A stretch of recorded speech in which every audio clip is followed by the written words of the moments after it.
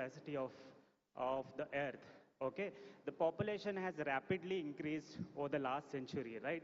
And how, do we know the capacity of the Earth to, bear this population, or how do we, assess the capability or the carrying capacity of the Earth itself, right?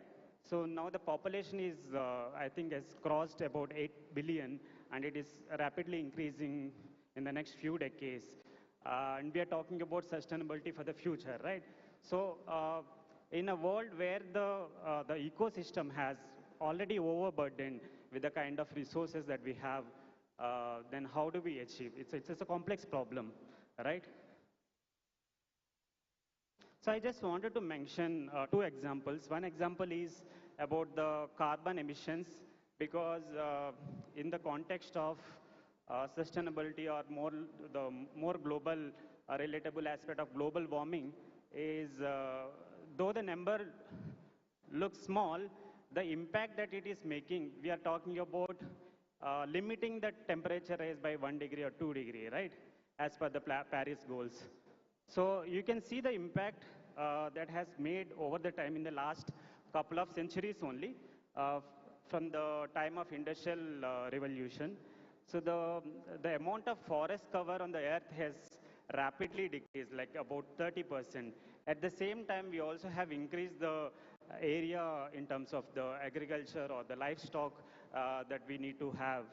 And the amount of urban area is also about more than half of the population on the earth is living in urban areas now, and which is going to increase in the next couple of decades. So how do we, and the kind of resources these urban areas need also is an important aspect. So in order to make the, so I was talking about the balance, right? So one side we have the increase in population, the other side we have the reduction in the tree cover on the earth. When there is a rapid increase in the CO2 level, how do we balance that so that you have a net CO2 balance that keeps the global, like the earth, in a balanced way? Now let me just put the thoughts on the design aspect also. So we talked about some of the fundamental aspects of the sustainability. Now let's talk about design. So how I define design is about a creative development of an idea that has both artistic and scientific expressions or values. Why I'm talking about artistic also, so most of the design interventions that we talk about, are like that we directly interact with, whether it is a building or if it's a product that you have a direct interaction with, right? So that's where the artistic expression also plays an important role. It should have definitely a scientific value, and it's often in the process of innovation. So your innovation comes from an idea or the creative development of an idea, right? So it's both art and science as well as innovation when you talk about design. And innovation is not just limited to one particular field. It could, it could be there in every field. Like it could be in the field of music, field of literature, in the field of business, in the field of engineering or science. So innovation can be, is not limited to one particular field. It could be, there in any field that we talk about. So the process that I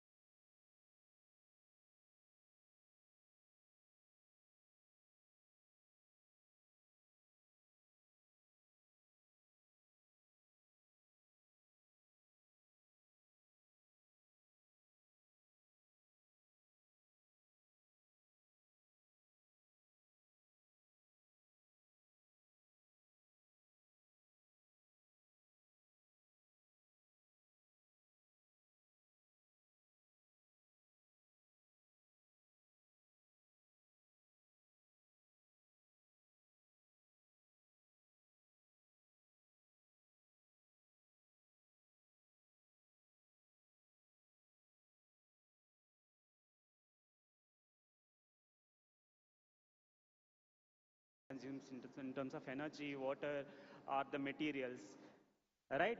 But more often in design, sustainability cannot be like completely quantified. It could be both evaluated both in terms of qualitative and quantitative aspects. Sustainability should be the low bar. That is the minimum that you could do. So whatever best that you would do should be the least sustainable in the manner that we talk. And it's the process that is more important than the evaluation parameters that you talk about. It is more about how you address the issue. It may vary from person to person, depending on the design approach or the philosophy that they talk about. So ultimately, it should enhance but not diminish our capacity with, through innovation process. So I'm going to show this example as a case study. I'd documented these two buildings in terms of the carbon emissions that are generated from these buildings, as well as the life cycle cost, considering a 50 years life for two buildings. So these two buildings are all both categorized as sustainable buildings, but both have very distinct features. So I'm going to show how these are determined sustainable based on their own unique design interventions and strategies. The first one is an independent house in Bangalore, located in Bangalore. As you see, I think the kind of construction has used soil stabilized blocks. It's not a conventional brick wall with plaster, but it doesn't have a plaster on top, but it is the soil that is excavated from its own site. The second building is a group housing, as we see a lot of apartments or group housing complexes around. So this is another group housing located in the outskirts of Chennai. I'm going to show those details. The first building I mentioned in Bangalore has used a lot of frugal innovations, like the minimal effect that it could have. For example, as I said, the soil stabilized block that the building has used has excavated the soil, used the soil from the excavation of the own site. Okay, they did not even bring the material from elsewhere. Okay, the material is also has generated from the same site. Similarly, I think you can see a few construction techniques like in the roof. They did not use any sort of steel being a high embodied energy material, and including some of the key elements in the buildings, like above the windows, doors, you have a concrete slab, which is called lintel. There also they did not even go for any steel reinforcement, but they went for a innovative beam sort of structure there. So as you see here in these graphs, the amount of embodied energy, the carbon emissions, the potential of carbon emission reduction for each of these elements inside the building, they've thoughtfully designed, have like a significant impact in terms of wall, which is the major area inside the building is about 66% reduction, for the roof about 23%, and for other elements about, more than 1/4 of compared to any conventional. Here again, what plays an important role is what do you compare with? The comparison here is made with the conventional practice of all the buildings that you see around, right? So though the approach was very frugal in this particular design, they did not ignore the technology to integrate in the building. So they have also the solar panels been used to filter the wastewater, the rainwater, and rainwater has been reused in the buildings. They also do some farming on the rooftop. They grow some, in fact, they have made some small lot of paddy as well as some vegetables grown on the rooftop. Now, looking at the numbers, so the graph that you see here on the right talks about the life cycle for about 50 years, considering 50 years, and the comparison has been made with the conventional construction of a brick wall construction. So the two lines, the dotted line and the dark and the thick line that you see is both are associated with the carbon footprint and the life cycle cost. So though the cost, as you see, is slightly high, or in the initial few years, I think the return, the payback period is quite like within 2-3 years it could come back. But towards the end of the life, the 50 years, so what is important to notice is about close to 80% of the carbon footprint is reduction is possible in this type of construction. About 50% of the life cycle costs can be saved. Both the initial investment, considering the initial investment as well as the operation cost. So in this data, we have also collected the energy bills and the water bills of that particular building and how take into consideration of the escalation of those costs over the time. The second construction is by a developer. So here the sustainable aspects of this particular construction has like different meaning compared to the previous one. So, in terms of the plan, the building plan that you see here, you don't see any particular columns because the entire building is constructed with a monolithic wall. So there is the formwork that is as a single module, and the concrete is casted in that particular formwork. So entire building is made in that formwork, and that formwork is repeatedly used for more of such units. Okay, it is the formwork that has been reused for multiple times that makes the process more efficient and sustainable. Right? Or in terms of the space utilization, it is the minimum that is required, bare minimum that is required for each of the space. And the space also is optimized as in terms of by reducing the columns and all. And so this comparison has been made with a conventional concrete block wall because essentially the monolithic wall here is also about concrete. Then the graph that you see on the right side talks about the time of construction, because time is also a resource when you talk about construction, right? Especially where they are achieving sustainability in using, reducing the additional material of using a formwork and reusing it multiple times. And in this case, when you compare with a conventional practice, the carbon footprint reduction is not so efficient because the material itself is a very energy-intensive material, the concrete and the steel that is used in the reinforcement. But the life cycle cost definitely, as the kind of business model that they have as a developer, both has to match with the market price. At the same time, they also need to show the sustainability over the long time. So this particular comparison again takes for about 50 years, and then you can see the difference at the end of 50th year in terms of the carbon footprint and the life cycle cost. Now I just want to show the comparison. So the last 2-3 points that you can see, of course, they cannot be directly compared because one is an independent house, the second is an group housing. So the affordability of both the houses is different. Then again, how does this affordability define? As per the Housing and Urban Development Authority, so the affordability is defined as like 5 times of your annual income can be considered as affordability. So since there are again different income groups in the society, you can relate both the houses to the affordable of that particular income group. The second one, of course, is catering the density. If you talk about how many families or the carrying capacity of that particular land. So the second building is carrying about like 73 families.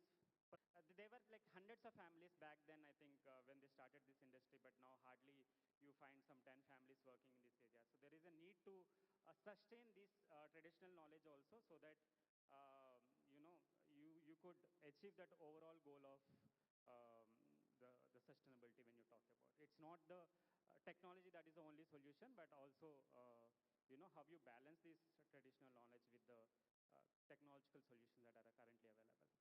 Thank you. Yeah.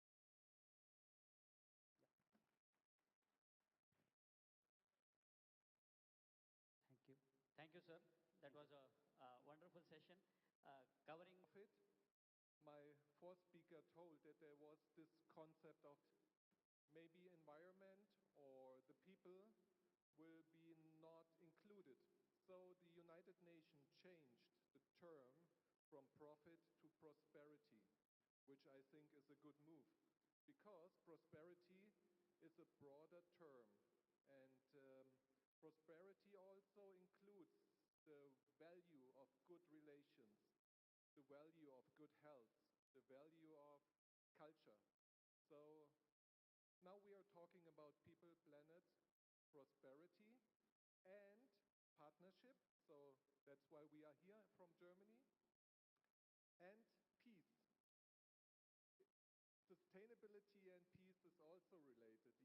says there will no sustainable development without peace, and peace will not come if we don't have sustainable development. So this is also intertwined. So I will start in my presentation now, and it's on future world empowerment. So I wrote my PhD thesis on the term empowerment. It's like empowerment is a term like sustainability. It's very broad, it's very complex, it's used in different contexts, like mostly political empowerment, woman empowerment. But now we are talking about sustainability empowerment. So first of all, I would like to introduce to my university, Technical University of Ostwestfalen-Lippe. It's in Germany, right in the center. And we are just 2 hours away from University of Dortmund. So we are close in the same state. The state is North Rhine-Westphalia. And we have 3 campuses.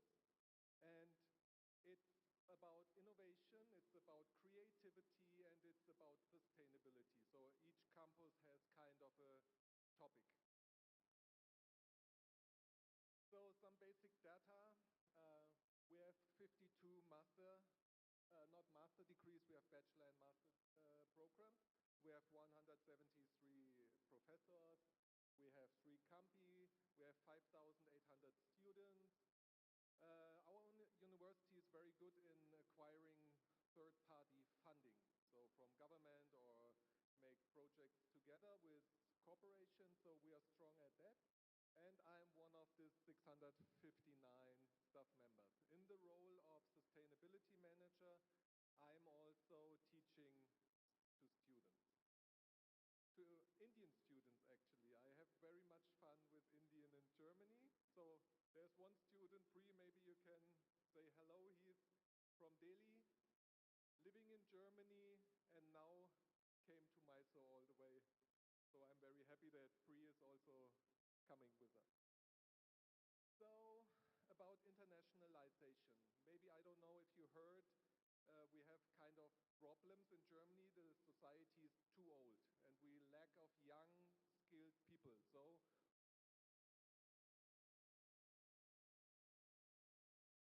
natural resources in a very hard way. The Earth is not able to regenerate those resources during the year, and the next generation will lack of freedom. And it's also about freedom for the next generation. So you see the 17 goals, the positive picture. It went in 2015 to the stage, on the political international stage, and it's a positive thing. And there are also indicators to measure progress, like the development towards those goals. And we will fail them. We will not reach those positive goals in 5 years. So there will be hunger in 5 years. There will be war, no peace. So, but we should try, even if we know we will fail. Maybe then we will have it in 240. So I want to encourage you, to motivate you. Even if we fail in 2030, we will maybe get progress. I will focus to university, even if you are on the job. All learners acquire knowledge and skills needed to promote sustainable development. So this is why I'm here. This is why people like Shyam engage in university, to give those people skills. Skills is one thing, but also motivation, to give them a purpose why we should engage.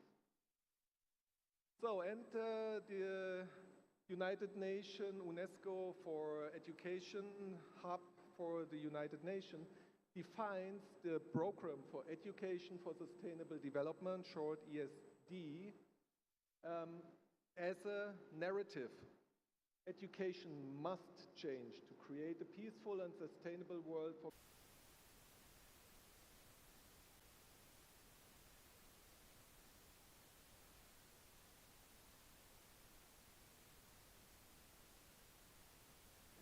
and this gap That's what I'm talking about, how we can people bring into action. So I will show you it's a prototype. So it's not a perfect master course or something like that. It's just a prototype, and I show you what we are doing in our university to empower students. First of all, we have to define some learning objectives, and this is like a threefold thing, what I said. We have to get knowledge, basic understanding, what you said. What are the 3 Ps of the sustainable development? Where does the term come from? Where is the developing? What are the challenges? What are number crunching and all this? So there are engineers also coming. What can be solved with automotive, with solar energy? All this knowledge has to be taught. And then we have to teach students tools for action, because pure knowledge won't help. You can write a lot of letters or papers and publications, but we need to come to action, and that's my calling for the students. So we teach them different methods. I will show you later which kind of methods, but methods they can use in their professional life, but also in their private life. So it's an integrated tool set. So, and then coming to motivation. Why should I engage? What is my purpose in life? People, when they are young, as I was young, when I was a student, I had no clue what is my purpose in life, and I was running for the money and the big corporation. And then sometimes I made, okay, is this all? I mean, yes, we need to come out of poverty, no question. But there's a level of money where each dollar or rupee don't make you more happy. So we should come to this level. There are also economic numbers about this minimum standard of living to be happy. Yeah, you don't have any thoughts about food and stuff. You have a good living. But then to become super rich, like what we see in media nowadays, super rich, with a private jet or a Mercedes or whatever, a big boat, this doesn't gives you more happiness. This is clear. Scientific evidence. You come to this level, yes, you get happier, but then nothing makes you more happy. A lot of rich people are unhappy, actually. That's, when money makes you happy, they should be very happy. Like Elon Musk, does he look like a happy guy? I just see him on media and look in his face. I don't see that he's very happy. Or Donald Trump, is he looking happy? I don't know.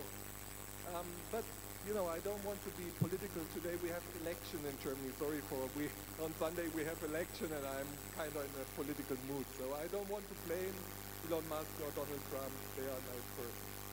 But I just ask, are they happy? So motivation is necessary to engage on a certain economic level, to come out of poverty, yes, but not to become super rich. We could use our talents. We have so much skill, so much brain to solve all these problems. No, this is no issue, but we have to focus on it. So now I want to talk about the term empowerment. As Xian said, I'm coming from organizational development. I'm an economist, and I'm working with the people in organization. It's nice to have a sustainability vision or a sustainability report. All the corporations now do this. This is like standard, what you said. How can we measure progress? We need numbers, how much CO2 to carbon emission, what is minimum wage and stuff like that. We have kind of management, and but also organizational change is the key. If people don't believe in the idea, you have the best goals, you have the best report on sustainability, there will be no change. So this concept comes from organizational development, and it's about something inside. It's about task motivation, and also about reflecting a sense of control. Yeah, we can see, oh, I have no control about the world, I have no control about my life. No, you can learn how to get back to this position, and empowerment is one key. But this is all now still in the world of business, like an organization. I adopted this concept to the university level. So, and there are 4 aspects of empowerment, and literature shows it's very evidence-based. When all these 4 aspects come together, a person feels empowered.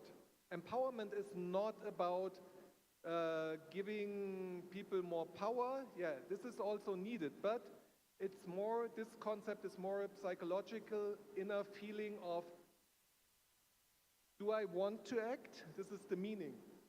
Do I have the freedom to act? Do I have the competencies to act? And do I have impact with what I do? If I do good things and I feel, oh, this is useless, there's no impact, you don't feel empowered. So there are these 4 pillars of empowerment. This is the meaning, this is the fit between our values, about our inner, let's say, landscape related to our work. I mean, you can say, okay, I'm in private life, I wear my kurta, and if I go to the office, I wear a suit. No problem, but you're inside the same person, right? You can change your clothes, but inside you have your values, you have your goals, you have your emotions. This all stays same. So, meaning is, how do I feel in this context of business, education, whatever. Then impact, I said, it's the concept of, do I feel that my personal engagement makes a difference? So this is very essential. If I don't feel that I personally can make a difference, why should I stand up in the morning? What should I do during the day if everything is useless what I do? So we should get a kind of purpose and impact. Competencies, you're the students, I'm talking now to the younger generation, or also the professors. We are all learning long life, we are not finished with learning. So United Nations also has the concept of long life learning. So, but we need new competencies, we need new tools, new kind of knowledge. So this is about competencies. And autonomy, we have to have kind of a frame where it's legitimated, sorry for my English, where we are allowed to act and we have kind of a self-freedom and determination. So when these 4 pillars come together, a person feels empowered. And what happens if a person feels empowered? Empowered people, there is a lot of research done. They are more innovative. They are more happy. They are more committed to their job. They behave nicely. There is this concept of OCB. It's organizational citizen behavior. So why should you behave other in your work role than you would behave with friends? You know, some people think we have to be greedy in business, but are you greedy when you are with your friends? No. So if people are feeling empowered, this kind of behavior decreases and the citizen behavior increases. So there are very much positive effects the organizational research shows us. So I tried, this is just an attempt to bring this concept from employees to students. Based on Spreitzer, you can research that. This is the basic concept of psychological empowerment. And in my PhD thesis, I did relating this to sustainability. So if we make a try, it's just a try, a prototype of a definition. So we have to research on that. This is evident. It's a student sustainability empowerment as an intrinsic task motivation, reflecting a sense of control in relation to one's study. So is there a relation between my inner thing and my topic of studying? And an active orientation to one's student role in the context of sustainable development.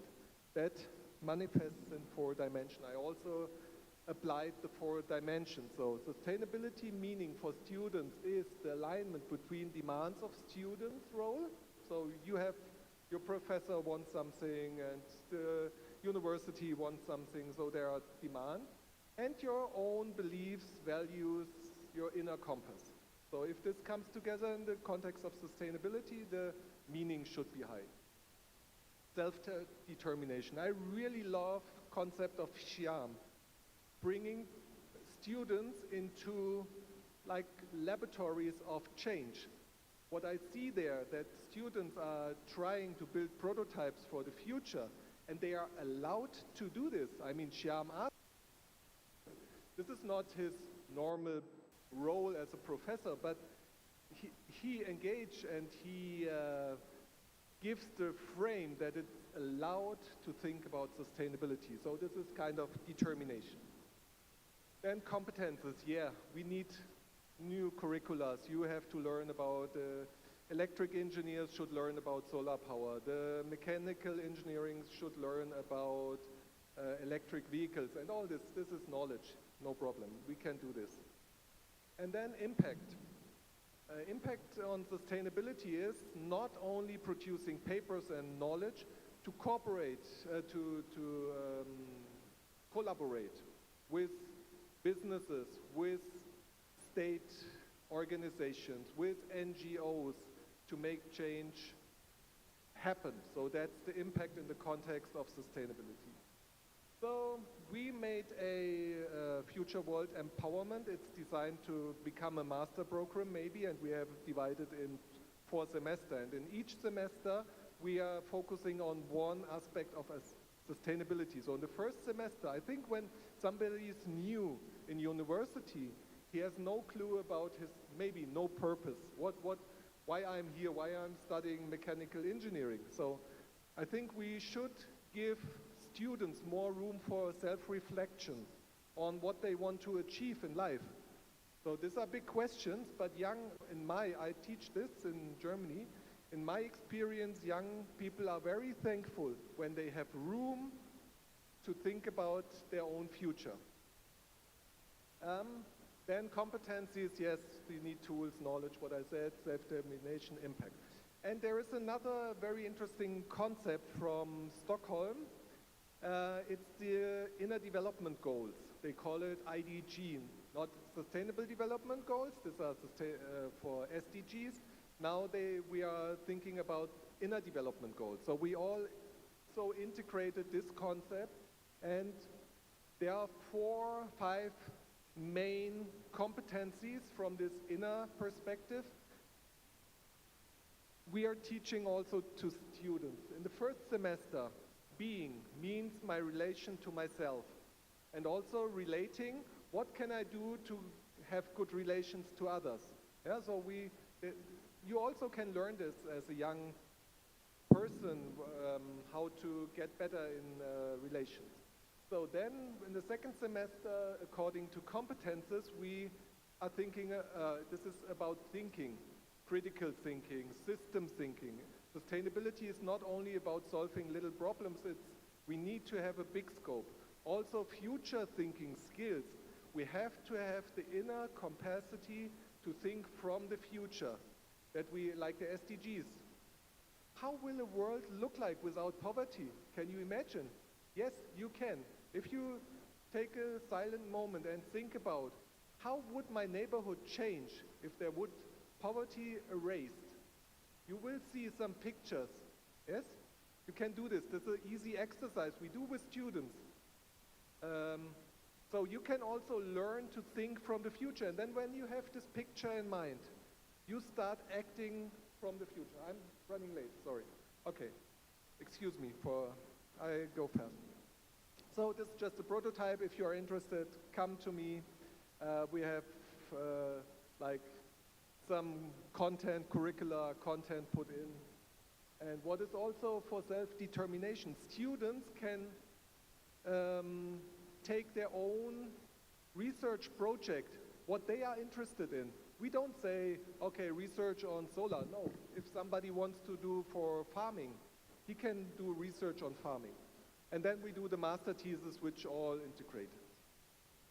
So you see, group of international students sitting on the cubes of the Sustainable Development Goals, very nice setting. And I go through this. We have too much, I have too much slides, excuse me. We have kind of a semester schedule. We have the inner development goals. These are you should think about development goal program. Yeah, I don't go into what this is all about.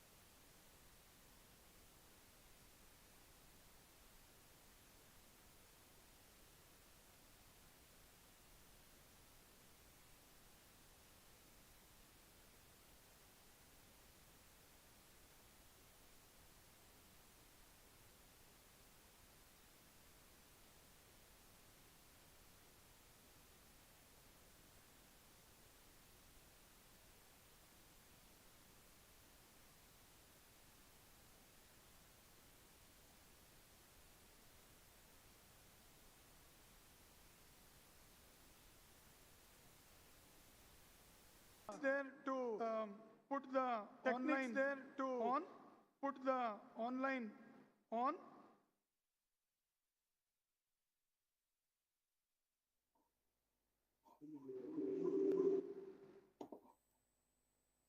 We have with us also, we are also happy to have Dr. Goessling. He is professor at FH Dortmund, Professor Engineer Goessling. He is a professor at Dortmund, specialized in fuel cells and regenerative energy systems. His research focuses on modeling and optimizing TEM fuel cells with contribution to esteemed journals and patented innovations. He is also involved in the Cloud Energy Lab, developing secure and sustainable energy solutions through cloud-based simulation and testing. I know him personally. When I went to Dortmund, I met him 2 times, and we have already started student project with him on fuel cells and electrolyzer. So we are happy to have him online. Please welcome him. Give him a big hand. I request Dr. Zonke to take it over.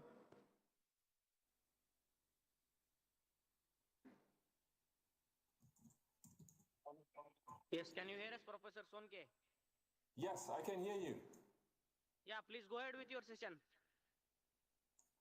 So, it's my time to present now, yes? Yeah, we can see your presentation.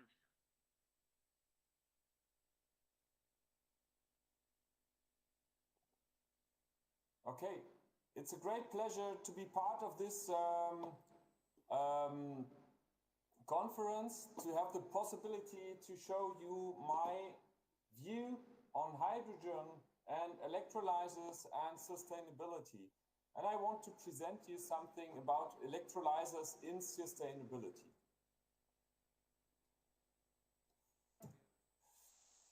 So, climate change is nothing, this is very present in all the moments. This is very present in all the moments. We exceeded the 1.5 in the last years. We exceeded the 1.5 that we made as goal in Europe. That we made as Germany, but there are also good news. In Germany, but there are the share of renewable energies to above 50%. The share of renewable energies to above the energy production share of the energy production. In India, the situation is not the same, but the amount of renewable energy is but the amount of renewable energy on this increasing. We have an increasing rate of renewable energy. We have an increasing rate of renewable energies, even though the share is not the same as in Germany. I want to have a closer look on the German scenario. I want to have a closer look on the German scenario. Is publicly available in Germany, and you can download it available in Germany. And I did this. I removed all the conventional power plants. I removed all the conventional power plants. 1 second, please. One second, please. I have removed all the conventional power production. Removed all the conventional renewable energies in this picture. And you can see all the renewable energies in this picture. We see that we have water and biogas. We see in blue the wind production, biogas, and in yellow we see the wind production, and in yellow we see the solar production. And we see here a period. We will always see the same period. And we see here a period from mid-January to mid-February. From mid-January to mid-February, renewable energy. Where we have a big on the other side, we have here some summer days. On the other side, we have here some summer days. Is nearly meeting the consumption. Solar power is nearly meeting the consumption. We have a lot of wind. And in winter, we have a lot of only with our wind, and we meet the power consumption only with our wind. We have a share of 50%. So what I did have a share of 50%. I simply what I did now doubled the production of wind and solar. Doubled the production of wind and solar, and we see that we do not meet, of course, the power. And we see that we do not meet. We see that here from mid-January to mid-February, we still have a huge lag of renewable energy production. By the same time, renewable energy production. By the same time, in the power consumption with the solar production, the power consumption, and in winter we have the solar production already. And in winter we have too much wind already. Only increasing the renewable energies does not meet the goal renewable energies Germany does not meet the goal to supply Germany with renewable the situation in the moment already with a share of the 50%, situation in the moment already with a share of 50% hours, a lot of hours with two negative hours, a lot of electricity prices. Negatives in April. Only in April we had in 78 hours only in April we had energy 78 hours, and on the 13th of October we had 16 on the 13th of October in a row we had 16 hours energy prices in a row. With negative energy prices means you would get money prices means waste you would electric money energy to waste. This is hard to believe, but we have the situation in Germany. This is hard to believe due to very high production in Germany of renewable energy due to very high production rates of renewable energy. What do we need? Of course, we need to store. What do we need? Of course, we need to store our invented here a battery. I simply invented here a battery of 23. We need the scale of wind and solar because we need the scale of wind and solar because of some factor of losses of the battery to a factor of 2.5 situation, and thus we can completely supply Germany with renewable energies using this battery. Renewable energies, but using this battery. Looking on the battery, looking on the charging, looking on the battery, looking on the charging and discharging cycles. A lot we see. That there are a lot of discharging cycles, charging cycles and discharging cycles, and only a very few cycles, only a very large cycles capacity with a very large situation here in January. For example, this situation here in January, hours we need to discharge 11 terawatt hours only one we see here, and this here is some only one we see here and here some single dots of most of the cycles are in this area, and the rest of the cycles are in this area. And there is scenario viable to invent economic scenario with that huge capacity to install a battery with that huge capacity. If so, only use it I just take now a battery with a small capacity. I just take now a battery with a small capacity. Small capacity. It's 400 This battery can be used a lot of times. This battery can have used good economical scenario, and thus you have the battery is now not able to address this huge lack of renewable energies in January. This huge lack of renewable energies in January to fit the day and night cycle. To fit the day and night cycle. There is of course now missing energy, and there is of course now missing energy, and therefore if we simply now invent electrolyzer, if we simply now invent electrolyzer, hydrogen when there are enough renewable energies, like here there are enough renewable energies, like here in December, or we can already produce with the same scaling. We can already produce with the same scaling hydrogen for half of the use. Enough hydrogen for half of the use, and the rest of the hydrogen could be imported. And the rest of the hydrogen could be imported. Yeah, this scaling factor we can already produce. Yeah, this scaling factor we can already produce by ourselves. 51 terawatt hours. The rest could be imported, but we could also increase the share of renewable energies. Also increase the share of renewable energies. Supply Germany all alone, and then we can with supply Germany all alone. Why should we go for hydrogen? Why is less efficient for hydrogen than a battery? Less efficient. The answer is very simple. In Germany, the answer is very simple. Store hydrogen in Germany in huge amounts. We can store in hydrogen in huge amounts. So we pump it down here. It can be stored in pressure. We pump it down here. It can be stored. We are able to store hydrogen, and we are able to store $30 for only megawatt $30 of course we will need additionally an electrolyzer. We will need a hydrogen power plant electrolyzer to make an electric energy power plant out of the hydrogen. To make electric energy out of the hydrogen and storage of huge amounts of energy. Storage can be solved using the salt caverns. Can be solved using very low cost in Germany. Now the comparison very low cost.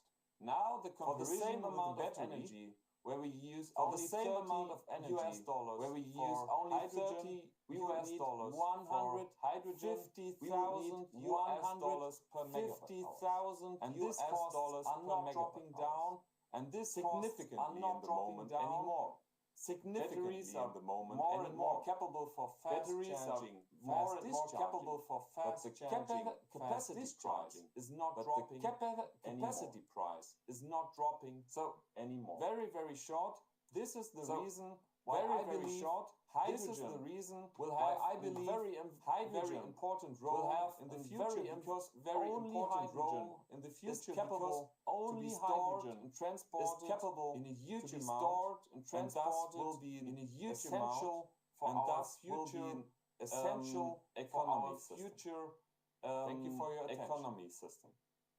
Thank you for your attention.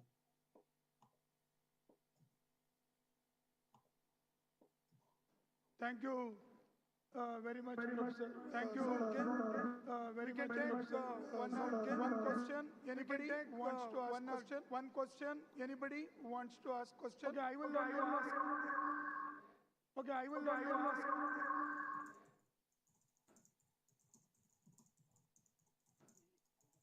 Yeah, the session is open for the question and answers. Yeah, the session is open for the question and answers. Anyone would like to ask any question? Anyone would like to ask any question?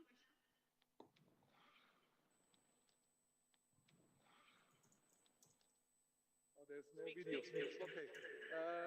Sönke, hello, this is Christoph from Technical University. Hello, this is Christoph from Technical University. The question I have in your scenario. Do you think about the car batteries? Do you think which are on the road? The car batteries, which are on the road. How much capacity do we have in Germany on the road? How much capacity do we have in Germany on the road with batteries? Yeah, this is a very interesting point. Of course, if you want to use the battery, you always need the battery connected to the grid. The battery and you have to get to the grid. You have to say, okay, you have to use the battery car in the moment. Okay, do not use the battery car in the moment, but for grid stability. Mobility. And in my simulations, we had 4 weeks. And in my simulations, we had capacity of the battery, where we need the huge capacity of the battery. So you would say, I do not need my car for the next 4 weeks. I do not need my car for the next 4 weeks.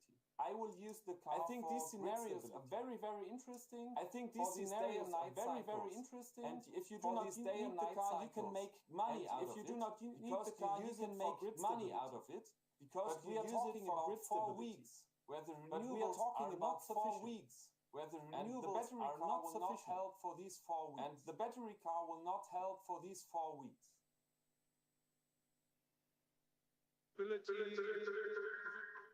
This is also one possibility you are thinking. This is also one possibility you are thinking. The audio was off in the first seconds. Sorry, the audio was off in the first seconds.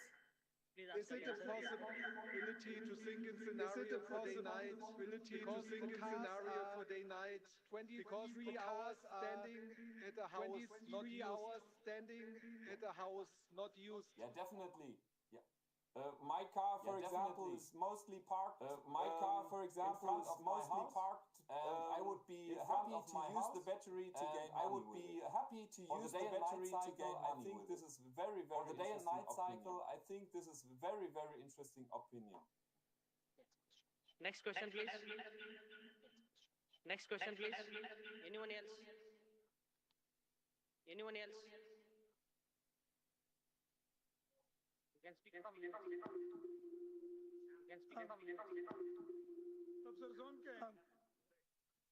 Professor Zonke, the cost you told it is cheaper in Germany because you told it is cheaper in Germany. But in India we don't have so much of underground storage areas. So it may not be areas. So it may not be less expensive or cheaper. In India, if you want cheaper hydrogen in India, because if you want we don't have hydrogen, so what is the other alternative? We don't have underground. So what is the other alternative? Even if you compress, it is expensive. Because even if you compress, it is expensive. So what is your say on that? I see hydrogen as part of all hydrogen world. As part of we have all hydrogen pipelines. So in the whole area, these pipelines already have the capability. These pipelines already to store huge amounts of capacity to store huge amounts of hydrogen. Energy from the north of India to the south of India, from the east to the west, to the south of India, and all this from the east to the west, always and all this transport is always of storage already. If you don't have these salt caverns, of course, you don't have the amount that we have here in Germany, amount that we have looking on the cost, we see this $30 per megawatt hour and $30 per megawatt hour and 150,000. You will not need the $30, but maybe $330, but even maybe much more cheaper. It's even to go for much more cheaper than to go for 150,000. And you can import hydrogen on huge amounts.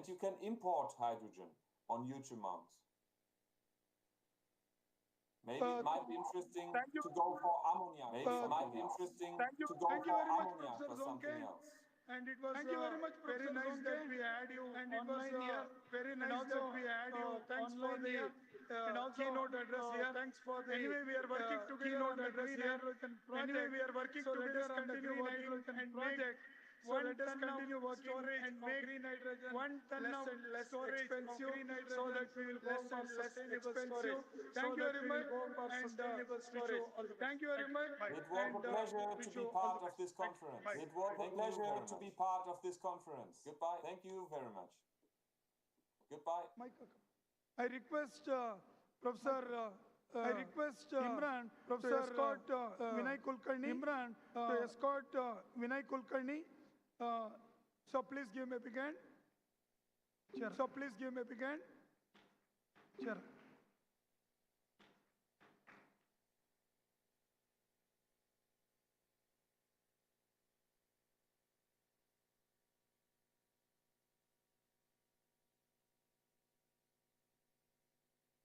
Please. Please. So first of all, I'm very happy. So first of all, I'm very happy and proud to say that he has graduated mechanical engineering has graduated mechanical engineering from National Institute of Engineering, Mysore. So he is our alumni. So Vinay Kulkarni, founder and CEO of Ecom Elephant, and is a management consultant, entrepreneur, is a management consultant, entrepreneur, 25 years of global experience, 25 years of global experience in United States of America, 15 years in United States of America, founder and CEO of ALCHMI of me, management consulting, and management consulting, e-commerce technology, e-commerce specializes in business transformation, specializes in business leadership transformation across industries, leadership IT, e-commerce, health and wellness, IT and travel, e-commerce as health and wellness and travel, National Institute of Engineering and University of Arizona Engineering and University of Arizona Engineering, systems degree in mechanical engineering and an MBA and industrial engineering and an MBA is the creator marketing and strategy enterprise, the creator framework, Dharma sustainability-driven framework, business sustainability that integrates business philosophy, purpose that integrates social impact. His latest and social impact.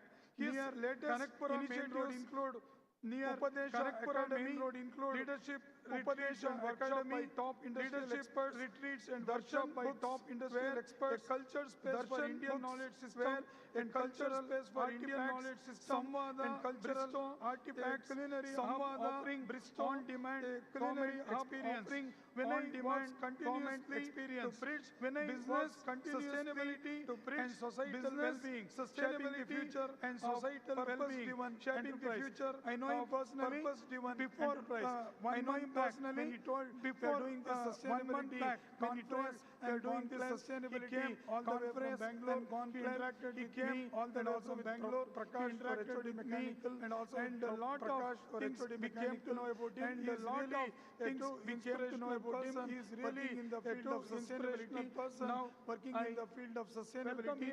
Now this August Goessling as a keynote speaker. August Goessling as a keynote speaker. His stage is yours tonight. Thank you so much, sir. And greetings to everyone. Thank you so much, sir. And greetings to everyone. So I come at the fag end of the first session. Come at the fag end of so I'm between you and session, first half. So I'm between you and lunch. Usually not a good place to be. But I'll try to make it interesting for you. Usually not a good place to be. But I'll try to make it interesting for you. So I just put some slides together while I was sitting on the sofa there. Put some slides together while I was sitting on the sofa there. But what I want to talk about. So far, what I want to talk about, we have talked about. So far, we have talked about technology, a lot of technology on how can we build sustainable, how can we build sustainable, This will be going front. This will be going front. Yeah. So, there were very interesting presentations and perspectives, and so happy to presentations and perspectives. So much work, so happy to see on sustainability. So much work happening on sustainability. Start with a story, and then I have a question for you. Start with a story, and then I have a question for you. There was a man. There was a sitting under a very nice. Sitting under a very nice in an orchard. It was full of trees. In an orchard. This man chose one particular tree. It was very nice. Man chose one particular tree. It was very nice, and it was laden with fruit. And it was laden with fruit. He was sitting and very relaxed and playing his flute. Very relaxed and really enjoying his flute. The whole scenario. With all the birds chirping, scenario, and, with all the birds chirping, and the shade and all that.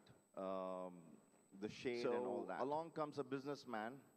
Along comes a businessman. He looks at this man, and he looks at the tree, and he looks at the orchard, and thousands of trees, and he looks at the orchard, and he asks thousands of trees, who owns all these trees? Who owns all these trees? The man said, no one. The man said, no one. No one in particular owns all this stuff. No one in particular owns all this stuff. So the businessman says, cut these trees. So why don't you take them to the city? Cut these trees and sell the trees. Take them to the city. The man says, why would I do that? The man says, why would I do that? You can make a lot of money. So he says, well, you can make a lot of money. Says you can come back and start a timber yard. You can come back and start a timber yard, and you can have your own factory. Hundreds of trucks. And you can cut more trees of trucks and take all these trees to bigger markets and take all these trees to bigger markets. What will I do with all that? Make more extra money. He said, what will I do with all that extra money? He said, you have saturated the market, and you have exhausted all the market, and you have exhausted all the trees, and you have crores of rupees sitting in your bank. Crores of rupees sitting in your bank. Very nice island. You can go and buy a very nice island, and lots of trees, and lots of wildlife, and lots of birds. Says, what will I do with the island? Then you can pick your favorite tree there, and sit under the tree and play your flute, and sit under the tree and play your flute. The man says, I'm already doing that. The man says, I'm already doing that. So sometimes, there was a movie called The Crow. There was a movie called The Crow, in which the villain says, first there was an idea. The villain says, the idea became an institution. And now I wonder what was the idea. And now I wonder what was the idea. So many very large businesses and very industries started off with an idea. Industries, and they became very started off with an idea. And they became very big, and they scaled up huge. There are consequences for that. And now we wonder what was the idea for that. And now we wonder what was the idea really. Concept of sustainability. So that brings us back to the concept of sustainability. Why are we having this conference? So why are we having many such conferences happening around the world? And there's many such conferences happening around the world regarding sustainability. The World Economic Forum, the World Economic Forum in Davos is inviting hundreds of world leaders, inviting hundreds of world leaders. So many governments in many countries, so many government initiatives around sustainability. Are having initiatives around sustainability. Anyone? So why is all this happening? Anyone? Amongst the students, anyone has an answer? Why are we talking about? Anyone has an answer? Why are we talking about? Are we in trouble? Sustainability. Are we in trouble? Is this just a new field of exploration? Is this just a new field of exploration? Anyone? Anybody? Anybody? Can you please give them a mic? Can you please give them a mic?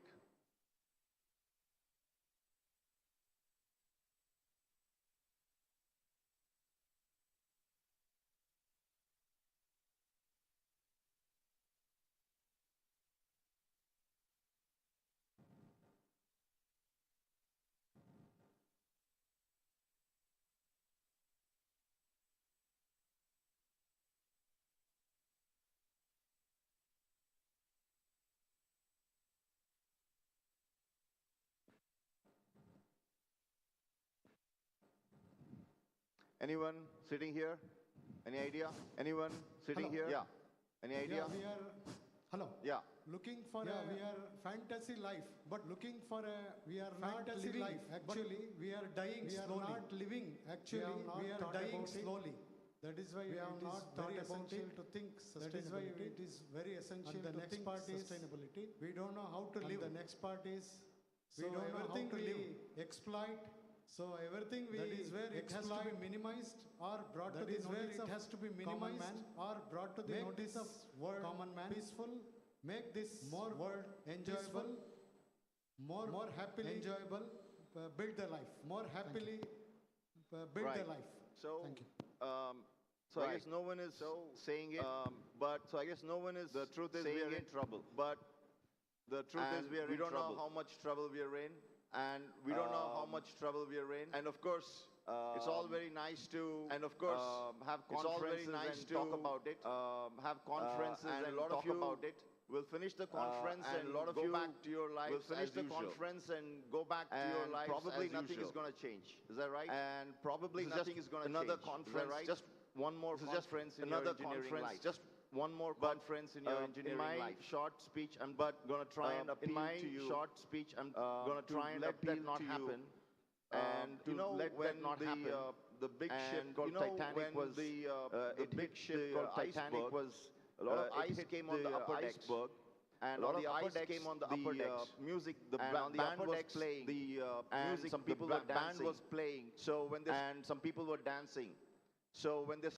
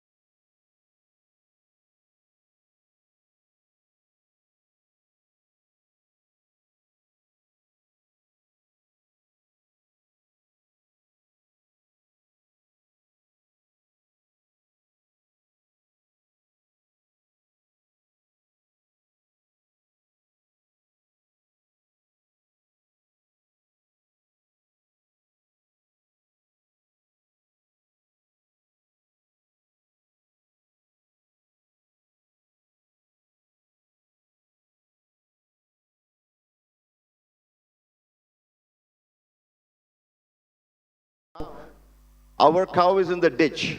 The world is in a bad place. So let's understand, how did we get into this situation in the first place? Okay? Now,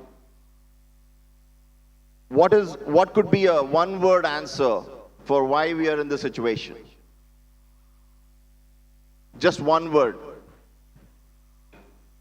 I want some participation. I'm not used to boring lectures. Come on.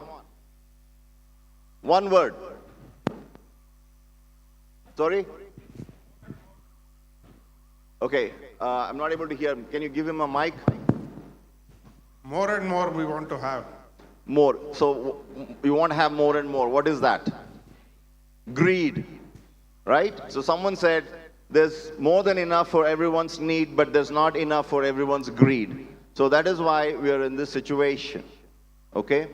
So let's understand, what can we do to save ourselves from this dire situation, and how not to get into this situation again. So, just give me a second. Yeah. Now, see, what our ancestors did was they just sat in nature and observed how the universe works. For example, it's 12 o'clock and everybody must be feeling hungry. So did you do anything to get hungry, or the body is getting hungry by itself? Did you write a code? Did you write a program for your stomach to get hungry? No, right? So it's happening by itself. And as you're sitting and listening to me, has your heart stopped beating? No, the heart is working, right? It's working by itself, right? And your liver is working by itself, right? And since we started this session, the sun has moved, and in a few hours the sun is going to set, right? So does sun set every day, or sometimes it does not set at all? It sets every day, it rises every day, right? So there's a cycle that's happening in nature. There's the cycles of nature, day and night cycle, the seasonal cycles. Now summer is coming, then we're going to have monsoon, then we're going to have the winter coming, and so on. The seasons also go in a cycle, right? And we also have festivals. Festivals, they come every year, right? So we call them rituals. They occur in a cycle. So people observe that there's some natural things happening, and so they discovered the fundamental processes that govern the universe, and we call that the Rita, RTA, okay? And the word ritual also comes from Rita, okay? Now, just like your car, if any of you have a car, so there's some cycle that is operating the engine. You cannot see that cycle. But if that cycle breaks, your engine breaks. If your engine breaks, your car stops. If your car stops, you don't have a transportation system anymore, right? So similarly, there are many fundamental cycles governing the operation of the whole universe, and the universe being a system, if those cycles break, the universe comes to a stop. Like what happened during COVID, we had a complete shutdown. So what happens during shutdown, right? All systems shut down. No transportation system, no system to deliver groceries, the healthcare system shuts down, everything shuts down, right? So having observed these cycles of nature, then they realized that they are not the masters of the universe. They are one small piece of this universe. They're one small piece of the puzzle. So then they asked themselves, such a beautiful system, right? What can I do to contribute so that the system keeps running? We call it a Srishti Chakra. The Srishti Chakra should keep running. So what can I contribute towards that? So that thing, those set of actions that you can take in your life to help the Srishti Chakra to keep running, we call it Dharma. Dharma is not religion. Dharma is that which sustains. Dharayati iti dharma. That which sustains the universe. That which sustains society. that which ensures the well-being of everyone. Dharma is that which creates harmony, and dharma is that which removes disharmony. So it's the harmonizing principle, right? It is also the sustainability principle. So we followed what we call as dharma, artha, kama, moksha. So the four, we call it the purusharthas. So first we have to learn what is my role in this whole creation, in this whole universe. What is my role? What am I supposed to do so that I don't disturb this, but I help to enhance this? So once I understand that, within the parameters of that dharma, I earn my wealth. Because you can earn wealth in any way possible. But if I earn within the rules of dharma, then that is dharmic wealth. And whatever wealth I've earned through that, I have to satisfy my karma within that. That is my desires. Right? And then all leading towards moksha or liberation. So let's forget moksha for now. Let's just look at dharma, artha, kama. So he said, we want more and more. Greed, right? There's no limit to the greed, right? So, once I buy my BMW, no, I'm not happy anymore. I want to buy a Mercedes. And then after that, there's the next thing, and the next thing, and the next thing. I'm never happy. So, if you look at certain businessmen in India, they have 100 cars, 200 cars, even 50 Rolls Royces. So there's no limit to the greed. But if you follow this system, there is a definite limit, right? Because there's a limit to how much wealth you can earn dharmically. There's no limit to how much wealth you can earn without the rules of dharma. So I don't want to go too deep into it, but this is the fundamental. Now, as long as we were following this system, we were fine. But when we stopped following this system, when dharma was taken away from the equation and moksha was taken away from the equation, we created the modern world. The modern world only has artha and kama, right? Who are our heroes today? The people like, I don't want to name them, but of course, we have people from Bay Area like Elon Musk, Bill Gates, people who have money. These are our heroes. We don't go into the details of how they made their money. We just look at they made a lot of money, so they're our heroes. So artha and kama. So you make a lot of wealth and you satisfy your endless desires. So how many Elon Musk can this earth support? How many Bill Gates can this earth support? And if you take United States, every person, the whole United States is maybe 4% of the world population, but consumes maybe 60% of the world's resources. How many United States can the world support? And if you ask any person today, even in India, the Indians are sitting in India and dreaming the American dream. And the American dream is to have the largest car on the planet, the largest house on the planet, right? I want to have everything big. If you go to Texas, look at the size of the trucks they drive. One person driving a truck that can actually carry 50 people. Okay? So that's the way it's going. Is that our dream? As young engineers, what is your dream? Define your Indian dream. Okay? So now going to the next thing. So Rita and Dharma, and Satya is the manifestation of Rita. So whatever you see manifested in the world, right, when the tree is growing, that is the manifestation of the Rita. So, unless you have mastered your mind, I think Dr. Christoph was talking about it, as long as you're in the realm of the mind, now even neuroscience is agreeing with this, the mind is not an analytical tool. The mind is a survival tool. The brain is a survival tool, and the brain is the physical organ of the mind. Mind is not non-local, brain is local. But the brain is not an analytical tool. It is not going to tell you the truth. Whatever you're seeing is not the truth. The brain is a survival tool. It gives you a version of reality that is useful for your survival. So therefore, we all don't live in the same world. We all live in a world of our own creation. And when we are communicating, it's different worlds trying to communicate, trying to understand each other. That's why when an accident happens, 10 different reporters show up at the same place. You read 10 different newspapers, and they all say different things. But it's the same accident. So 10 people don't see the things the same way because you are blinded by your perception. So perception, is not reality, but perception is reality for a person. So, to understand all this, you have to think of the whole earth as a system. Now, you've all heard of Vasudhaiva Kutumbakam.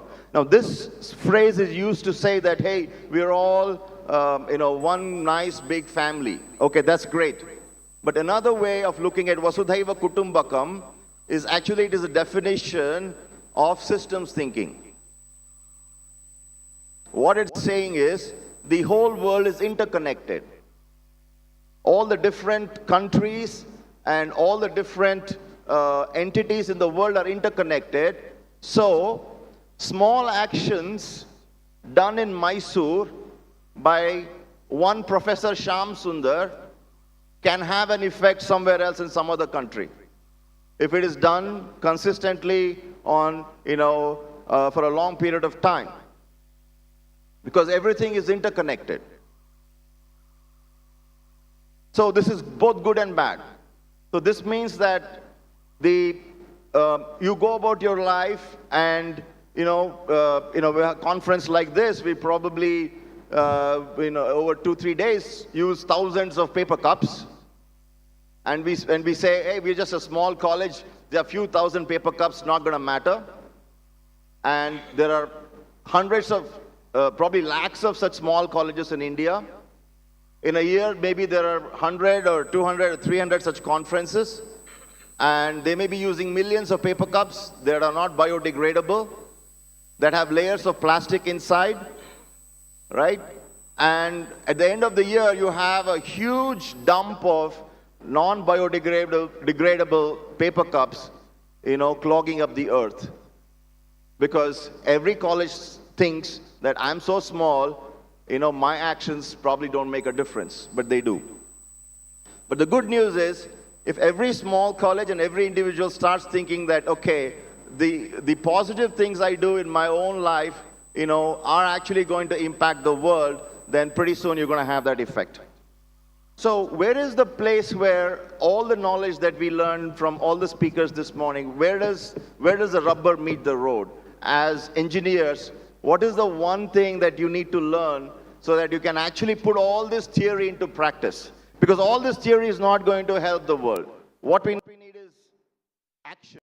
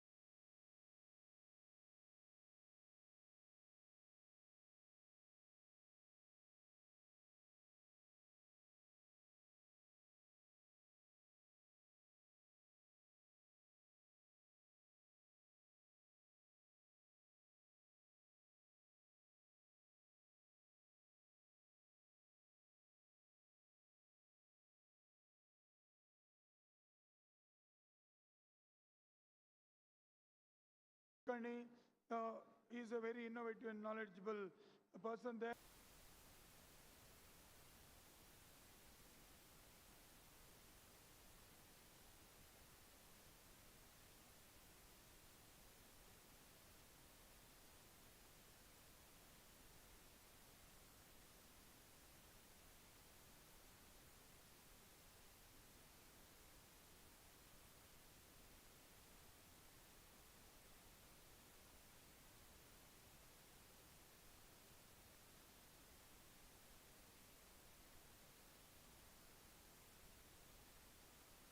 I think you can rise so that they know you. She is in the panel. Dr. Stefan Wiles, so please, he is in the panel. And we have Colonel Ravi ji, he is in the panel. We have Dr. Narendra, he is in the panel. And we have our student Tanusha A. Patel, she is in the panel. And I will be moderating the panel, Education for Sustainable Future. It's a very important panel discussion because in the education, as you are all students here, we teach only subjects, mechanical, electrical, all engineering. As Vinay was telling how to make this happen, the sustainability as one of our core engineering principle. So we will all meet. So I request all of you break for a tea break for not more than 15 minutes. Unfortunately, we don't have time. The lunch will be now at 1:30. It will not be at 12:30. Lunch will be at 1:30. Usual Indian time. Germans, we have to excuse for 1 hour change. So usual Indian time will be the lunch time. So the VIP launch is there.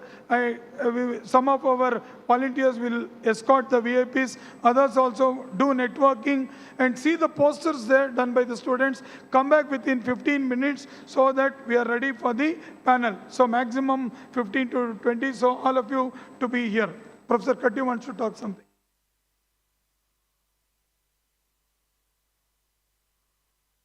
Hello, Mike. Another thing is we have people who are sponsored us. So company presentation is there. So before the panel discussion, we also have the company presentation from Autodesk, who all sponsored us in a big way. They give them a big hand, Autodesk. So after the tea break, there will be a 5 minutes presentation by Autodesk, company presentation, then there will be panel discussion. So we will all break for tea, get to know each other, network with each other. That is the essence of meeting for 2 days, not just be there, listen. So thank you very much. So do come back after tea break.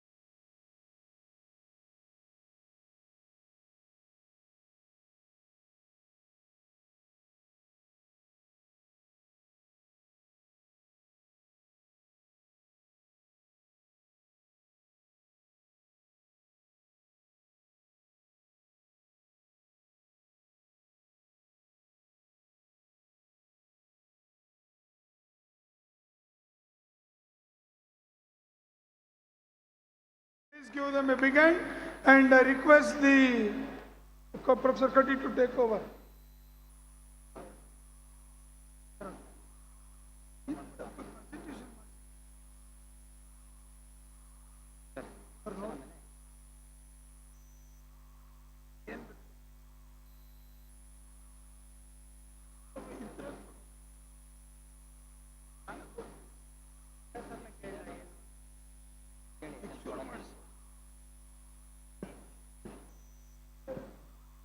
We have with us today Prasad V. He is the Education Program Specialist at Autodesk, focused on program management, campus engagement, and faculty development.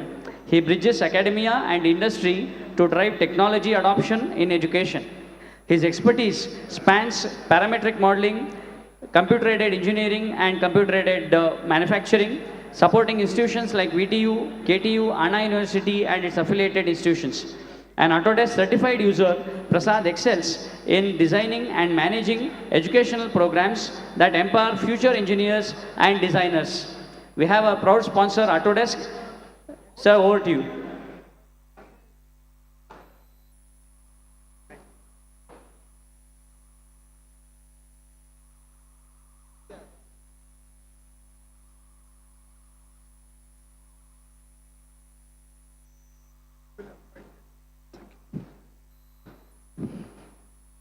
So good afternoon, all present here. So happy to see a lot of educators, industrial people started talking about the sustainable technologies. And Autodesk, as a team of Autodesk member, I'm also happy to say that Autodesk also been working in all its technology and product everywhere. The technology adoption has been getting highlighted, and happy to share it here. So before getting into it, I just want to show a good showreel, a 1 minute showreel of what Autodesk is doing. Yes. Can you have the AV, please? So audio.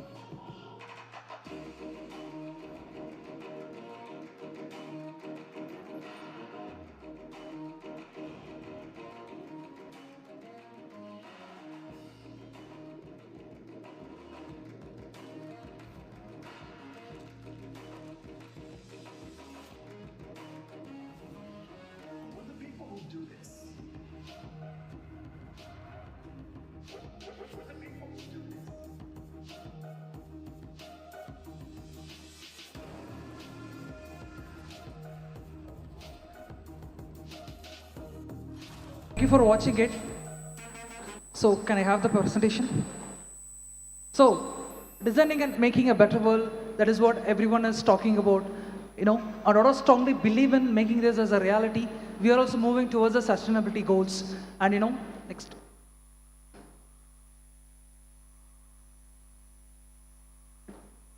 Can I move the next slide?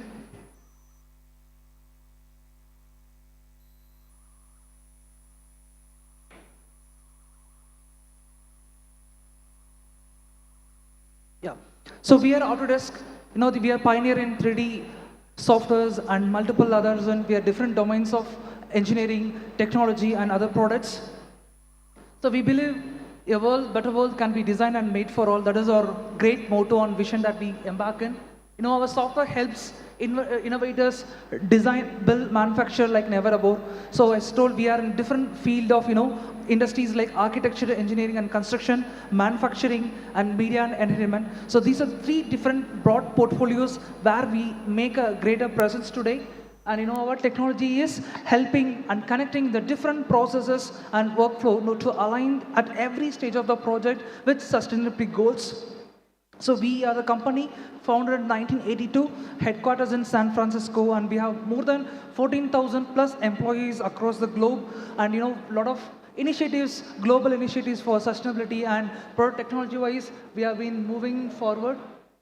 So today, just I want to make you understandable that Autodesk has also been working parallelly in technology, in adoption and other elements where the sustainability goals has been achieved. Today, industries are moving towards, a lot of transition, digital transformation, and a lot of happenings are happening right now in the industry.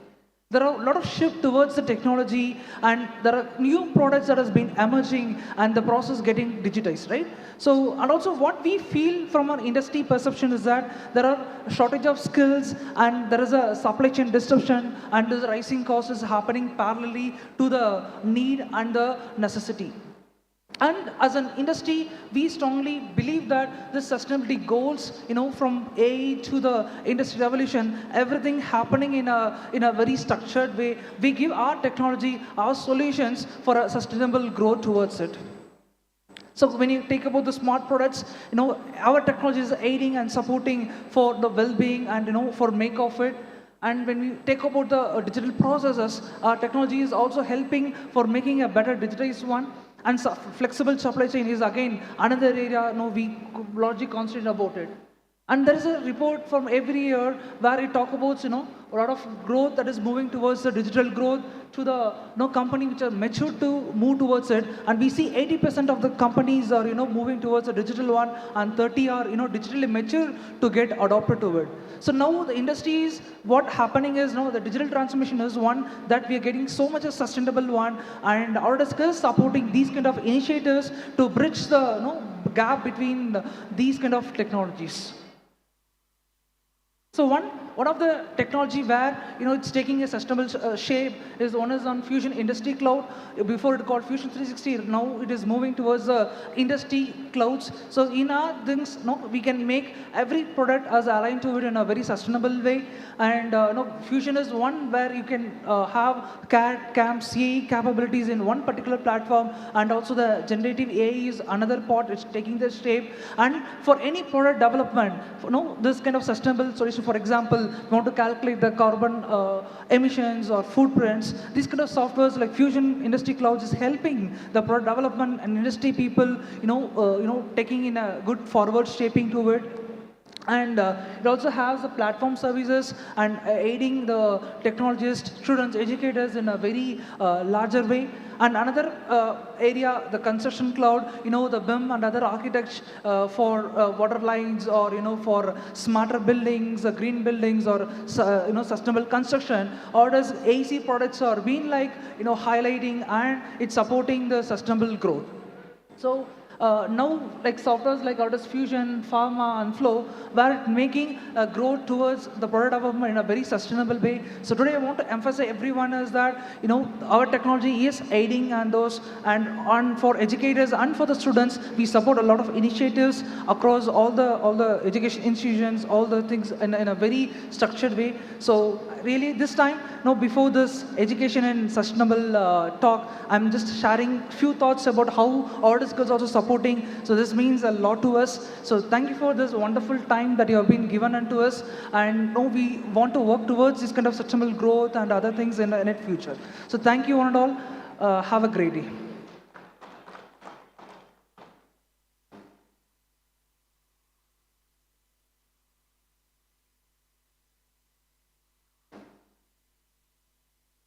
Thank you very much from Autodesk, and also we are very happy that they are sponsored. So keep sponsoring so that our workshops and conferences will also become more sustainable.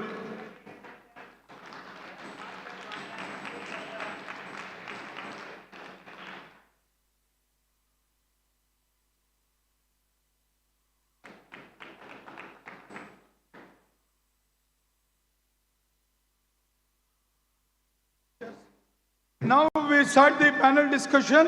I request our volunteers to put 7 chairs here, and also water bottles, and also clean glasses immediately. So now we start the panel discussion. It's a very good subject. I call it It is the need of the hour for all the young here. Education for sustainable future. Give a big hand. So here we have Ms. Nalini Shekhar. She is the Executive Director of Hasiru Dala. She is one of the panelists. I welcome Madam for the dais. I request Tanusha to escort her. Tanusha, escort Madam.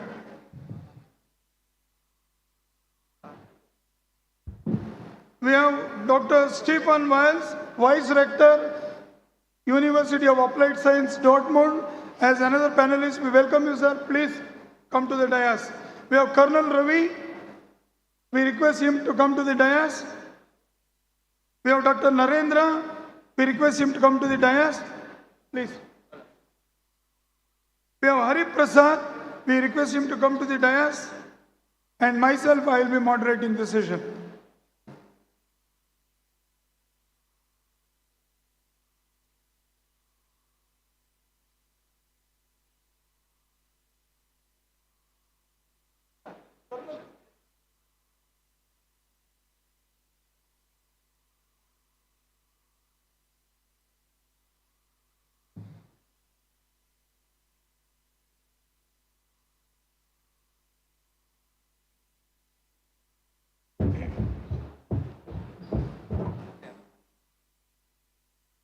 Hello?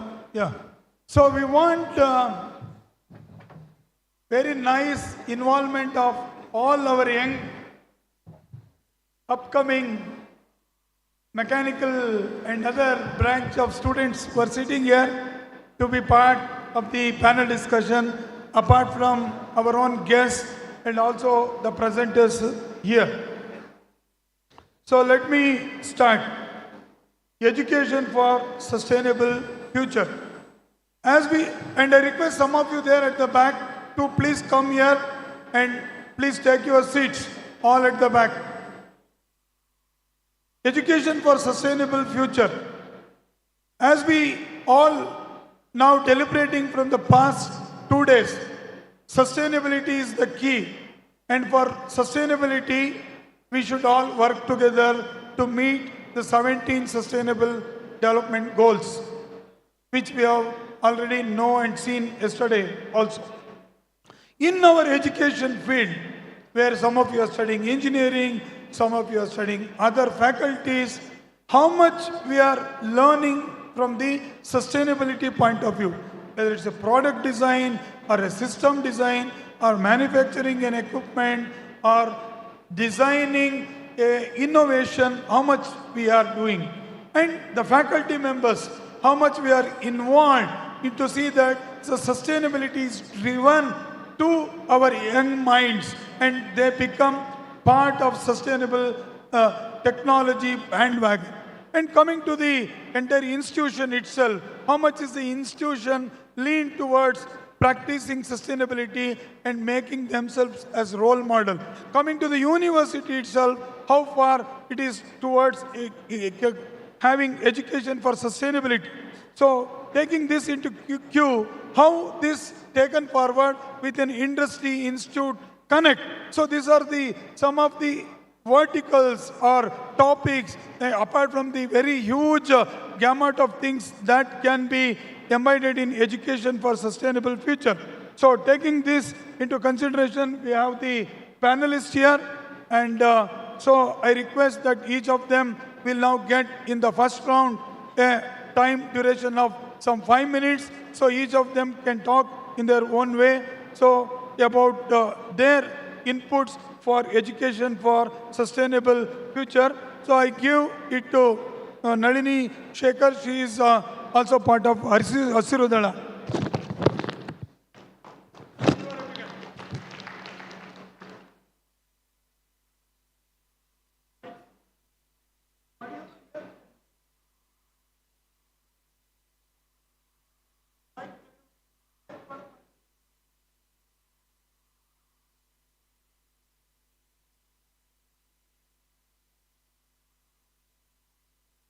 Thank you very much for asking me to be in the panel. I'm neither a formal educator. Of course, once upon a time, I was a professor in Bombay University, but that's long, long ago. But to talk about how to include sustainability in education. So sustainability in education starts from nursery, UKG and LKG. I think it should start from there. Because at college level, suddenly you can't say, hey, look at this. It's an important area. Because sustainability is also value of your own self, what you value to this earth, and how much it is important, whether it's important to your life or your family or in the community that you live. So for me, it starts from there. And the practice in the house. I have felt the simplest thing I can say, segregation of waste, when I teach children to do it, from next day, they insist the parents segregate waste. It's that easy to start talking about sustainability. As we grow and continue with our education, sustainability should be, CREST probably is one of the few places I know that sustainability is given so much importance, but I've not seen so many centers in India. So, one is, of course, introducing sustainability as also a business model. That's very key. Because a lot of people think sustainability means, oh, I don't have to earn much, I will not earn much. We also listened to the talk today morning, how much is enough is one big thing that we all have to think about, and how much can I give instead of all the time saying I want to take. So, social sector is also very important in this. For example, I work with waste pickers in the city. We have experimented a lot of ways how to reduce the floods. Today we are doing a lot of wells, rainwater wells in the slums. And slums are the place where established slum is a land of the people, paid by the taxpayers, but why can't we have a rainwater harvesting? It's a simple thing that an architect can easily include in their design when they're doing it. We also work on how do you reduce, in the climate space, how can you reduce heat in the slum, small houses. So technology is needed everywhere. We also have a sister organization, which is Hasrudala Innovation. They have a biogas unit. Probably that is the only biogas unit in Karnataka that is working. At 40 tons of segregated waste comes there. They do CNG gas. They fill it in the bottle and supply to hotels. One of the common thing in both the organization we see is lack of talent. Why can't we attract talent? When you say sustainability, not everybody wants to come here. Because there's understanding of sustainability is very poor. And also in colleges, not only teaching them the technology, we should really give importance of business management. How do you do this business? If you are really an entrepreneur in sustainability, can you really sustain your life, your family, and your parents? That is also very important. How do you make a business plan to make sure our sustainability efforts are there? How do you get people who can incubate in the ideas that you have? I think all these are, there is a lot of, now VCs are also quite open, and individual investors are also quite open in investing in sustainability. So there are a lot of small and medium size and also large investors who are also looking for, a sustainability thing that is scalable and they can support. So I think the understanding of the sector itself is very low, even with the professor, I'm very sorry to say. But even in professors, they don't understand there is a business model here. How can we do a business model? See, you cannot expect everybody to give up everything in their life. They also have life, they also have to earn, they have to take care of their family, and they have aspirations, right? So sustainability cannot be done as a volunteer. we have to look at how we can build skills among our college students, how we can take sustainability as a profession. That is what is lacking at this point of time. As I said, CREST may be one of the few places where more and more importance is given, but there also, how do we make it into economically also sustainable businesses? So these are, and also how do you work with your investors, for example? All investors say, where is the ROI, right?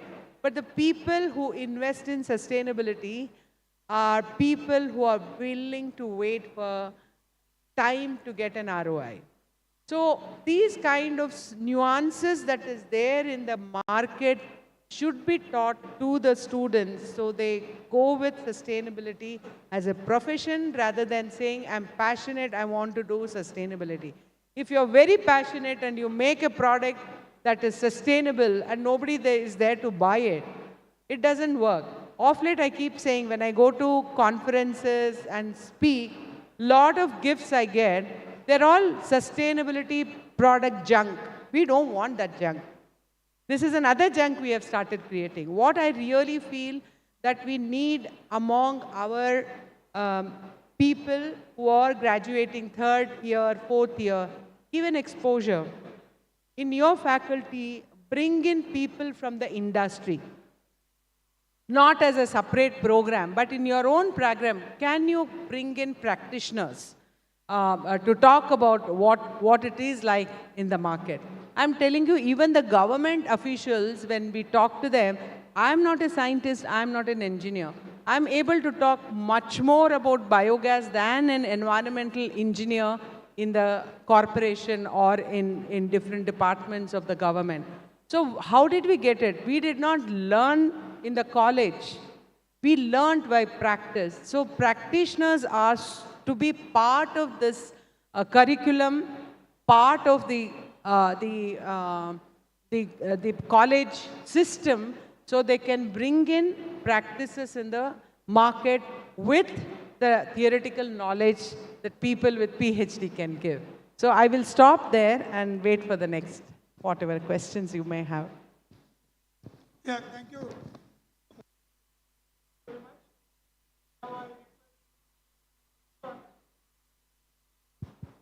Yeah, thank you very much.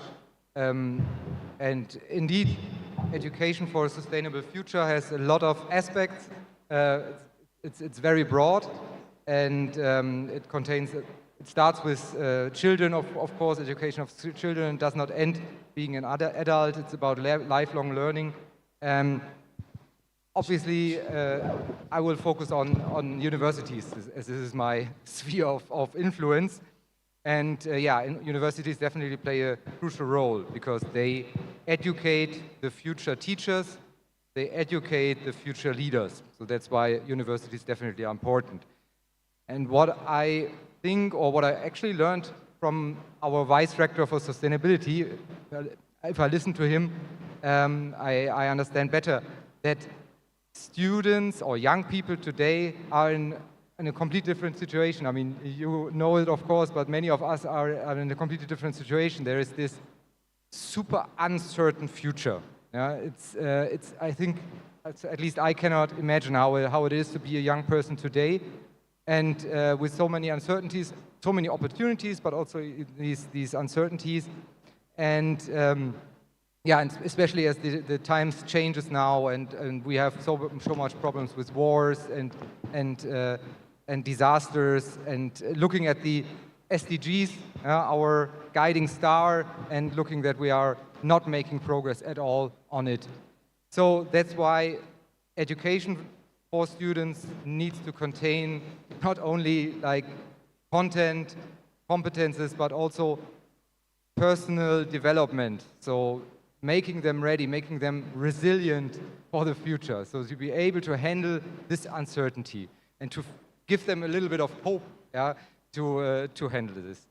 In terms of dimensions, so what should an university education include? You mentioned already some of them, especially this action-oriented, so practical work, bringing bringing practitioners to the university. So that's definitely a very important point, so that we focus on action and provide a global consciousness, but act locally, and also include interdisciplinary projects. So action-orientated, practicability, interdisciplinarity, and yeah, it's what I learned in the last couple of years, unfortunately, due to the situation, political system. It's all about democracy and social justice as well. So it's not only we should not only teach technologies, sustainabilities, but also these kind of subjects. So this is roughly what I would give as an introduction.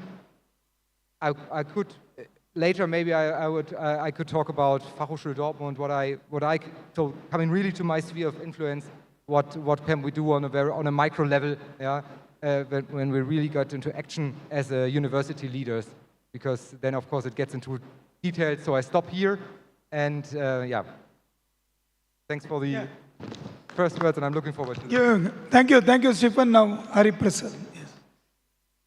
Thank you everyone. It's a very critical topic for our times. Though I will start with two short stories. So there is a beautiful book by Amitav Ghosh called The Nutmeg's Curse. I think it's a very, very critical book to understand how we reached where we are today. And the book begins with a small island in the coast of Indonesia at the moment when it was about to be colonized. And it talks about the challenge the colonial powers faced when the islanders refused to produce more of the nutmeg, which was extremely valued around the 15th century in Europe. And the reason they said was they looked at the tree, they looked at the mountains, everything as living beings with a story, with a myth, it was like a living being with whom, and they were part of that. So there was a certain inbuilt, what we call today as sustainable norm into the very being of many of our native cultures, including the indigenous cultures over here.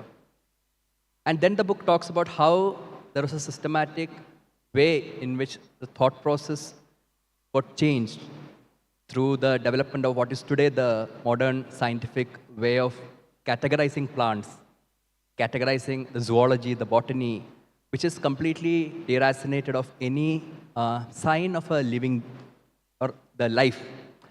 So I think when we speak about education for sustainable future, we need to really look at in the kind of education that we are imparting. How are we also bringing back the sense of life, the sense of decoupling of man versus nature? I saw that pyramid in one of the earlier presentations. How do I not look at man? How do we move away from an anthropocentric, human-centric idea of development, where I am also part of this nature? Otherwise, anything that nature does seems to be categorized as for or against me. And the moment I other myself from the nature, nature becomes the resource. And that is exactly what's happening in today's corporate world, even with human beings. The entire dehumanization of the corporate world happens because even human resource is trying to be maximized, just like how we are extracting from nature. So I think some of the critical questions I want to open this session for myself is by asking, in the kind of education that we are imparting, are we furthering the divide between the human and the nature? Are we bringing ourselves into an isolation? In that case, if it is me versus the world, the way I engage with the world will be from a space of fear. And as long as I act from a space of fear, I will always try to control. And any action born out of a sense of fear and control ends up being extractive. It cannot create harmony. And I think we deserve to live in a world that is not just sustainable, but which is really thriving. And that has to start with really looking into our own minds. What is the mind that is creating this world, a product or a project? And how can this mind come back to a state of harmony and inner alignment? And I think we have many beautiful and powerful practices and wisdom traditions available across the world, which can be tapped into for this. Maybe I can elaborate on it as we go further. Thank you, Hari Prasad. Colonel Raviji. Thank you very much for giving me this opportunity to be a panelist today. And I feel very extremely happy to share my views on education for survivability. Having served in the Indian Army for 26 years, I served in Siachen Glacier, Kashmir, J&K, Punjab, and other places. One thing that really is very interesting is we are the one who had the concept of arboriculture nearly 46 years back. That means every battalion commander, when he takes over the battalion, must take a stock of the arboriculture, the flora, fauna in his battalion location. And when he hands over, he should give what is the progress in terms of the growth of the trees and not just the number of saplings he has increased. Secondly, when we are serving in Siachen Glacier at the height of 24,000 feet, we have a small little pit next to each tent. The principle here is, whosoever generates garbage cleans his own garbage. Therefore, when we hand over our location to the incoming battalion, the first thing a company commander checks is, what is the level or the emptiness in that pit next to each tent? So we are very, very conscious that if I create a garbage, I will pick it up, nobody else will come. Second, Professor Stephen was talking about disaster. I'm a consultant to National Disaster Management Authority, New Delhi. So it suddenly the aspect of crisis and disaster came to my mind. Crisis is caused by nature, like floods or an earthquake. Therefore, it is predictable and manageable. Whereas disaster is caused by human indifference and carelessness. Therefore, it cannot be predicted, but we can be managed such a disaster caused by our own human beings. And one of that is your sustainability. After I took premature from the Indian Army, I started my own industry here right in what now is the present Mysore North, the social club. You will be amazed to know we harnessed Vastu inside out, so much so that I never had any tube lights or a fan functioning in my assembly area. We had only one general shift from 8 to 5, and we had such huge French windows that the wind blowing would blow away even my components. Where has all those things gone nowadays? We are talking of AC. Aren't we greenwashing? And when I was in the industry, I did my ISO in 7 verticals and also a 5S consultant. So naturally it came to me that I must do something about ESG and survivability. I am a CIS certified verifier for ESG and survivability of the industries as far as their BRSR or their GRI reporting goes. But suddenly a thought came to me, I am trying to douse the fire when it has already caught fire. That means, why am I talking at the industry level? Can I go back and see from where the origination starts and therefore plug that loophole? That is when I came to believe that education or enlightening students for the future sustainability is very, very important. Therefore, I became a strategic business consultant, leadership and motivation, and I keep talking to a lot of people on sustainability for a viable future. Now the challenge came when we talk of education. Why are we segmenting only students? Like Professor Christopher said in the morning, future is now and how. Now who was the responsible for that now part? It is we, the older people. Should we start preaching the younger lot after ruining this environment? I think education is not only for the students, but it is for every individual citizen. Let's be responsible citizens and not be successful people. Success has got only aims and goals. Responsibility means having a purpose in life. Irrespective of your age, please have a purpose in life. Otherwise, we are heading for a huge catastrophe. When we talk of education, is it only knowledge? For example, yesterday I was reading in the newspaper that this time in Kashmir Valley, the snowfall has reduced, the precipitation is reduced by 80%. And this summer they are going to have water problems. Having served in Kashmir for 13 years, I am aghast. How can you have water problems in Kashmir? Because climatic change, global warming. It is here to stay. Let's not wish it away.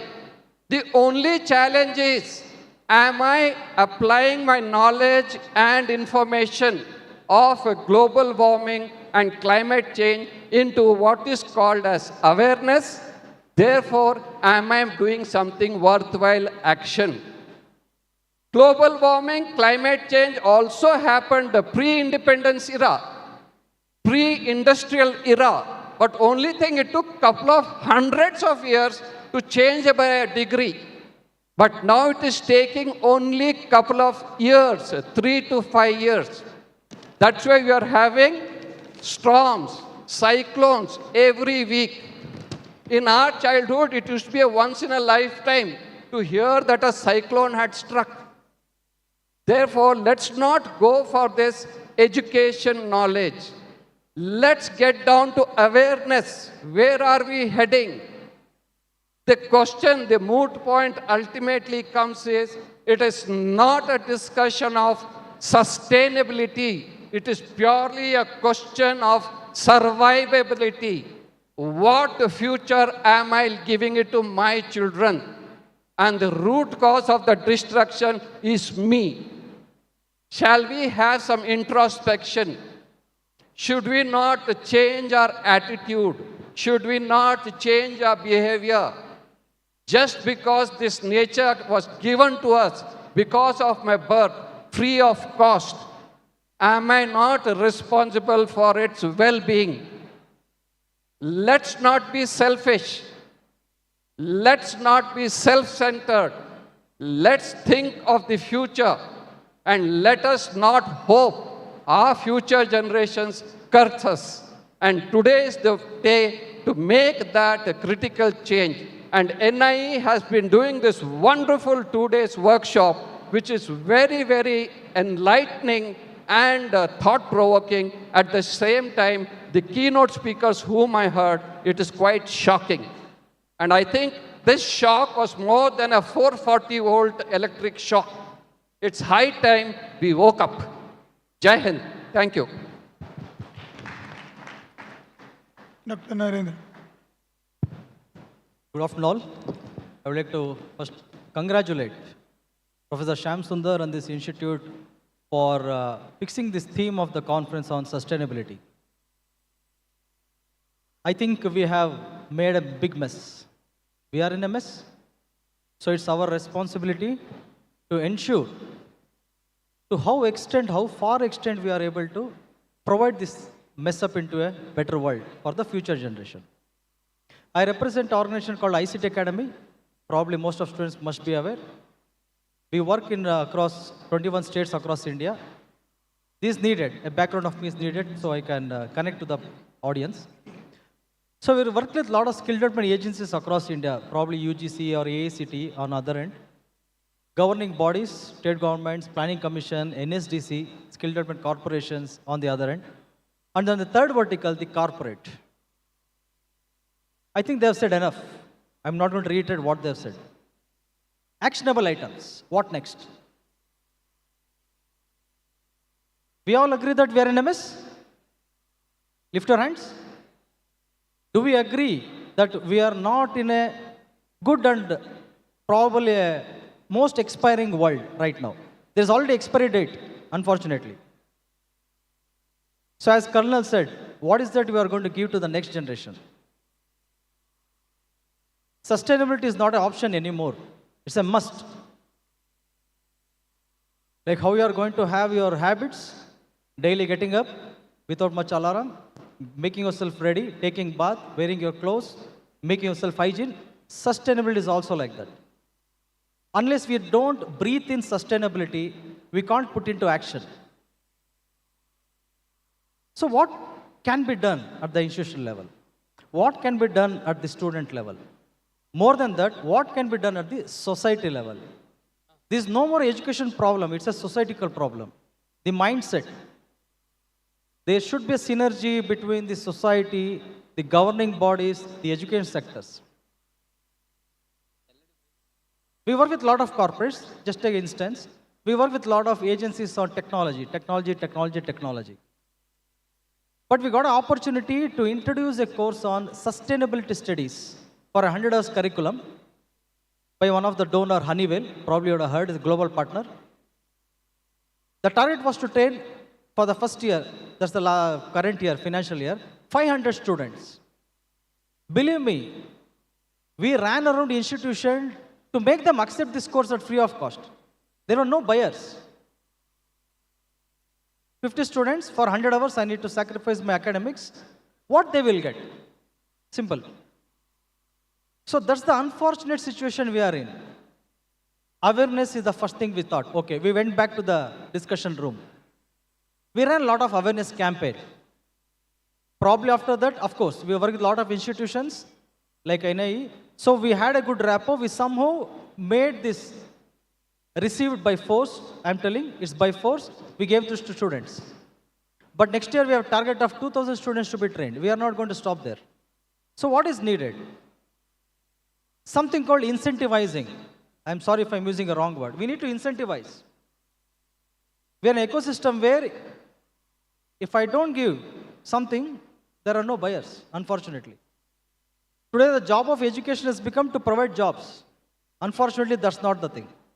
The job of an institution or job of education sector is to ensure a student should be capable of facing the real world with all the skills needed. But unfortunately, it has become a place where we give jobs. Coming to that area, how sustainability can be taken? Are the faculties or the academia, are they ready in this area to take some subjects? Yes, of course, we have the curriculum. Mind you, there are some topics on environmental sciences. It's there. In the curriculum, it's there. On the paper, it's there. Government has done its job. There are a lot of courses on SWAYAM platform. IIT Kharagpur has a course. IIT Madras has opened a school of sustainable studies. Yes, it's slowly picking up. But at what pace? So the educators have to take this as a personal initiative. There needs to be some kind of fund generated. Probably at school level, we need to have a lot of club activities. You do a lot of clubs, no? Robotics club, AI club, or coding club. We need to start at something called sustainability club. We cannot have just like a multiple choice question exam to just pass for namesake. We need to first give awareness to the academicians. Take this as one of the subject. Bring this as a valued course irrespective of whatever stream the student studies. These are mandated subjects. Like how we take maths and physics and science. Same thing. Again, it's not an option, it's a must. What about the jobs? Of course, there is a market. Probably what Murali ma'am said, I second that. I believe at today's juncture, entrepreneurship is in one area where sustainability can be taken to next level. Incentivizing. We are there, our head office is in the IIM Research Park. We work very closely with IIT Madras. There is a lot of incubation center. So I keep getting a lot of organizations in IITM Research Park. There are a lot of organizations who work with water management, who work with climate management. So they're asking us, can we take this center of excellences to educational institutions? They have something to offer to colleges. We are there in the process. It's a work in progress. It will take up. But I think we're already too late. I don't want to talk more. On job sector, there are a lot of jobs, option available. Corporates is already opened up. In every corporate today, if you take, there is a wing on sustainability.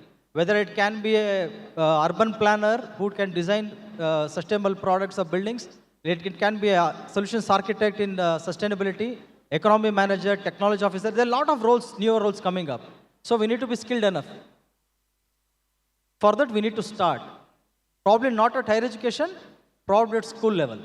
The awareness has to happen at the school level, then it has to be taken forward for the next. That's it from me. Thank you, Dr. Narendra.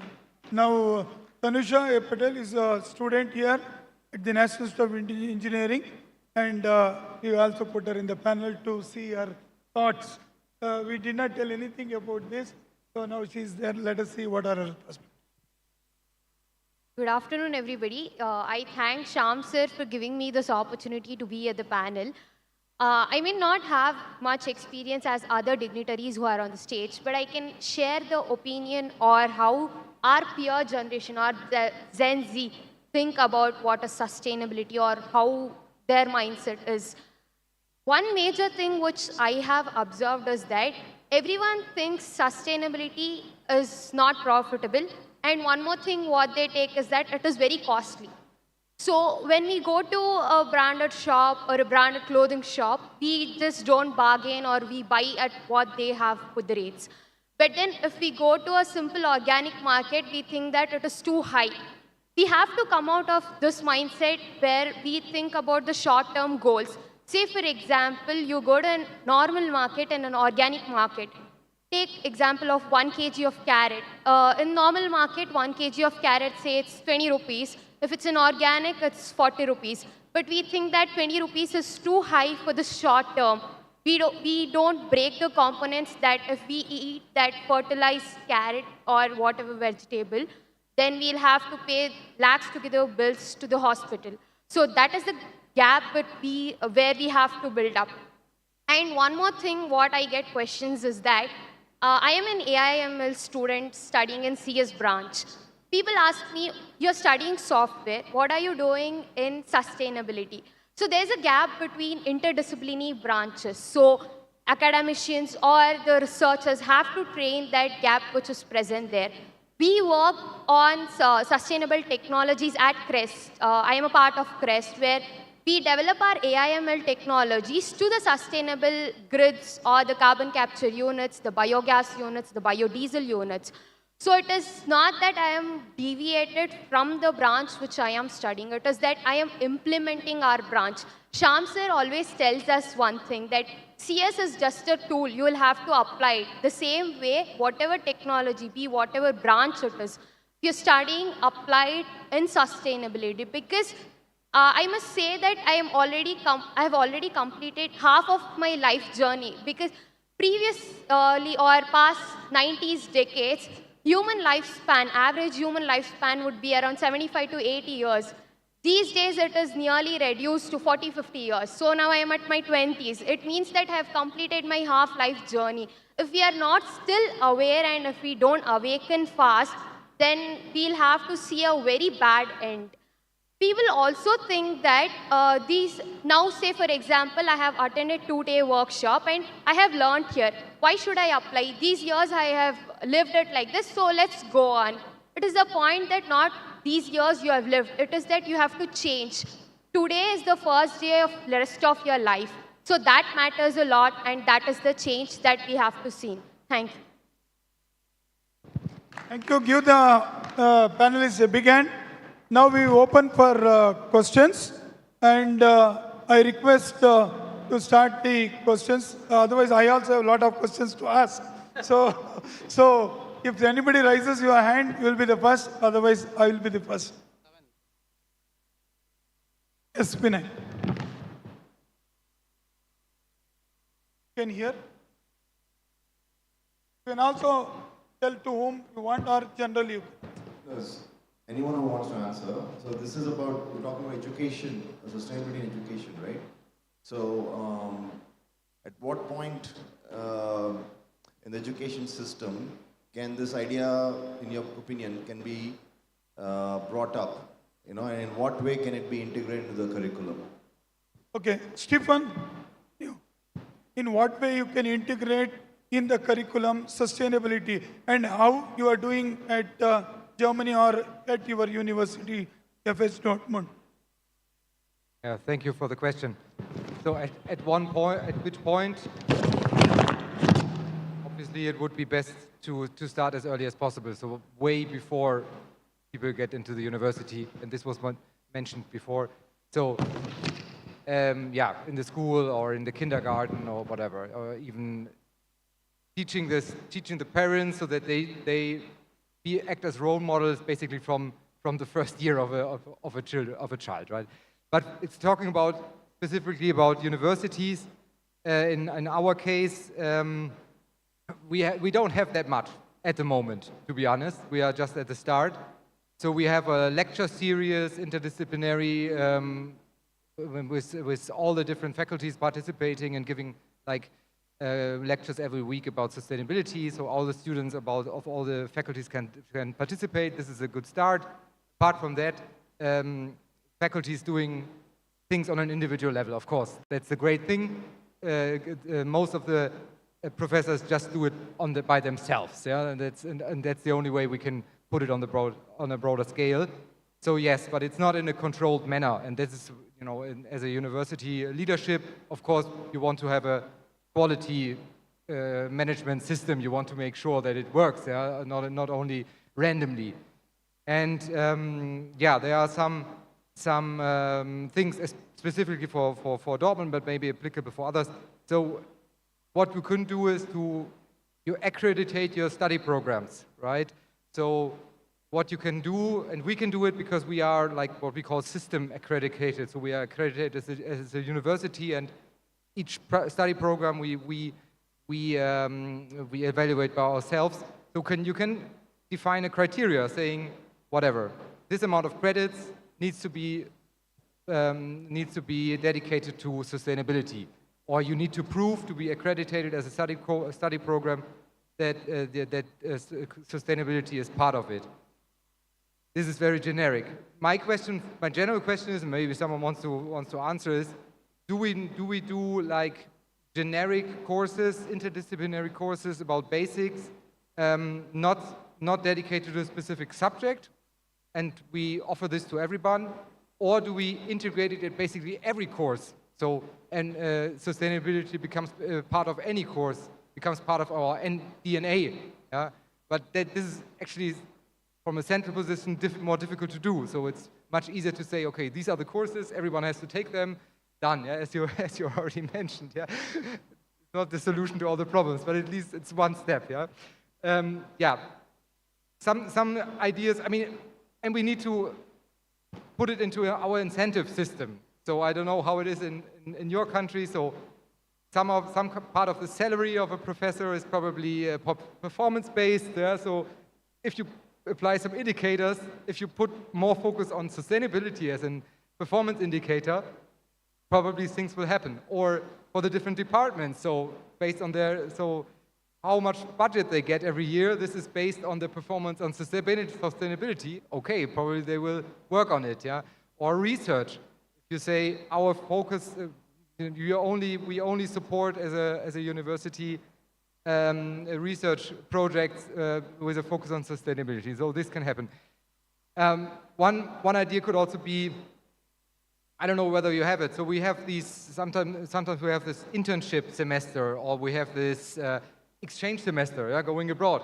Why not having a sustainability semester? Yeah, so you could do that. So so we work a lot with Latin America, and one university in Guanajuato, Mexico, what they have is a social service. So each student needs to perform, I don't know, 100 hours of work, and you can also specify this a bit more. So not any kind of work, but work dedicated to sustainability. So these kind of a lot of ideas. So in this direction you could think if you try Thank to you. make this more You concrete. want to add? I just wanted to add, right now, I think thousands of children we have reached in schools, okay? And it systematically, eco clubs have been developed. Every school is supposed to have an eco club. So that is another place we actually start working with the children. But once they reach 9th and 10th, they are not allowed to come to eco club because it's too much of studying to be done. So they have to go to tuitions. Yes. So eco club is nice introduction. Unless the curriculum includes in the school, the interest in sustainability will be very less. That's what I feel. And the other thing I feel that everybody invites us during Environment Day, that whole month, June, we have so many conversations in colleges and corporate and everything. But colleges should have practitioners as faculty, not as somebody who comes, gives a lecture and go. Because a lot of questions are there, you go there, talk and come out, people don't know. So to my thing is, let's not have it as an optional or interest of the faculty, but it should be part of the curriculum right from Montessori and kindergarten. Correct. I think the entire education sector has to be revamped. Vinay, we talked a lot on this, and a lot of work has to be done in this regard to see that it is inclusive, which is not. It is only, as Nalini madam told, it is becoming just a lecture. Lecture doesn't make any difference. So I think I'll stop here so that I will give others opportunity. Somebody wanted to talk something. Yeah, please. Satyanand. Yeah, give the mic. Tell me? Yeah. Vinay ji, Vinay Kulkarni. Colonel Ravi wants Indian context of this, what Stephen told. You can add, then Satyanand can ask. So yeah, I just take 2 minutes. You want? Yeah, please. I just take 2 minutes. Professor Stephen talked about the college level, but you'll be very interested to know that in India we have the National Curriculum Framework in 2005, wherein we have started eco schools based on the UNESCO model of eco schools world over. And we started this in 2015. What it wants to aim at is become active leadership, the students. So therefore, they have framed environmental development coupled with sustainable knowledge. That is the theme of the curriculum. 3 topics, general science, social studies, and mathematics are targeted in this. Only thing is, the content of the curriculum is not being changed along with the change that is happening around us. Secondly, they believe in living by doing. Therefore, what ma'am was saying is that eco club has been started. Secondly, they are insisting that every school, like they have NCC, they must have National Green Club, wherein the students are given projects to do things. And the third and the basic and the most important thing which this NCF aims is change in your attitude and belief and respect our values and customs. Like what you were talking about is first and foremost is Vastu. When you are Vastu compliant, you don't require electricity. I'll tell you in Thar deserts in Pokhran at plus 55 degrees, in the hut, the windows are at your ankle level. And when you sit down on the floor, it is even better than a 2.5 liter AC. In the afternoon at 1 o'clock. That is what it is, our culture. It is our customs. Like she was saying, I'll haggle for an organic vegetable, but I will not haggle for a branded laptop or a mobile.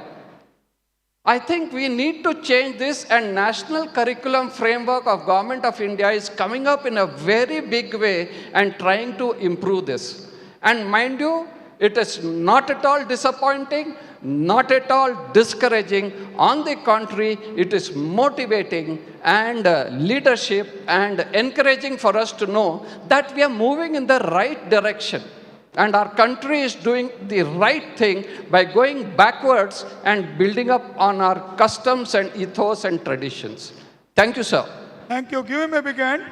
So the Indian knowledge system, what Vinay Kulkarni was talking with me when you came here 1 month back, so it matches with what Colonel Ravi is saying.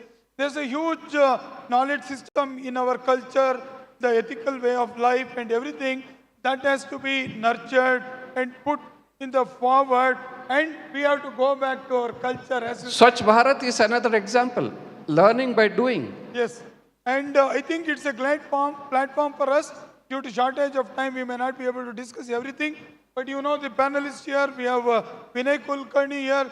He works a lot on the Indian knowledge system, and I think during the lunch break now, it's a great opportunity for us to interact with all the panel members and here, so that we build up more connectivity, and also the students here to make this entire world sustainable. And for that we need sustainable living, for that we need sustainable education, which leads to sustainability in our ethics and culture.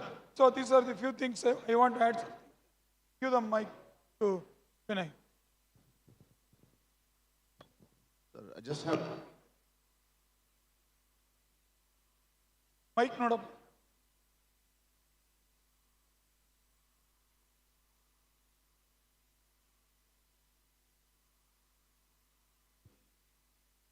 I just have one idea. Think of the number of schools and colleges and universities across India. And think of the total number of students, just the total strength from, let's say, 6th grade onwards, 6th or 7th grade onwards, where they're able to problem solve, right? You add up that numbers, it will be in crores, or at least in, multiple lakhs. And all of them are doing a lot of projects, homeworks. And I may say something controversial, but 80 to 90% of all that ends up nowhere. It's not even going to help them in what they're going to do in their life. So it's a lot of human capital, human energy wasted. Correct. For nothing. Correct. If this energy can be channelized, we make a list of top 10, 20 problems that have to be solved. For example, the big elephant in the room in Bengaluru is traffic. We are being very spiritual and just allowing it to happen, but nobody's trying to solve it. So this capital, this energy that is across the country, schools can be interconnected, colleges and universities can work together. We make a list of 10, 20 problems. Why don't we put them to work on that and fund that, and maybe some great things will come out of that. Then this should be tried. Thank you. Thank you very much, Vinay. So we have a last question. I think Satyanand wanted to. So yours is the last question. Please. Yeah, it is to any of the panelists. See, we have talked about, when we talk about this ecological footprint, somewhere in 1970s, we crossed the ecological footprint of 1. Now we are around 1.75. I think one of the speakers was also talking about. So when we're talking about education, as we speak, 80 to 90% of industries, the new industries which are coming up, are all having positive carbon footprint. Nobody, in fact, I myself, an entrepreneur, I met many of the investors, we talk about carbon footprint, that's the last thing they want to talk about. So education, we are talking about students, education, sustainability education, student level. What about so many people, so many adults, who actually are living up to 70s? What is actually the responsibilities these guys are going to talk about? We are talking about even in SDG, the Sustainable Development Goals we're talking about from United Nations.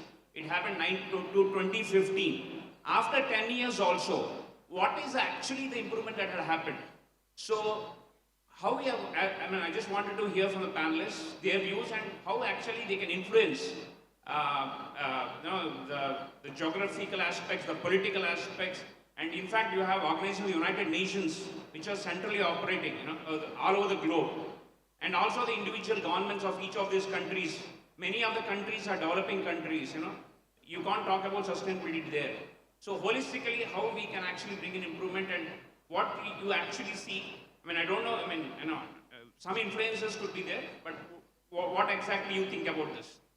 You have opened up a paradox, big box, Satyanand. So let us discuss maybe one of them, somebody, I think will. Yeah. I think I'm very wary of giving solutions, but as you were speaking, one experience that came to my mind was around the 1970s. So I grew up in Kerala, and Kerala was very renowned for these, what is called Sarpakava.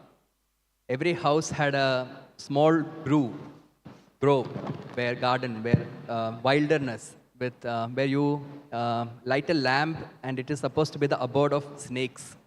So it was left purposefully wild. And it was, people don't used to go near it, and most houses used to have it. So during the progressive movement in Kerala, this was looked at as very backward, and there was a rampant destruction of this for real estate development. Now, fast forward, I was in my college, and there came a new research, and there was a new movement happening in Kerala to bring back the Sarpakava. And the logic was somebody did a PhD, and they figured that when the snake hisses, apparently it releases some things into the air that purifies the air. And because Kochi and other cities in Kerala were hitting very low water tables, they realized these grooves were actually retaining the water table because they were left untouched in between the concrete. Now it's getting concretized. So I'm just giving this anecdotal thing to also support what you shared earlier, that I think for something, even a solution to be sustainable, it has to be embedded into the living of the society. And these are things which were managed very locally at the household level. So perhaps looking at what are the inherent practices and the ways of being that can be easily implemented even at the household level, perhaps could be the minimally invasive yet scalable solution. But the onus lies on each of us, not the government. Thank you, Hariprasad. Last bit of words from Colonel Raviji. I don't want to talk much because it's not question of sustainability, it's question of survivability because we are all feeling hungry. The point is, industrially, we are being a strategic business consultant for ESG and sustainability. The SEBI has brought out what is called as the BRSR reporting, in which the ESG and sustainability aspects, which are about 81 attributes, are checked by us and verified before they publish their annual financial report by 30th of that month. And every aspect is checked. For example, it is compulsory for top 1,000 companies in India to file their BRSR report this year by September 2025, verified by ESG consultants. Secondly, we also have what is called as the GRIs. GRIs are subjective, whereas BRSR is objective. If you say, I have saved so much of energy, I'll ask you for your electricity bill, the energy generated, how much was exported, how much was imported. Therefore, my verification is very, very critical. Industrially, we are going very, very fast and very, very seriously in this. And by 2030, I promise you what the Honorable Prime Minister has said, we will bring in a perceptible, perceptionable change in our greenhouse by the industries. And the top 1,000 people have taken a vow to help this country in that. And we are doing a wonderful job on this. Be assured, industry is very, very conscious. For anybody who has a doubt, please read the balance sheets of any companies of the top 1,000 of last 2 years. You'll get minimum 40 to 50 pages of their ESG contribution as their industries. Thank you very much. Yeah, I think last minute from Nalini ji. I want to talk about communities in ESG. or looking at the sustainability. See, I work with waste pickers. We work with about 20,000 families. The actual work they do is actually mitigating climate, collection, recovering the resource. But then when they go home, it is the adaptation of the climate that they have to do, unfortunately. So I feel that agency to community is the key for any change. So industry might be following certain things, but there is also huge number of us who are here, and agency is very essential. Leadership among all communities are essential for sustainability. So leadership, I would say, and agency to the communities. Thank you very much. Give a big applause for the entire panel and also here. It was a very innovative and very good session. And I think it is not the end, it is the beginning. So education for a sustainable future is what we are all discussed right now, and it will continue even after the session. I thank all the panelists. I have a small memento. I request Professor Katti to bring all the memento together, and I request. So it was wonderful to meet all of you. It's a good connect for all of you there. So please make use of that. Thank you all the panelists, and please join for this memento from this.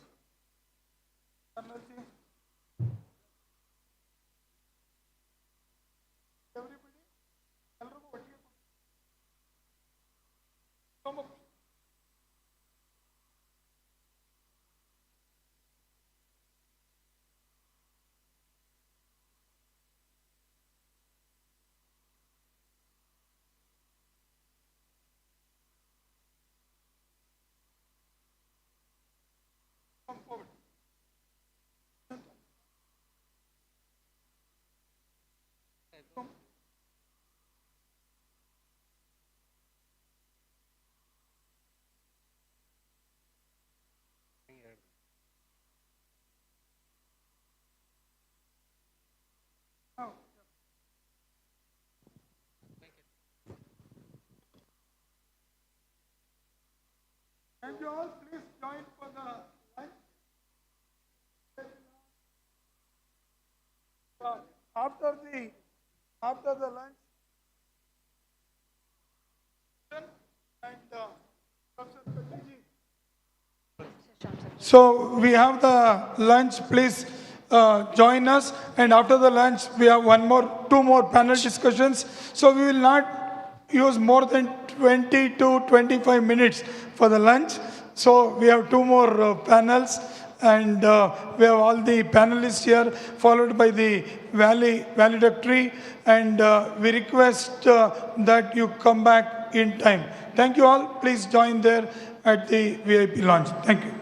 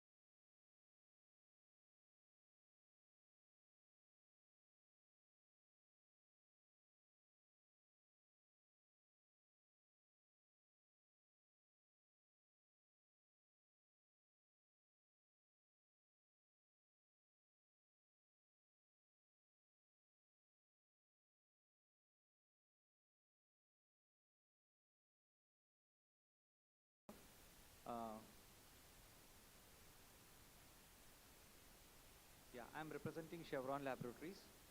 We are the one-stop solution company in Mysore. We manufacture cleaning and hygiene solutions.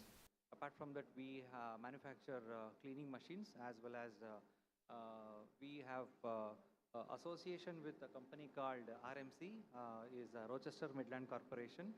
They are the first one to have the Green Shield certification in entire globe. We do have the products which are Green Pro certified products. Currently, we have 22 products which are Green Pro certified, which does not harm the environment and the end users. Actually, we are recently having this EcoValid certification, Silver Flake. Apart from that, we are ISO company, and we supply to India in terms of institutions, hotels, and facility management, and automobile sectors. We manufacture all the products which are eco-friendly and biodegradable. This will not harm the surface, and we are an active participator in terms of the sustainability, which is a very familiar name in the market, and the products we supply to all the companies, major companies, and the automobile sectors, schools and laboratories, and we manufacture specialized hospitalized chemicals, which are disinfectants, which are virucidal components and germicidal components, which helps in keeping the hospital atmosphere neat and tidy. And that's what we can say. And any event which is in Mysore, we are our mark is there. In recent times, we have had all the major roles in all the events across India, including the Clean India Journal participation. We participate every year. And we urge our partners and stakeholders to support us in this clean and hygiene drive in Pan India. Thank you so much.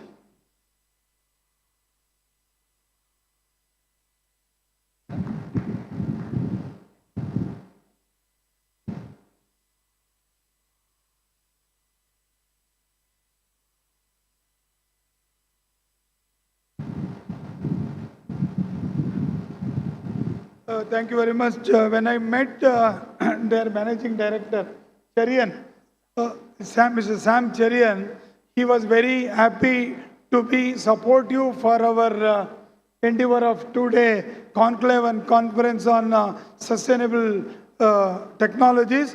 And he was one of the panelists in the day one, but due to some urgent work, he was not able to come, but we love to have him as the panelist. He is also our close friend of our president, Dr. Ranganath, and we are very happy and glad that Chevron came in a big way to support us financially also, and to be one of the top sponsors for this two-day event. Give them a big hand.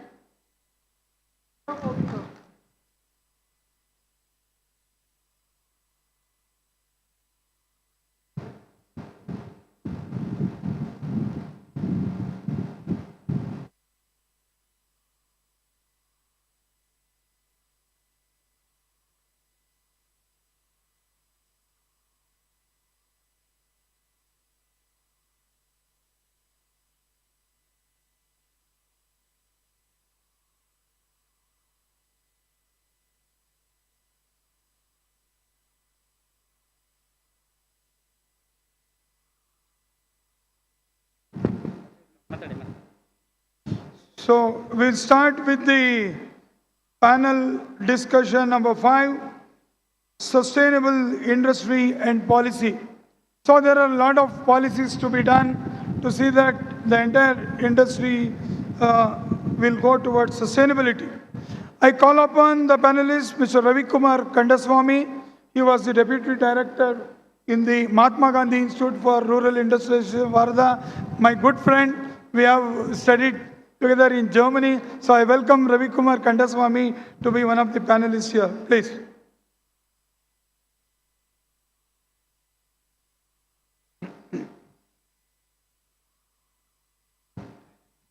So give him a big hand. We have Shubha Chetan here. He is also alumni and he studied with us in the mechanical engineering department. He has his own company, Mysore Greens, and he is now at Mysore doing work on renewable energy and sustainable technology. Welcome him as one of the panelists. Please come.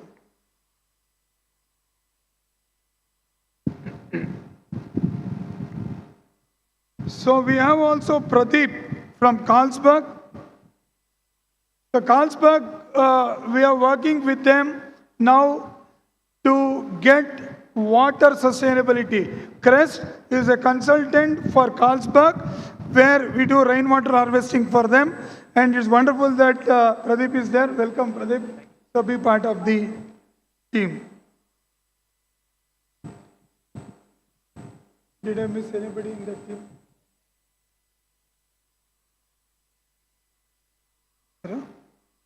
No, Nirmal Narayan. Nirmal Narayan? No, Banni. So I hope Nirmal Narayan from NR Rangrao and Sons group. He will join. If he joins, we will put the chair to him. He's just out. I hope he will join. So Rangrao and Sons industry is also working on sustainability. So Nirmal Narayan, the Vice President on sustainability, will be there. So I hope he will join any time to the group. So this is our group. I will be the moderator for the group.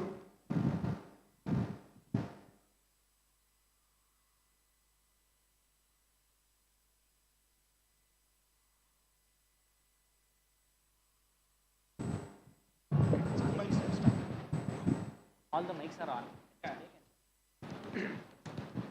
So let us start the session. The Sustainable Development Goals, which are 17, have to be implemented to reach our aim of sustainability, carbon neutral economy, net zero, and many other things. So taking that into cue, so industry, when you take industry, we have to have really some policies. And of course, Carlsberg now has adopting our rainwater harvesting, and we are also working with you on sustainability aspect.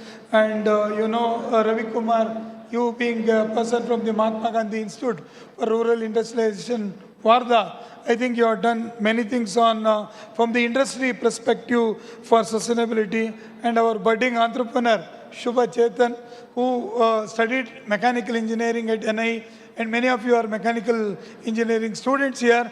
Now we'll see what is the perspective of Shubha Chetan on sustainability in industry and policy. And I hope Nirmal Narayan will also join us. So this is the team. So now I put the mic to each one of you. I take Ravi Kumar. So each one of you can take 8 minutes. I'll give, you can use it. So you can, please. Good afternoon. So I come from, I worked for MSME Ministry, and that is an institution called Mahatma Gandhi Institute for Rural Industrialization. So this is in Sevagram, nearby Nagpur. And what happened, what we do is that we are very much focusing towards rural industries development.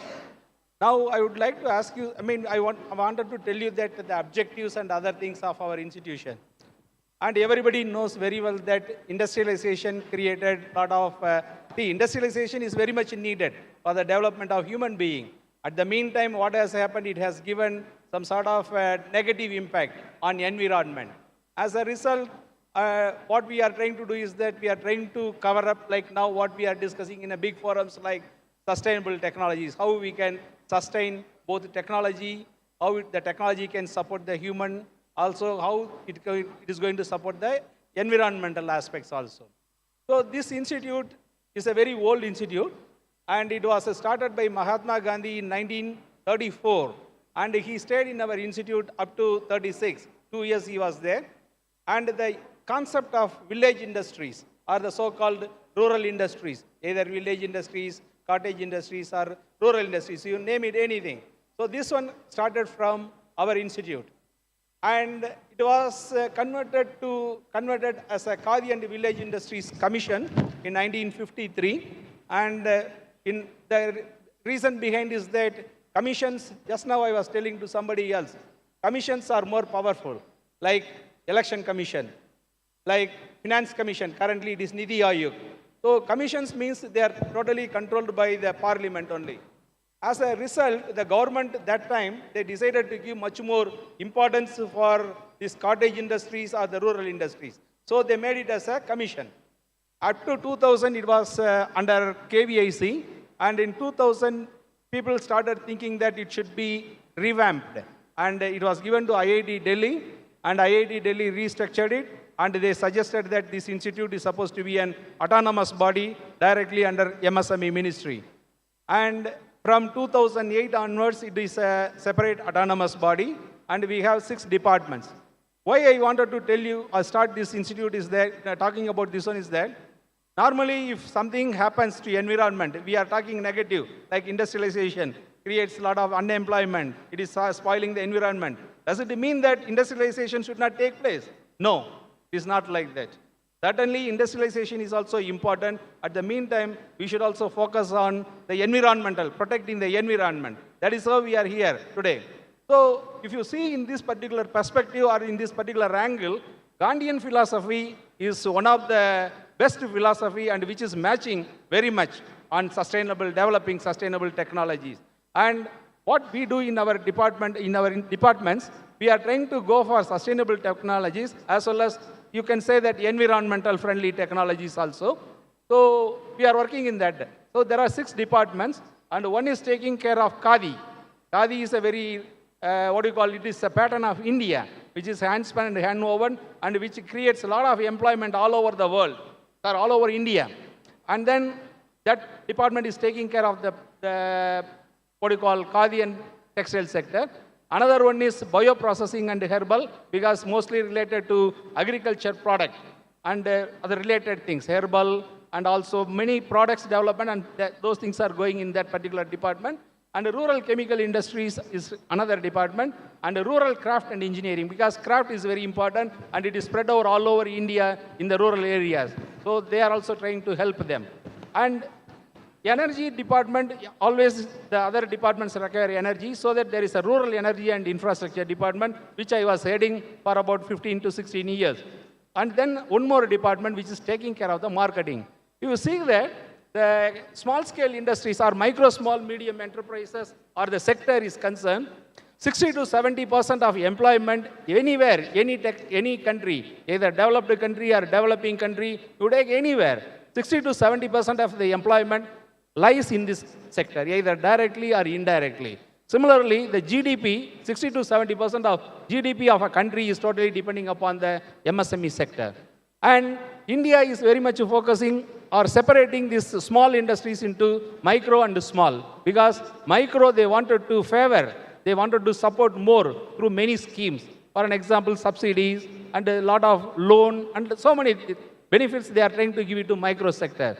So now what we are doing, we basically all the departments are working in 5 directions. One is science and technology intervention, another one is innovation, another one is improving the quality of the product. This is a very big problem. If you see that majority of the small scale industries, they produce good quality material products, but they cannot sell it because the quality in the sense they may not be having the testing facility, or the packaging may not be good, or there may be some problem of purification. So many problems are there. So we are trying to focus on improving the quality. Similarly, increasing the productivity. I may be having a lot of affection to buy some small scale industries, some material. If I order some bulk order, they may not be in a position to supply. So we are trying to help them how to increase the productivity using a man-machine system.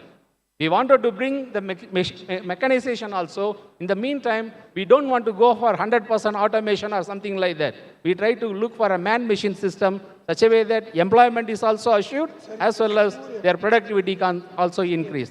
And finally, we are focusing on HRD, training.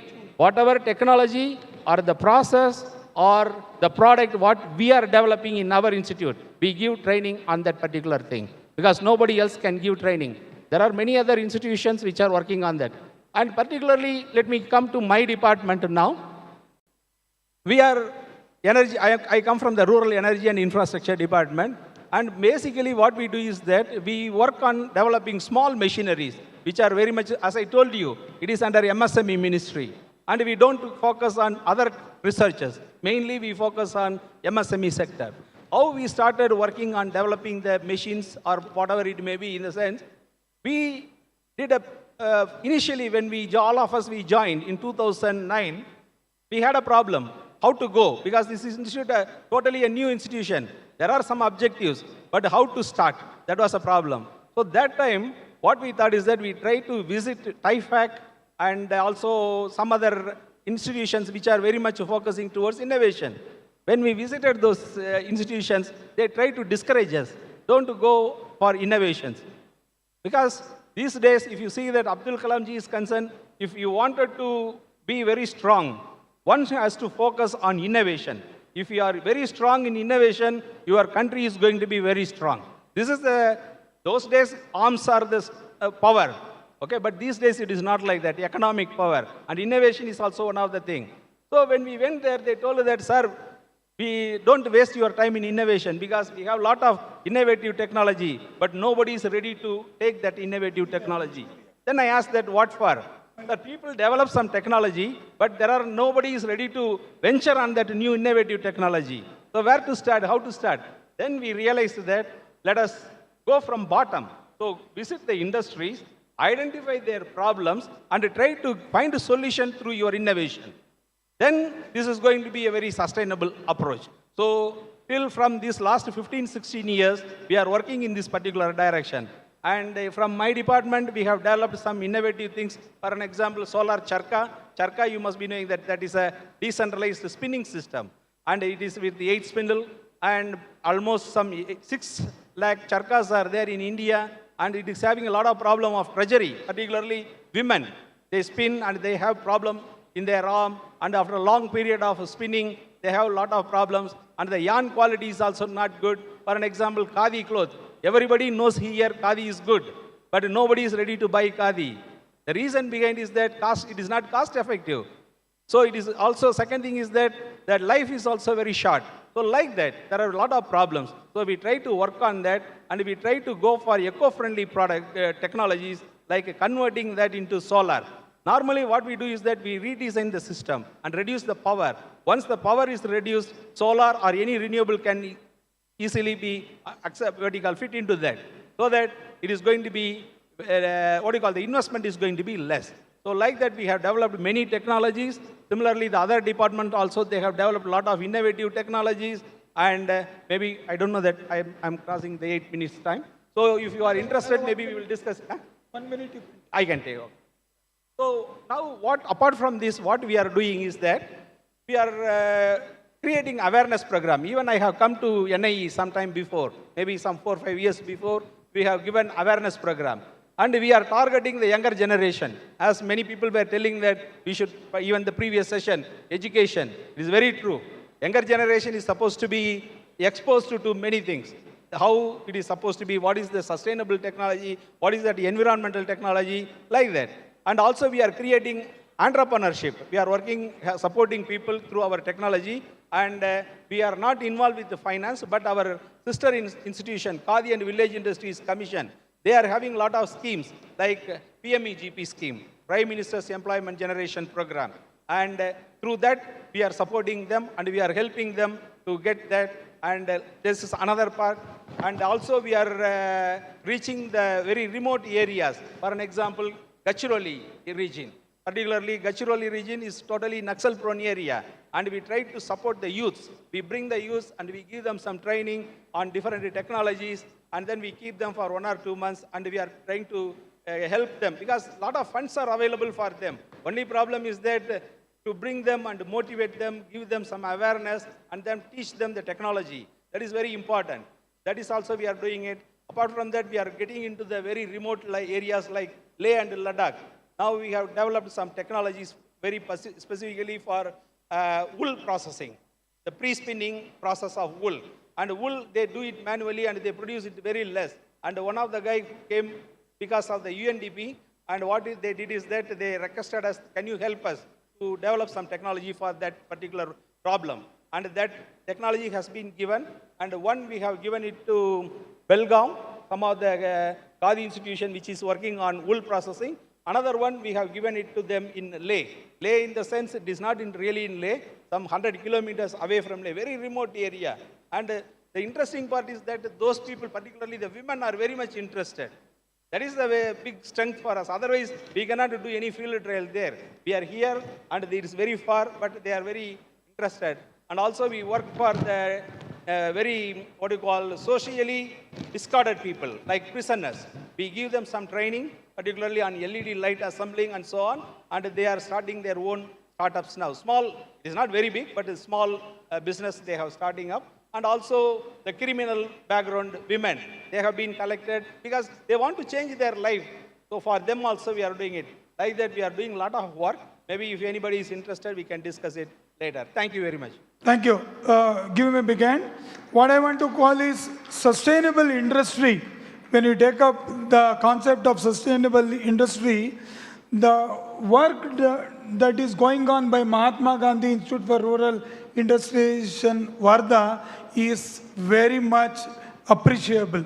So I think many of the industries, the cottage industries, if they adopt whatever the policies you are doing, whatever the artisans you are training, I think it will lead to many of the sustainable industries. Thank you, Ravi Kumar. Yeah, thank you very much.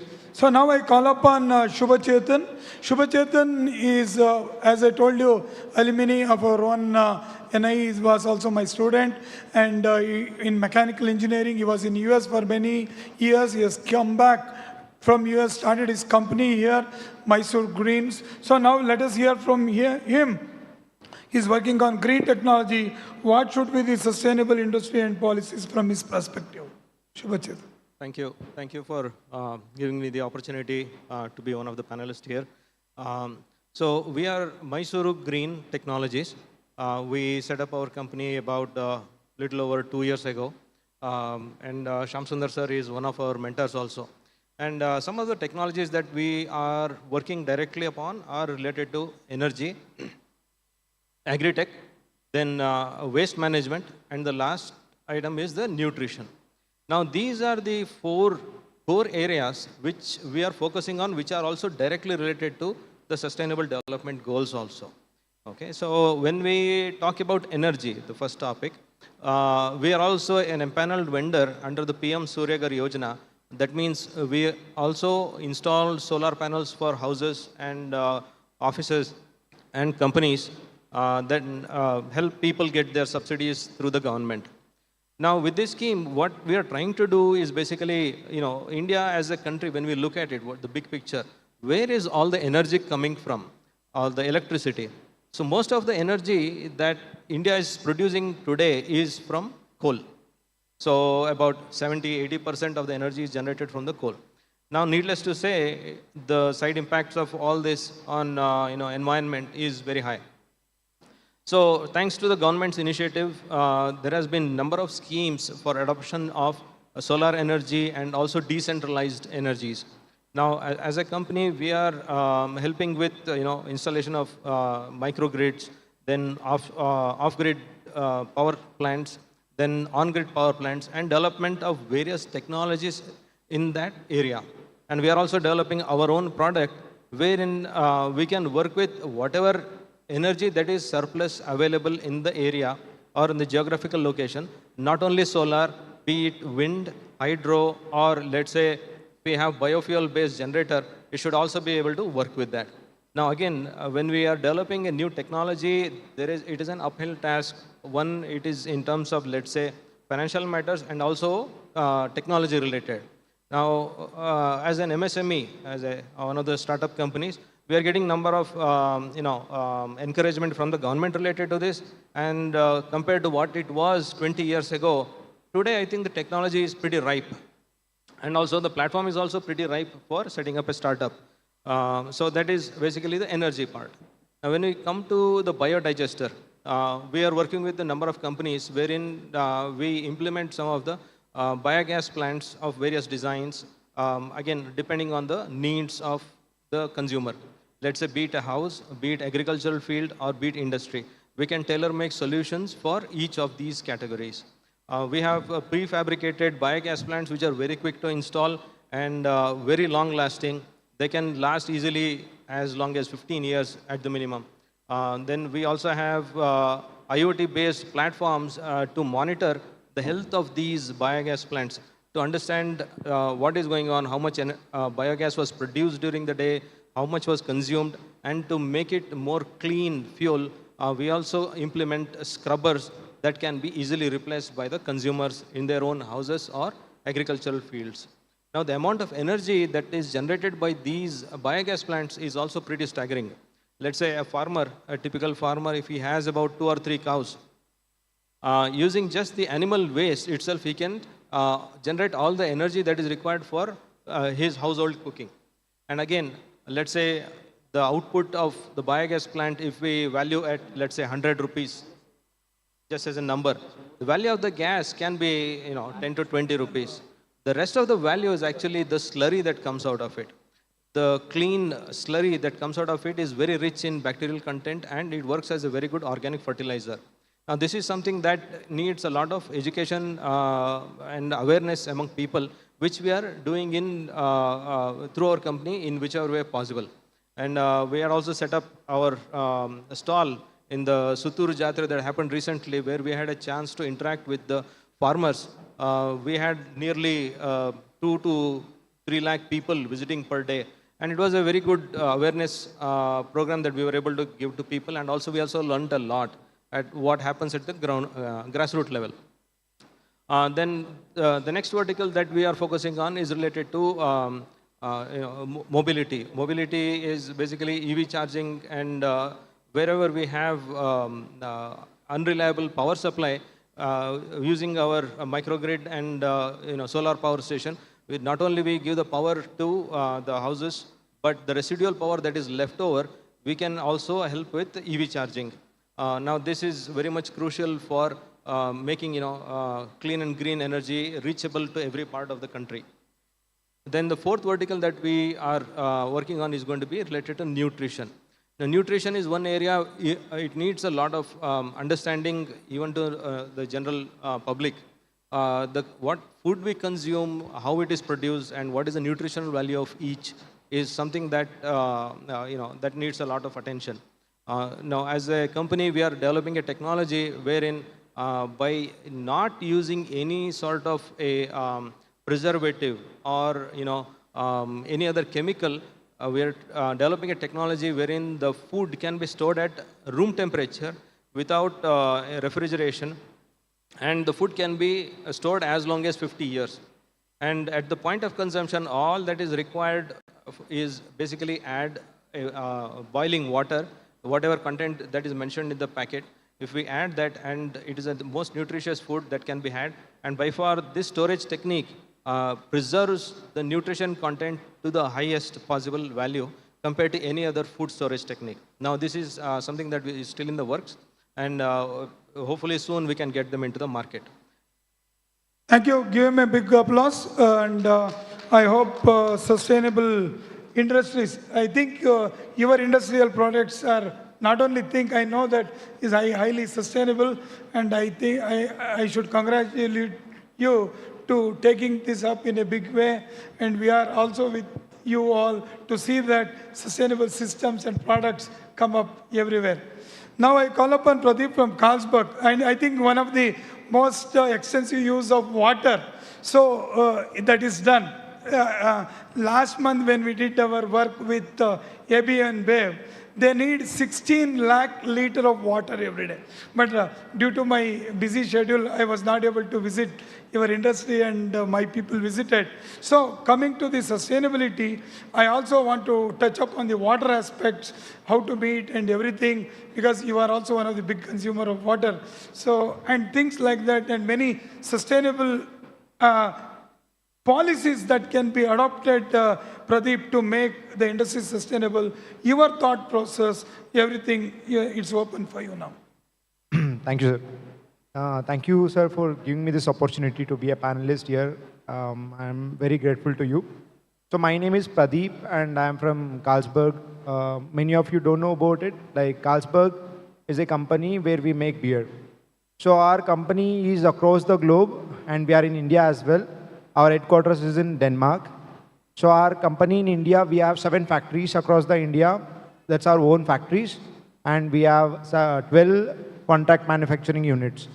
So we make beer, nothing else, we make beer. And as sir told, our major raw materials are from agri-based, like malt and rice, and major one is water. So we are the excess consumers of water in the field. So beer comes under food industry, so it's a food category. What I'm going to give an insight to all of you about food industry, how food industry is adapting sustainability, how we are making policies, or how we are making guidelines or objectives which are linked to the sustainability. So coming to our industry, I'll only discuss about Carlsberg. Coming to our industry, so we have together towards zero and beyond. This is the program what we drive in Carlsberg. So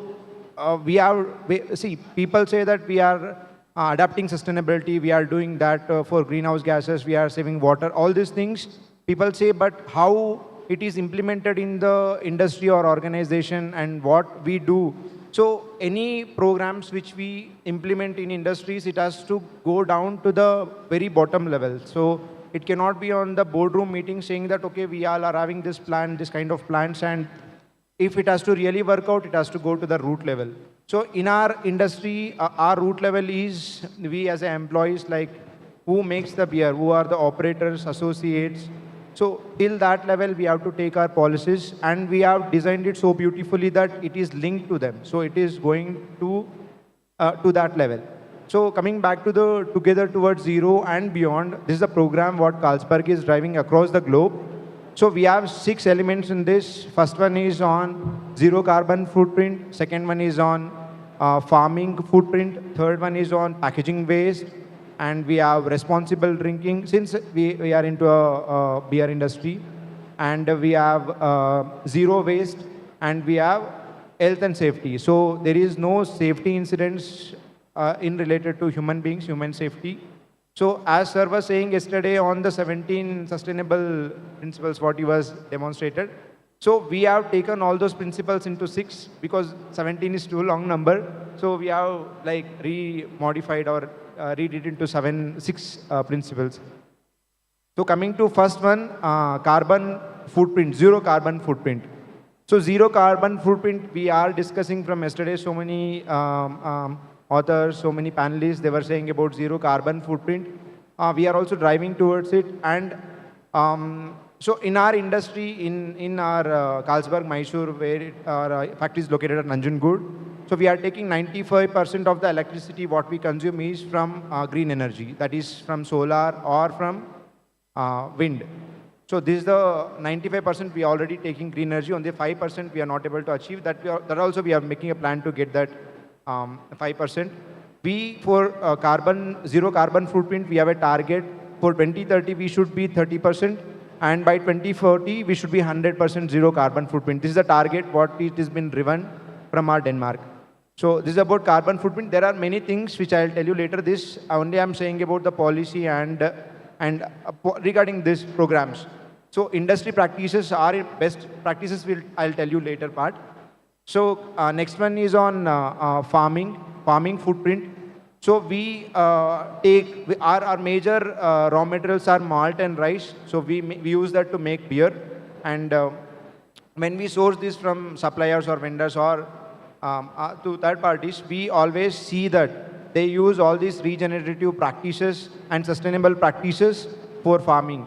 So as of now, we are into the process of driving all this into the suppliers and vendors. We are planning again, there is a plan to achieve 30% all these things by 2030. That's what our plan is. Currently, we are in that process.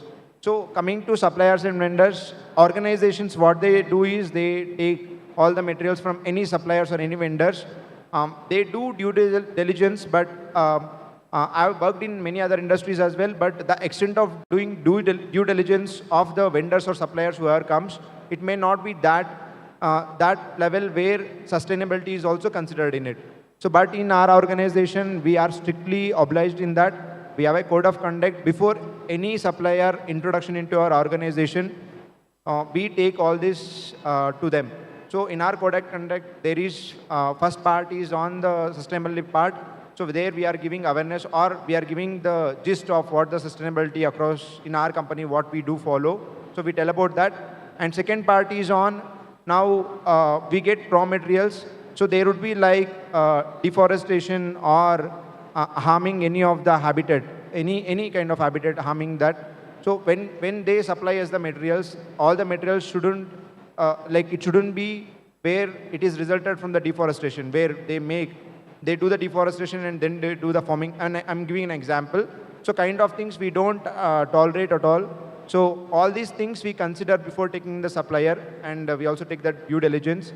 If in any case, if we find that supplier or vendor doing all this malicious practice or kind of things, we always have that luxury of cancelling their agreements on the spot. So all these things we consider in that, and they also shouldn't endanger any of our species. Like in that aspect also we need to look them. Now second part on the suppliers. Suppliers suppliers make claims saying that our products are sustainable products, we do this sustainable things, all these claims they make, but all these claims to be very much substantiated with the evidences. So we always look for evidences whether they are doing it. We ask for certificates, we ask for analysis reports. We go in that level where we check all these things to ensure that supplier is not making any false claims on their products. Again, if anything it is there, if anything falsely claimed, we can always penalize them, or like we can stop the vendor. So these are the few things what I'm trying to tell you. The code of conduct is filled with many of such things, like environment, how that supplier is impacting on the environment. Is there anything which is impacting on that? And also on the society part, if there is any, if he does anything which is helping the society, we also consider them as a good practice and we take it as a good one. So these are the different things we include for suppliers when it comes to agriculture or taking the products inside our factory. Third one is on packaging waste. So we are bottlers. Usually beer comes, 90% of the beer, 85 to 90% of the beer, we make it into the bottles and rest into the cans. So all of them are recyclable materials. So all the waste, packaging waste, definitely it is getting recycled in our factory as well. All the person or the supplier who supplies us the glass bottles, they take back all the waste what we generate in our factory. Next is on drink responsibility. So it is like one of the important thing, because we make beer, we always are responsible drinkers. We see that people who are having our product are very much responsible. We drive us that, because in 17 sustainable goals, there is something which is linked to that as well, society. So that is also we taking care of it. And other one is on our health and safety. So people who work with us, who are our colleagues in our factory, it is very, very important to have the safety of them. So again, this safety, I'll tell you, we track to the minutest to minutest things in our industry. Like if any person who reports any of the cut injury, we'll take why the cut injury has happened, what is the cause for it, and we do the action. That is the level we go. And we always ensure that we don't want to have any such type of incidents on our factory. And these numbers are reviewed up to the group level. That means that highest level in the company, they will review these numbers on the safety part. So this is also one more element in our together towards zero and beyond. So this is about the program what we are driving in our industry. So coming to our Carlsberg industry in Nanjangud.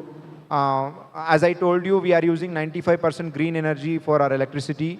And coming to water, sir, now we have taken care of the internal usage of water. Like whatever the water we take from the KIDB surface water, we are using in our factory. So wherever we use this water, at each end use, we have a flow meter. That means it'll give you what is the amount of water you've used. So we have like some 25 to 30 different areas where we use the water. So all these areas, we have a flow meters which will say that, okay, you have used so much of water per day.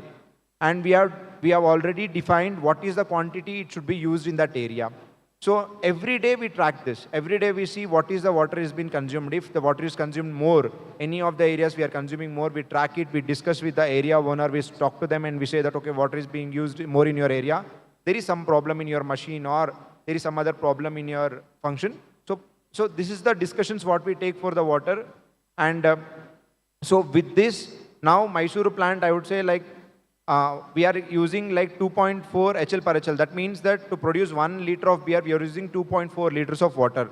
In brewery industries, with the given facility like this, it is like best amongst the other breweries. But our target now, it is not to that. Our target is to 1.9 with the help of NIE. Sir Shamsundar sir is also supporting us for rainwater harvesting. We want to harvest the rainwater. We want to use each and every drop of rainwater which is falling in our brewery, and we want to take it back, recycle it, and we want to use it for our production. So we are taking the target now from 2.4 to 1.8 with all this rainwater harvesting what we are doing in our industry. So this is how we are treating water in our industry. We whatever water we take in our industry, we always recycle it in. We have a ATP effluent treatment plant and STP sewage treatment plant. Our factory is equipped with all these things, and with all this, we are using water inside our brewery. We are not letting any of the water to go out of our brewery. And we are also in process of getting ZLD, which is also as zero liquid discharge, where all the water is recycled, plus whatever the silt or the undissolved suspended particles, it will be separated out from that system. We are proposing that, and with that, we are expecting our water usage ratio to come down to 1.5 liters per liter of beer what we make. So this is what we are doing in our factory, and time is limited. So thank you so much, sir. Thank you, Pradeep. Give him a big hand. I know that these are coping to the situation. They are going towards circular economy, water, energy, and everything. And thank you very much for the inputs. Now the session is open for questions. I request to throw questions to the panelists. Anybody else? Please raise your hand.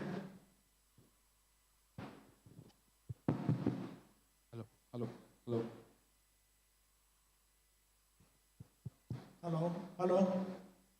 So please introduce yourself. I'm Ashok Kundapur from Udupi region. And in my essay on population, I had mentioned about use of water, amount of water required for making 1 bottle of beer. So I want to, now that I meet you, I just wanted to ask you, can't you reduce the amount of water in the beer bottle? Just as, it's Sorry. on a lighter vein, of course, not very serious question. No. It's a very, very good question. So if I understood your question properly, you're asking me how to reduce water to make 1 liter of beer, correct? Yeah, you can optimize it. You are already How to reduce the water? In the beer bottle itself. In the beer bottle itself? Yeah. No, I think sir, the question you are asking me is how to reduce the water inside the beer bottle, correct, sir?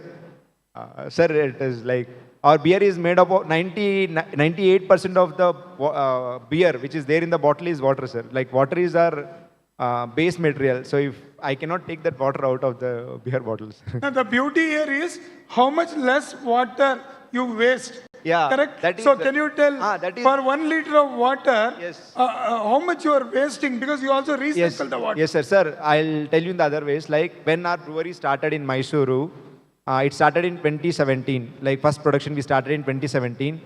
During that time, we used 5.1 liter of water to make 1 bottle of beer, sir. At that time, during that point of time when we started it. To make 1 liter of beer, we used 5.1 liter of water. That's what the water consumption was.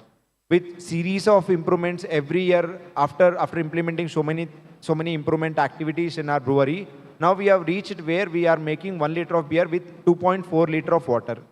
And with the now NIE environment, and we are also trying to harvest the rainwater. With that, we will achieve 1.9 liters to make 1 liter of beer. So, sir, from 5 to we have come up to 1.9. But your input is well taken, sir. In like coming forward or going forward, we'll definitely see that we'll use that less water. Yes, sir. Thank you. Nalini madam has a question. Yes. Somebody with the mic. Mic kodappa. Can I? Yeah, yeah. Yes. So, beer bottles are a really good reuse story for us, right? You can reuse the bottles. What percentage of bottle you're reusing? Because you said you're sending it to recycler. We don't want recycling. We want it to be reused. Okay. So I wanted to know what percentage do you reuse? Understood. So, for our beer industry, when I told sending back to the vendor is only a broken bottles, not the good bottles. So our beer bottles, whatever we manufacture the beer and send it to the consumers, all the bottles will take it back through a third party. The bottles will come back, and we have a well-equipped machinery which is a bottle washer. So that bottle washer will wash all the bottles what we get at a different stages. And to wash one bottle, it will take 45 minutes to wash a bottle. So that is the time it will take, and it has so many different kind of chemical time application in that. So all the bottles will get washed and will use. And currently, I'm answering you. What percent? So I'm coming to that. So with now what we are achieving here is 63% of the bottles what we manufacture is coming back to us and we are using it. But our target is 100%. I'll tell you why. Because every 1% of increase in that reused bottle, company, whatever the losses they are going, whatever the profit they are going to make is very huge. So we, not only on the sustainable part, is also a indirect economy to the organization. So we are always back on that. It is driven by top management again. So our target is to next 2030, we want to take it to 80%. Yeah. Sorry. Don't switch it off. It will automatically on. After a few seconds, it is on automatically.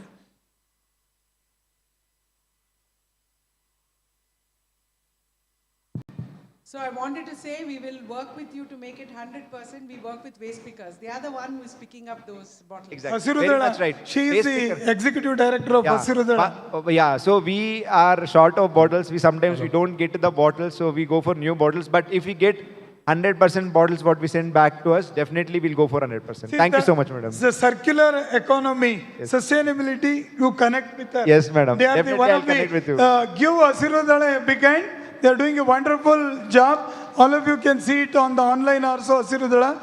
To see that the circular economy is created, please talk with them. Yes, madam. I'll So definitely we will connect work on water, they will work on the waste, the bottles to get to you back. Definitely. Any other questions? Yeah. Yeah.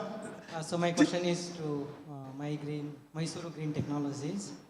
So it's interesting to know that you are building a technology to preserve the food, I think almost for 50 years, which you said. I think if that's going to be there, it's going to be amazing technology. I just wanted to understand, would you be able to elaborate more on what is that? Because with the preservatives, the life is, I think, probably 2 years, 3 years, what is being done. But then it is very, very interesting to know you can preserve the food for 50 years. Yeah, thank you for the question. I'm really glad you're asking it. So the primary technology that is going to be used here is called as freeze drying. Okay.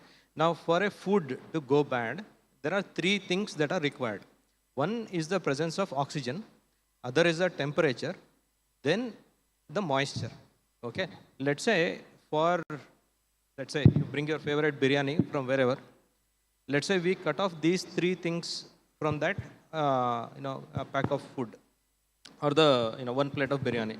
We remove 100% of the moisture, we remove the contact with oxygen, and we keep it at room temperature. Okay. Then there is no reason for the food to go bad. Okay. Now let's say if the whole content is hermetically sealed, then the only thing that is required at the point of consumption is the reconstitution with water. Okay. Now this is fundamentally the concept of freeze drying. Now, is this a new technology or is this something that is patented? No, it is a very old technology. It exists from 1970s. Okay, and how good is the food is the question. Okay, let's say from all the trials that we have done, both the food that we cooked as well as the food that we purchased from outside and trial tested on a lot of things. In terms of the taste, it is as good as just prepared. Not exaggerating. We conducted on various samples, both let's say bisibelabath, palau, anything that is rice based or just pure rice. We conducted on many things. Then the texture, the crunchiness, how it feels for eating, it is as good as just prepared. It is very good for gourmet food. So what is the downside or what is the challenge that we are facing right now to bring it to the market?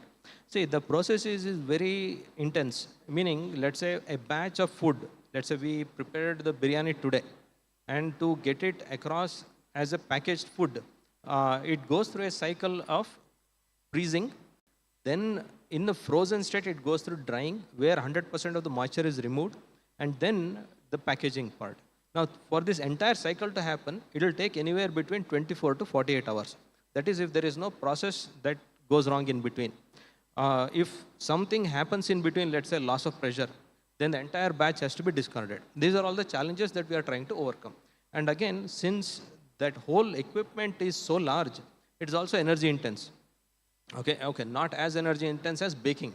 So it is basically cooling. It will take some amount of energy for cooling. It will go to -20, -30 in that order, and then vacuum.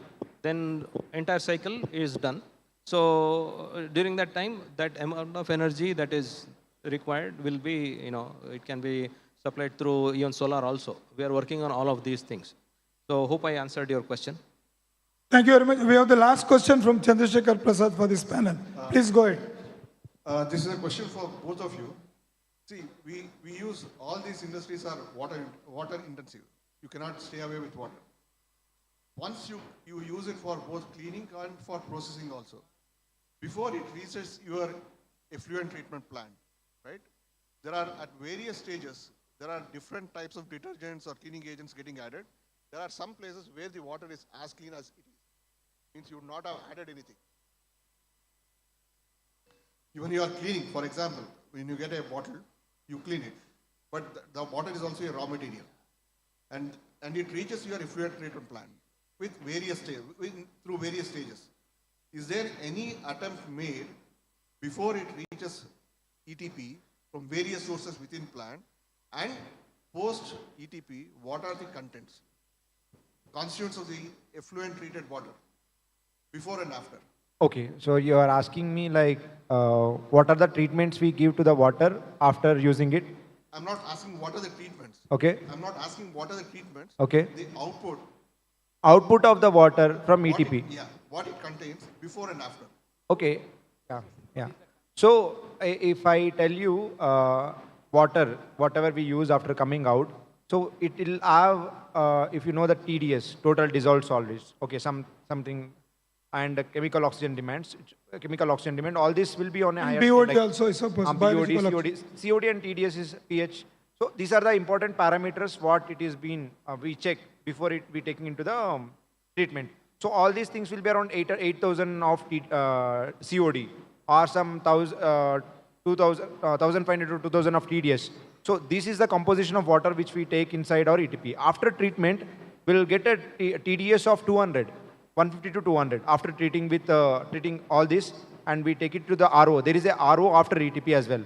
So after this, we'll get a TDS of 200 and COD of 10 to 15. So this is what the water which we get out of the ETP. So now the whatever has got segregated. There Okay. is a drastic reduction in some of those things.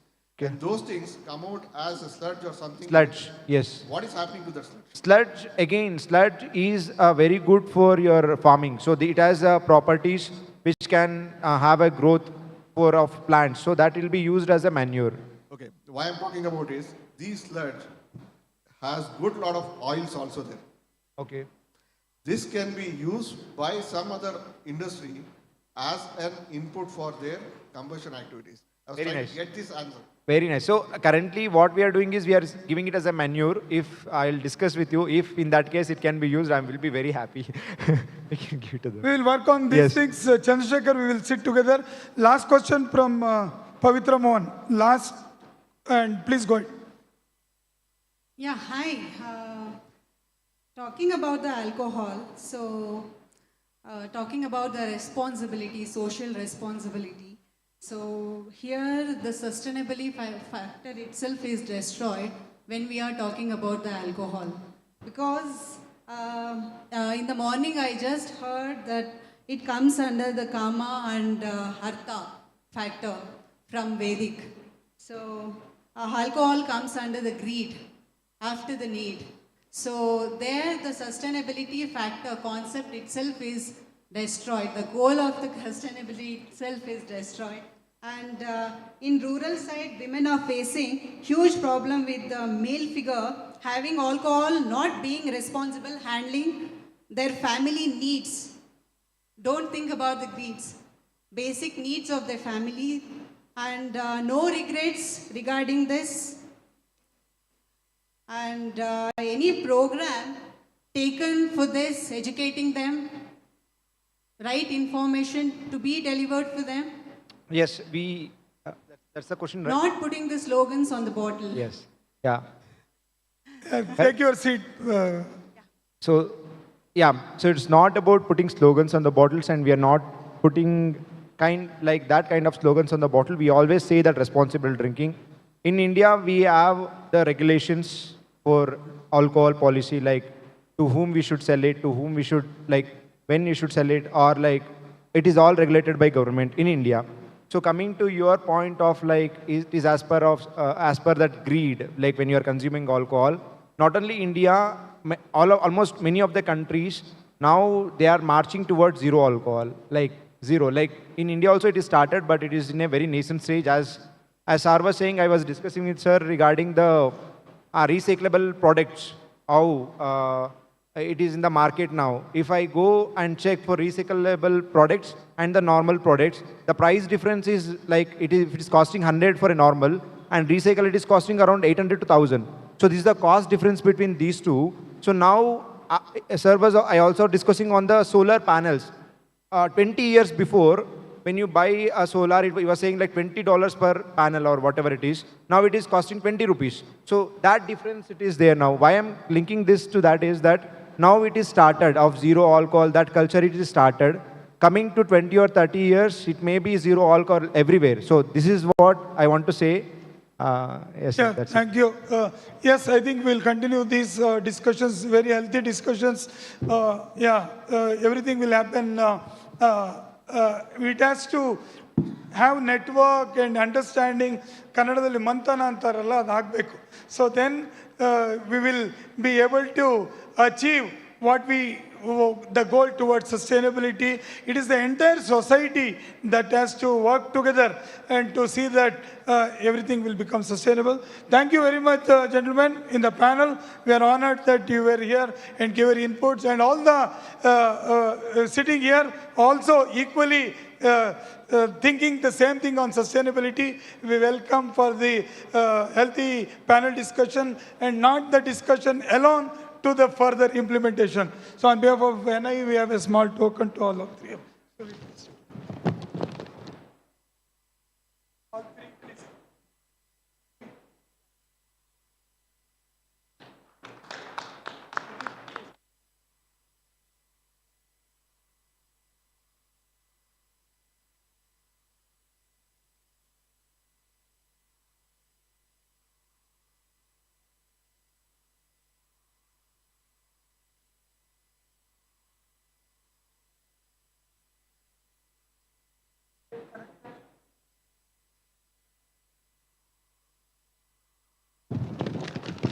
Thank you. Now, after this session, we have one more fantastic and a very innovative and also a session which can lead to many sustainable thought process. I call upon the panel discussion on sustainable products and circular economy, Ms. Namrata from Kalar Ashram. I request you to please come out to the dais. I request our team to have the new water glasses and the bottles. So, you change water bottle. Water chain madi. I want Professor Nataraj from RVC College, Bangalore. So welcome to you on the dais. Parshuram Hallur, I want you please come on to the dais. Mahesh from LTTS, I want you to be on the dais. Priyanshu from Lemgo, Germany, TH onto the dais. And our moderator Vinay Kulkarni, please give them a big hand. Please come out to the dais. So I request our student volunteers to help us put 2 more chairs and also replace the glass, water glass. So we are not using any plastic, as you can see. We're using the glass water bottles, and make sure that we get the glass tumblers. And also everywhere in the food you have seen, we are not used even the paper glasses. We have put our effort to get good steel glasses. I have procured to NIE so that we can use it in all programs and see that it's cleaned properly for every cycle and reused again and again. Next program also, same thing will continue. And Chandru, as Chandrasekhar, we were talking, so every event in NIE will happen this. Thank you very much. We want everybody to please be seated.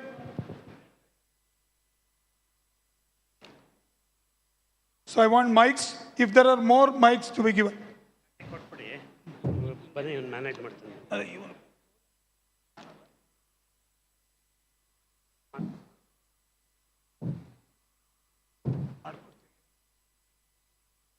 So the panel discussion, sustainable products and circular economy.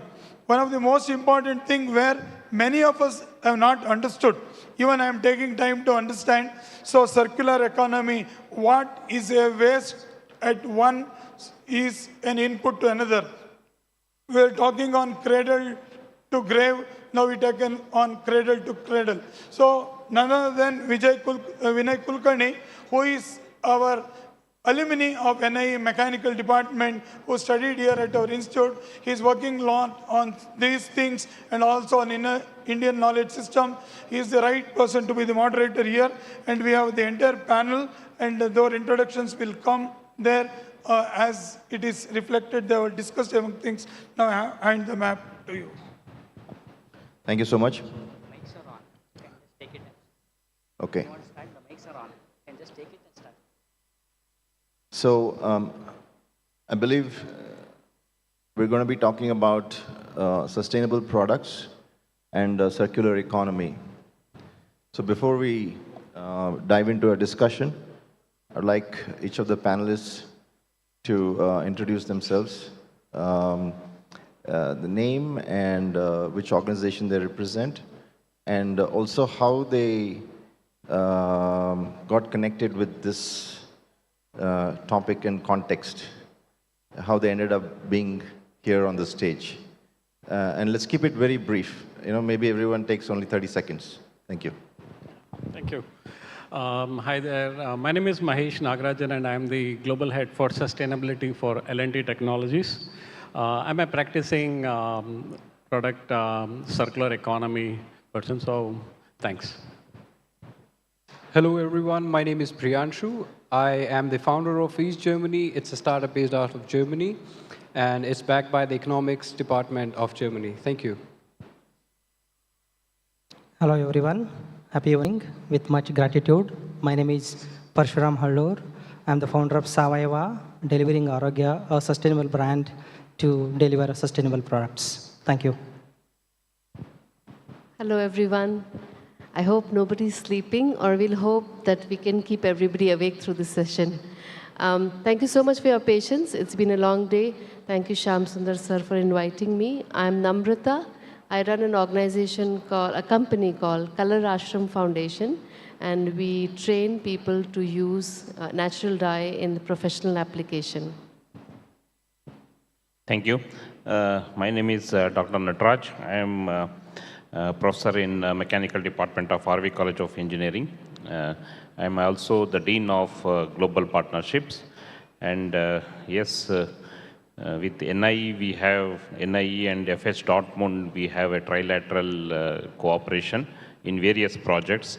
And one of the pivotal person from NIE is, of course, Professor Shyam Sundar. So that's how is my association with NIE and for this conference.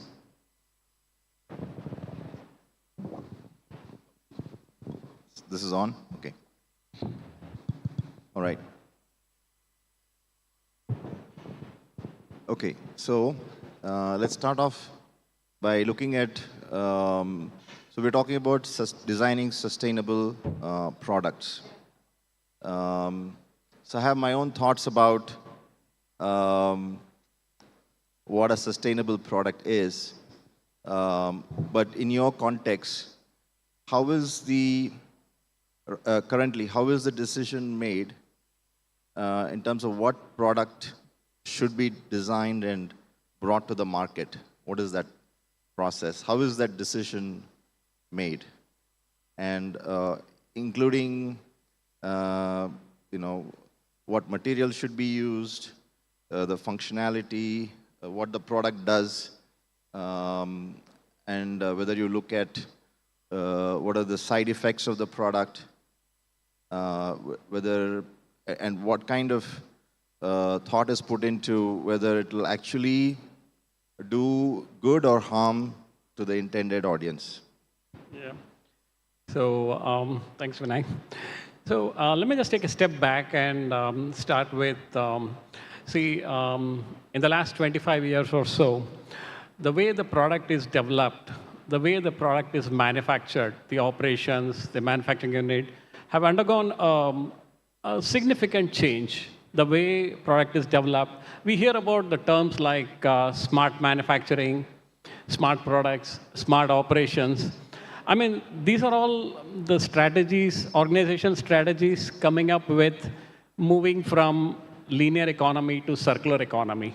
So when you say circular economy, simple circular economy refers to the production and consumption model which ensures sustainable future by focusing on reduction of raw material usage, optimization of resources like energy and water. The third part is you're looking at how you design the product itself. And last part is minimizing waste by recyclability, reusability, refurnishing, retrofits. I mean, there are so many things. Right to repair is now the newest term coined in. Now, how does this whole circular economy policy become so important? I mean, this started way back in 2002, 2005. China came up with some guidelines.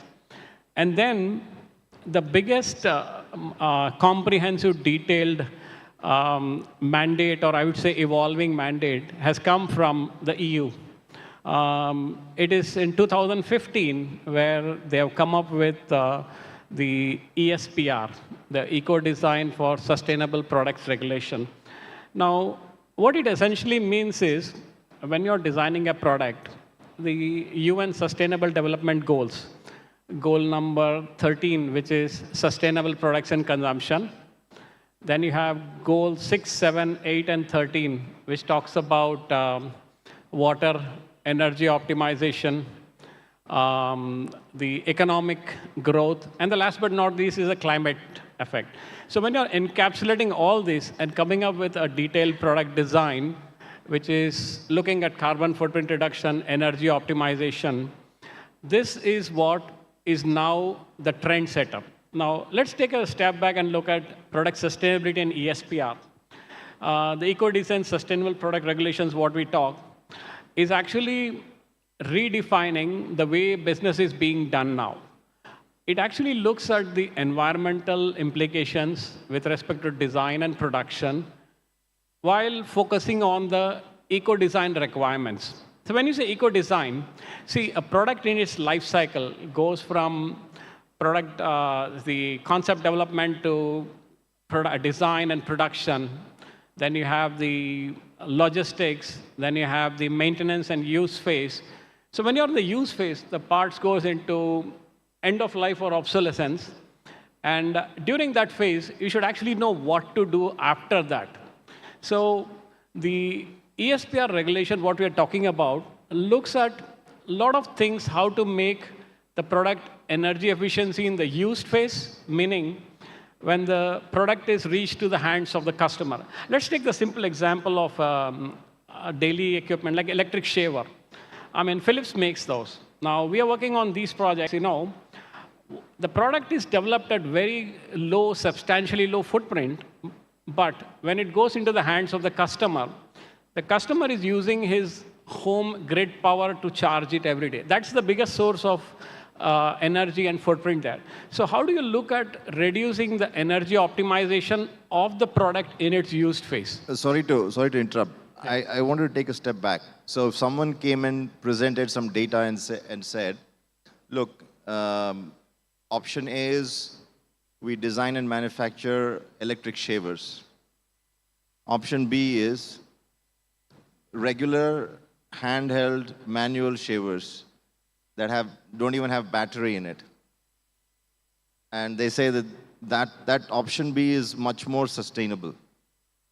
Then what will you do?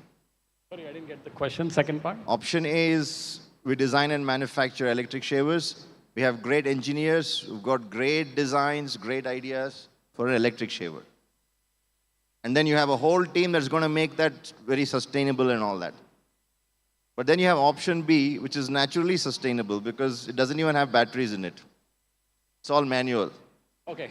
So how will you decide whether we should take A to the market or B to the market? Okay, I think that's a very similar cliche question. The way to answer that is, it's on everybody's own comfort level what they want to take up and use. And I still see people using the old razors, right, which is manual and there is no amount of footprint in it. But again, the kind of material which goes to make those razors, plastics. So right now, I think most of these material is made up of biodegradable materials. So the use of plastics is being reduced. The single-use plastic is being definitely reduced a lot. So that needs to be a balance how we want to look at it. It's on personal choice. So again, it's a matter of how we want to look at from a comfort standpoint and whatever manual or automatic. Yeah. We were talking about circular economy, and we all come from India. And jugaad is something that's very prominent and very deep-rootedly in our society. And that's something that comes into consideration when you think about circular economy. It's about using something that's a waste for someone, but can be beneficial for someone else. So in our Indian... Actually, sorry to interrupt. We want to get to circular economy, but before that, yes, I want to talk about how is the decision to design, produce, and launch a product. Yes. I want to talk about that decision-making process. Oh, 100%. I mean, I come from a sector, I'm a startup owner. Yeah. And my company, we are in the service sector. So not prominently about a product, but even thinking about a service sector, how do you think your service is sustainable? For example, we help international students come to Germany and integrate themselves. What we do as a big part of sustainability and also circular economy is that we consciously decide that the first people or the first generation that we help bring to Germany, this will be the next generation or helping the next generation come. So once we invested in these people, now they will be our sustainable buddies helping the next generation. So this way we use once a resource and we reuse it in the circular economy. So this is a decision made consciously, also saves a lot of cost for us. So this is how we use it in the service sector, not just products. Okay. Yep. Okay, so to your question, how do you ensure we design the products for sustainable? I think one of the fundamental principles of sustainable product is design for the durability and design for the longevity, right? And also use the principle of make, use, and reuse or recycle, right? That is the principle we apply.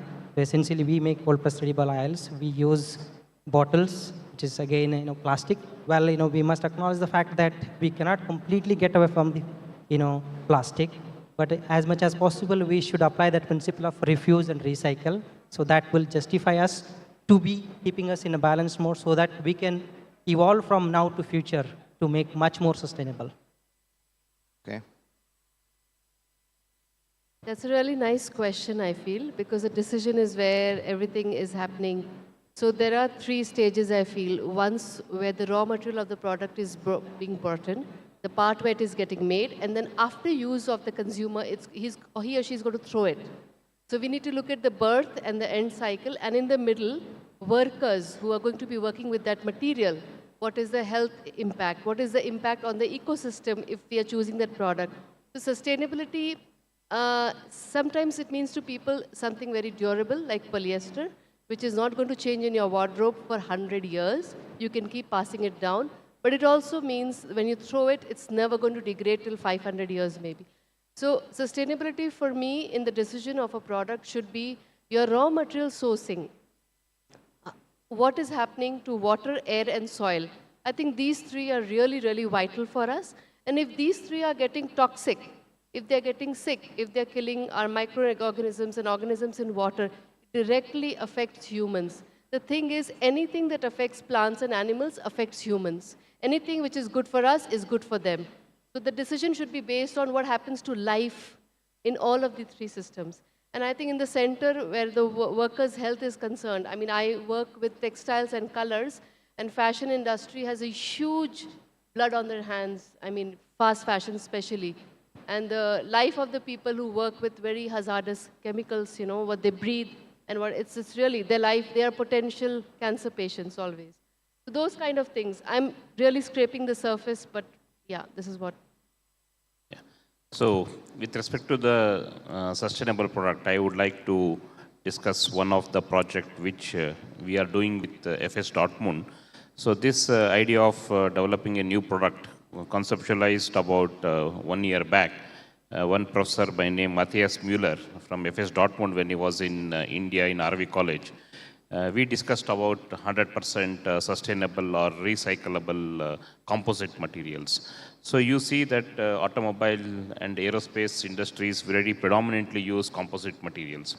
So in those composite materials, using both, a typical composite material has both reinforcement and a matrix, two components. And getting reinforcement, typically we can make use of sustainable material like some fibers, natural fibers, coir, there is coconut fibers, jute fibers, there is some, even cotton fibers. So such type of fibers are used, and we can, engineering automobile industry has accepted those things. But the real challenge was using a matrix material, which is very predominantly used till date was epoxy resin. Epoxy resin is again a thermoset material, and it does not degrade. So in the last 20 years, automobile industry, aerospace industry embraced this composite, this epoxy resin because of the ease in which you could make this product from manufacturability point of view and the strength point of view. And now, when there is a talk of sustainability and recyclability that is now coming to haunt us. So this entire materials community is now looking at thermoplastics material which we can use and develop a new product out of it, so that at the end of its life cycle, it becomes recyclable or degradable.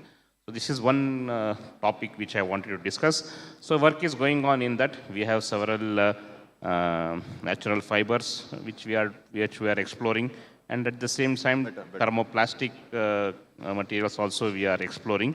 So we are hopeful that we will develop several components which the automobile industry will embrace from more sustainable point of view. So this is one design to production and its end life usage, or till the end of its life. I wanted to share one example.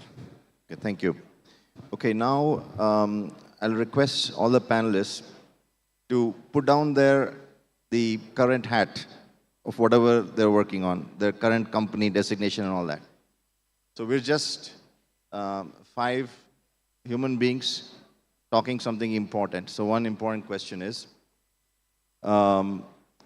should products drive lifestyle, or should products be designed to match a lifestyle? For example, historically, what is the food that we eat, right? It's a lot of rice, lentils, things that are grown locally. In 1998, 99, pizza came into the country. and conquered the whole country. And now, newborn babies have heard about pizza. As soon as they're born, they ask pizza and pasta, right? So the product comes from somewhere and starts driving the lifestyle. Okay, so you see the issue here. So before we go into the specifics of product design, and this is like a fundamental question. So should we design the lifestyle based on thousands of years of knowledge that we have, and based on our idea of what is the purpose of life? Based on the purpose of life, the lifestyle gets designed to achieve that purpose, and the products that are brought in the market should support the lifestyle to help us achieve our life goals. Shouldn't it be that way versus some new product comes to the market and I buy the product and I change my lifestyle and I forget the purpose of my life? Hello, is it audible? Yeah, that's a brilliant question, and you kind of gave in a lot of clues to answer, but it's a brilliant question, a brilliant thought. I like the way you're thinking and asking, I would say. So, but what will happen to all the marketing people? I don't know about that, because that's the biggest. I think I don't know if I'm roughly saying, but I think 90% of budgets of a company is for marketing and 10% for the product maybe. That's why the quality can be really bad, but the marketing is going to be great. So to your question, of course, sensibly, it makes sense that the products match the lifestyle of the person. If the person is living in a village, if the person is living in a city, in a particular tropical country, we don't need to wear polyesters day in and day out because we need to breathe. It's a tropical country, it's moisture, sun. But in Germany, where Priyanshu is like, they need something which will cut out the air so that they can, in the cold, you know. So, I mean, the first designer who put an unsustainable market on the ramp, and from where it started, they used raincoat material in the fashion show. And that's how the love for glitter and, you know, this whole thing, and it started like that. We do need functional clothing in functional areas. For example, a firefighter, a raincoat, a particular job that, you know, requires that functionality. These functionalities of textiles are extremely hazardous, extremely. You don't need it in everywhere clothing. You don't need something wrinkle-free, which will repel water, all of this. When you ask for functionality of that kind, you are asking for toxins. So yes, it should match the lifestyle of the, and we don't have to wear raincoat in fashion. Okay. Yeah, I think it's $1 million question.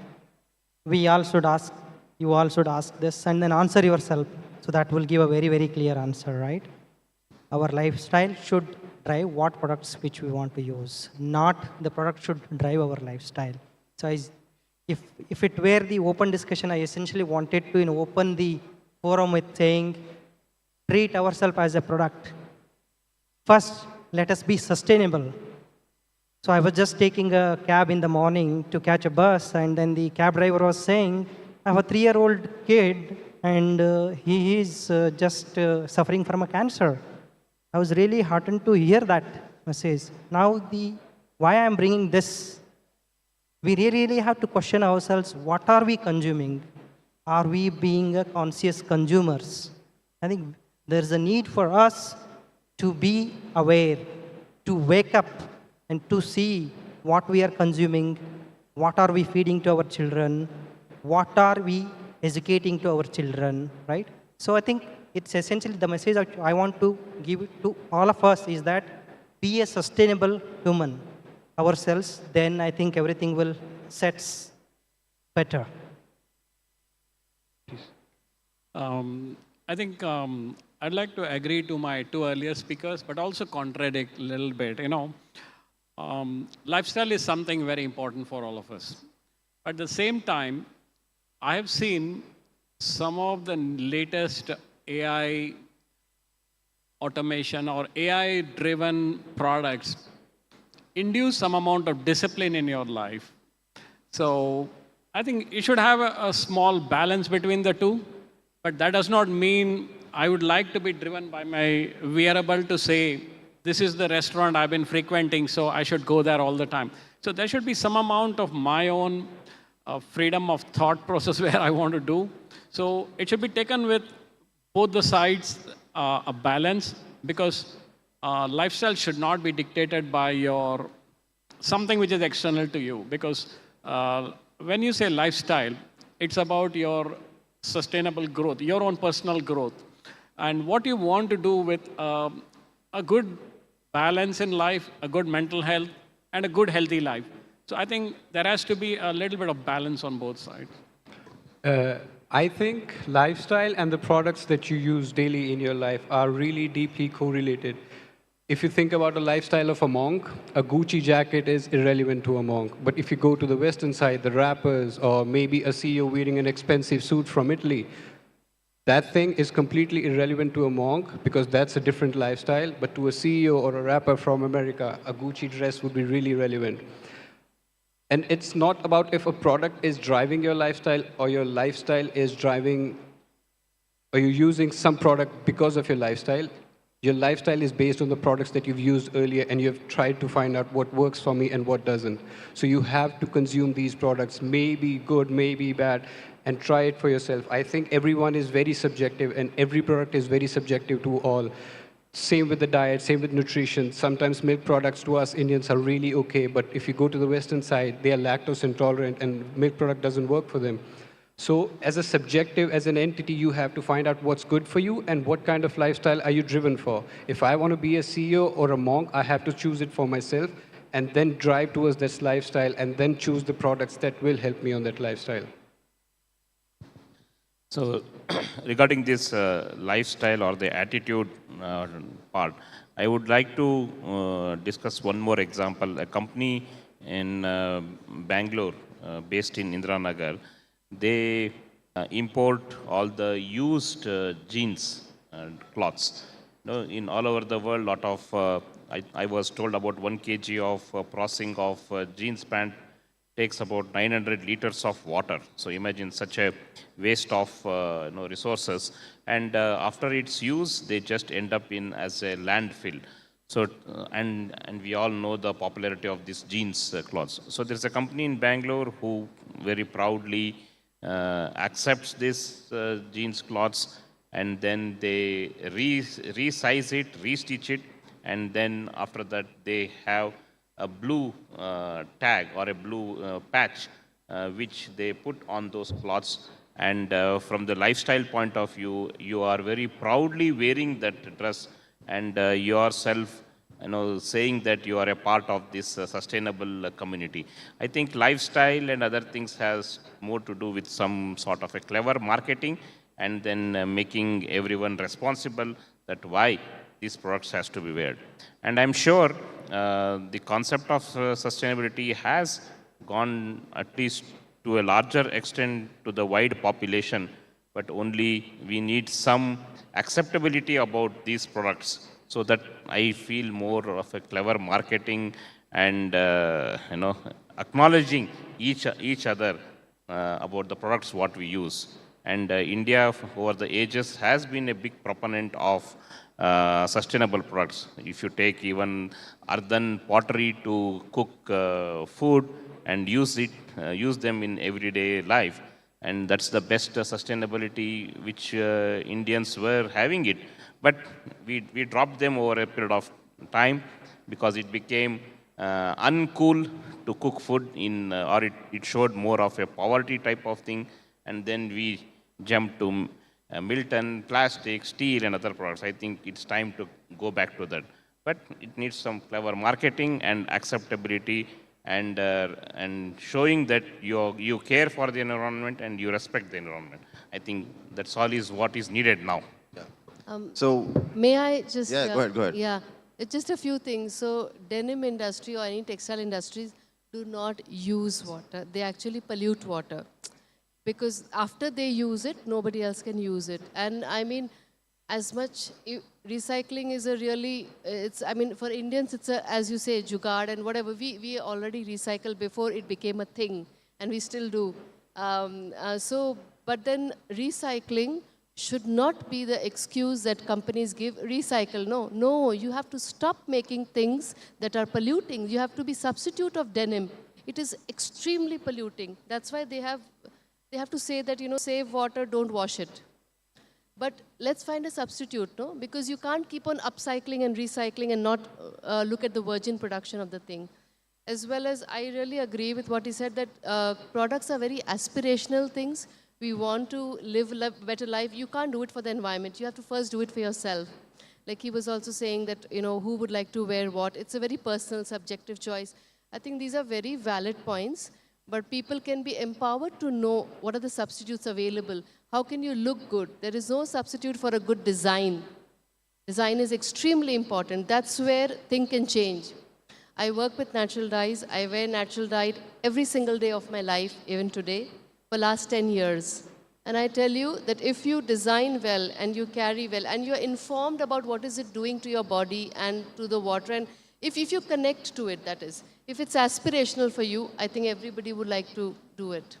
Thank you, sir. So, those are great answers. So they actually generate some more questions. So my grandfather had a tote bag, basically a bag, what we call chila in Kannada, right? And he used that chila his whole life. So every time we go to the market, he takes that chila, and you know how many of our groceries or fruits fit into that chila, he brings it. And it's always a walk to the market, never a drive or an auto. It's a walk to the market. And for me as a kid, it was a walk with the grandfather to the market, right? And when he passed away, he left that chila, tote bag, behind. And his grandchildren can still use that tote bag. Can anything be more sustainable than that? And then there's thousands of people like that. You all had the same experience. And then someone came and told these guys that you're very old-fashioned. And, you know, you should actually use this very nicely designed plastic bag. And then you have to keep replacing this plastic bag every few days. So that's the in thing, right? So, you know, so it's coming back to that, you know, in terms of the big elephant in the room is our companies like a car where the driver has to press both the accelerator and the brake at the same time. So the accelerator is the growth. So especially if it's a public company, the CEO is paid a lot of money and he's under pressure to keep producing continuous growth. You know, quarter by quarter growth, right? He has to produce that kind of growth. And because he has to produce that kind of growth, and I've been in that position, when certain markets get saturated, then I had to sit with my team and think, okay, where can I get the next growth from? Then I had to look at, okay, we have exhausted everything in America, let's take this product to, same product, new market. So let's take it to India. And the product was never designed for India. Okay, let's market it. Let's spin it. You know, let's make people believe that they really need it. Okay, so that's the way the growth thing will grow. At the same time, he's under pressure to comply with the government regulation. We have to be more sustainable. You know, you have to pollute less. You have to, you know, rein in your carbon footprint, right? So the CEO is pressing accelerator and brake, accelerator and brake. So these are conflicting goals, right? So how do we go about it? Isn't the root cause, either it is that everybody wants to have everything everywhere. So does someone living in India really need to use all the products that are manufactured in America and elsewhere? Or someone living in north of India really has to use products used in, why can't he use what is local, natural, you know, so support more local economies? Or is there some other way, can this accelerate and brake dilemma be solved? What is your answer to that? Sure, why not?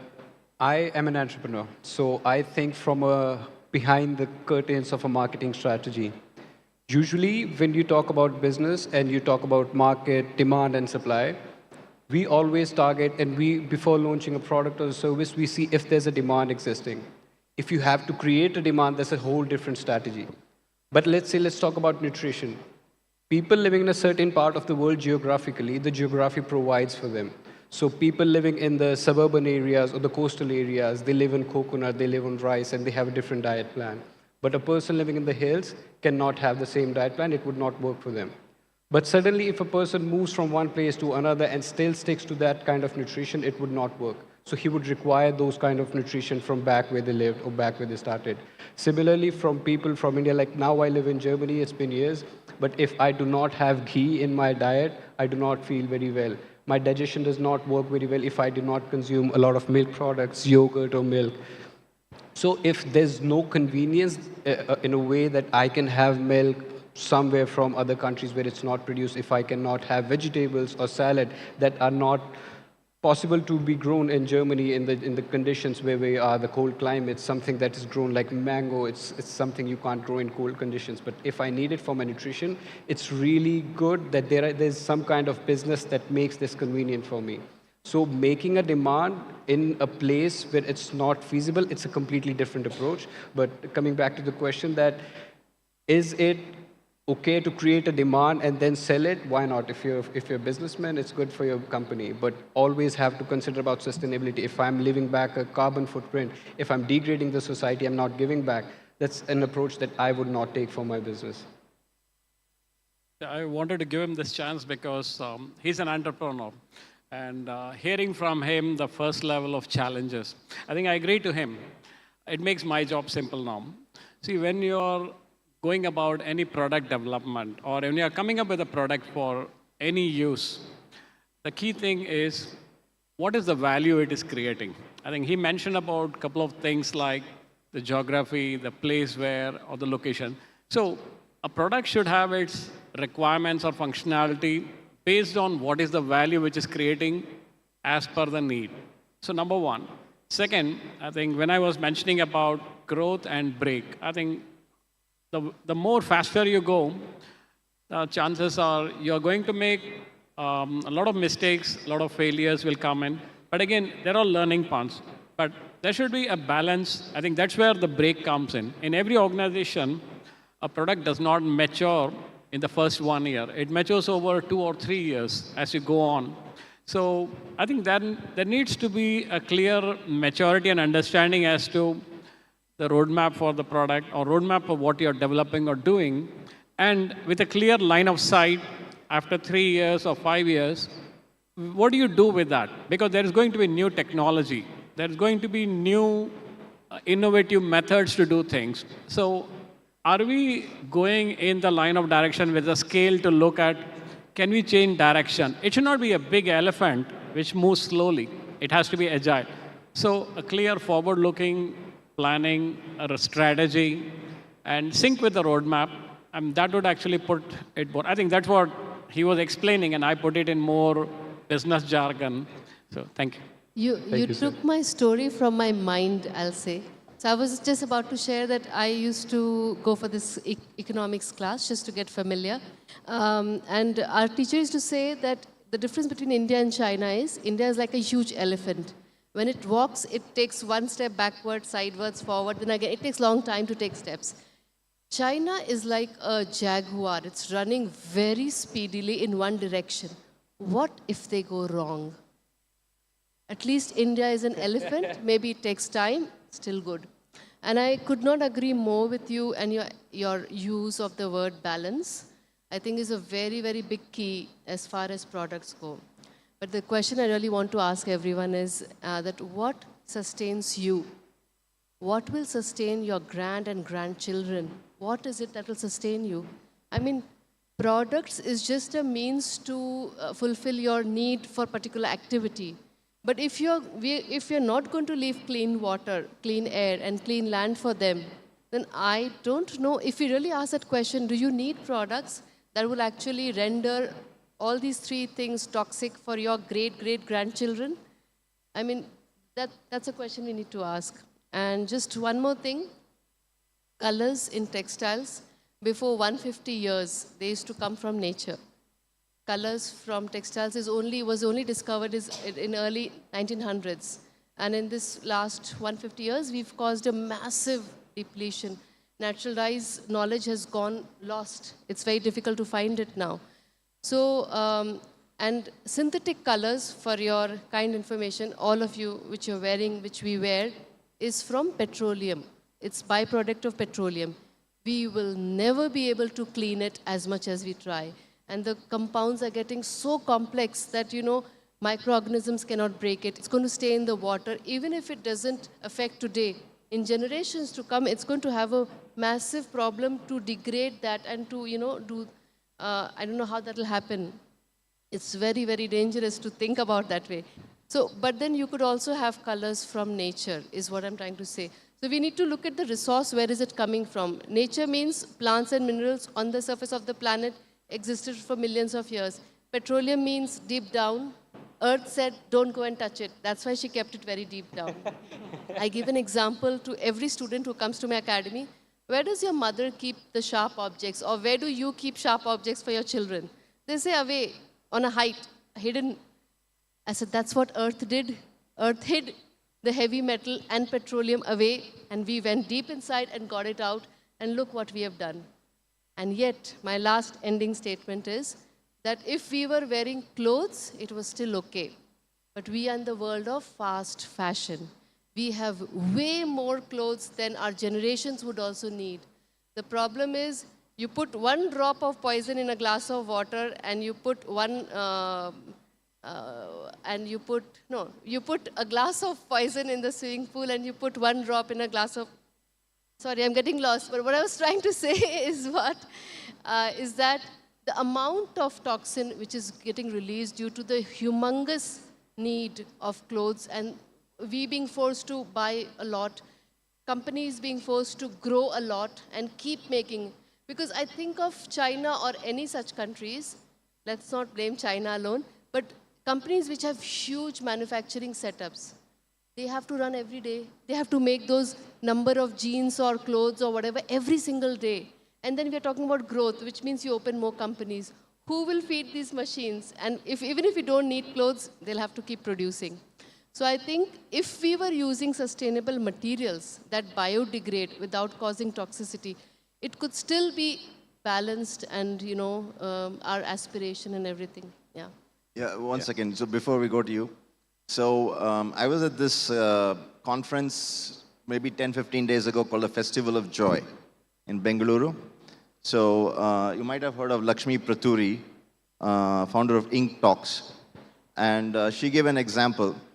So now she's traveling a lot all over the country and all over the world. And so she's come up with a system. Instead of staying at hotels, she has a network of friends, and she just stays with her friends. And then she only carries a small, very small bag. And she just borrows saris from her friends wherever she goes. She wears them when she's there and gives it back. Right? So that's a great example of, you know,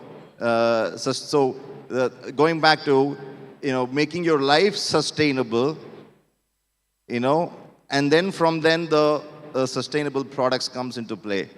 Another example is Johnson & Johnson. I found out an article that Johnson & Johnson Band-Aids, when you put them on a wound, open wound, they have carcinogenic chemicals that are going straight into the bloodstream. A simple Band-Aid. And you know, your kids love Band-Aids, right? When my daughter was small, she, you know, I had to buy her lots of Band-Aids. She just likes to put Band-Aids all over. But in India, we have a simple solution. Just use turmeric, right? And Ayurveda has given a complete solution, right? Rise with the sun and go to bed with the sun. Eat what is local and what is seasonal, right? And so many things like that. And also food combinations and so on. So if you just make that into your matrix, your dinachari, your lifestyle is already sustainable.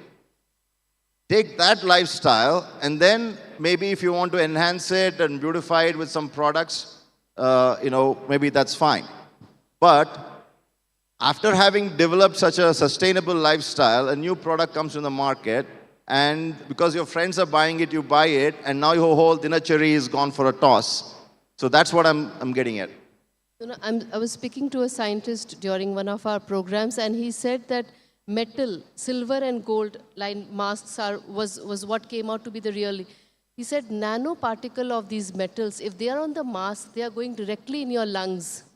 Nobody could be like far from danger in this case, but that's what was selling at a very premium rate. So what he was saying was scientists do tell people that this is what, but the companies and the industries, they are not listening to a lot of things scientists are saying. Scientists will speak the truth about the harm, hazard, and everything. They tell that copper is harmful, this is harmful, that is harmful. But in the lieu of making new products and giving something different from in mask, how much more different things can you give? That's like, we are doing some very dangerous things. May I just, if it's okay.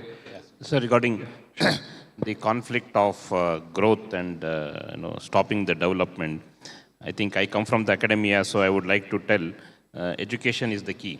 And I know through my daughter, through their schools and all, schools are already giving extensive knowledge about what is sustainable, what is not, and encouraging the students to come up with sustainable products.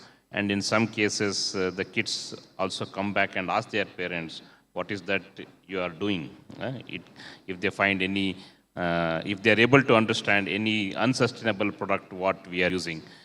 The second one, that's at the school levels. At our engineering college, there are several courses which enlighten them about what is sustainability and what is important to the planet Earth, what are the various ways in which you can achieve the sustainability.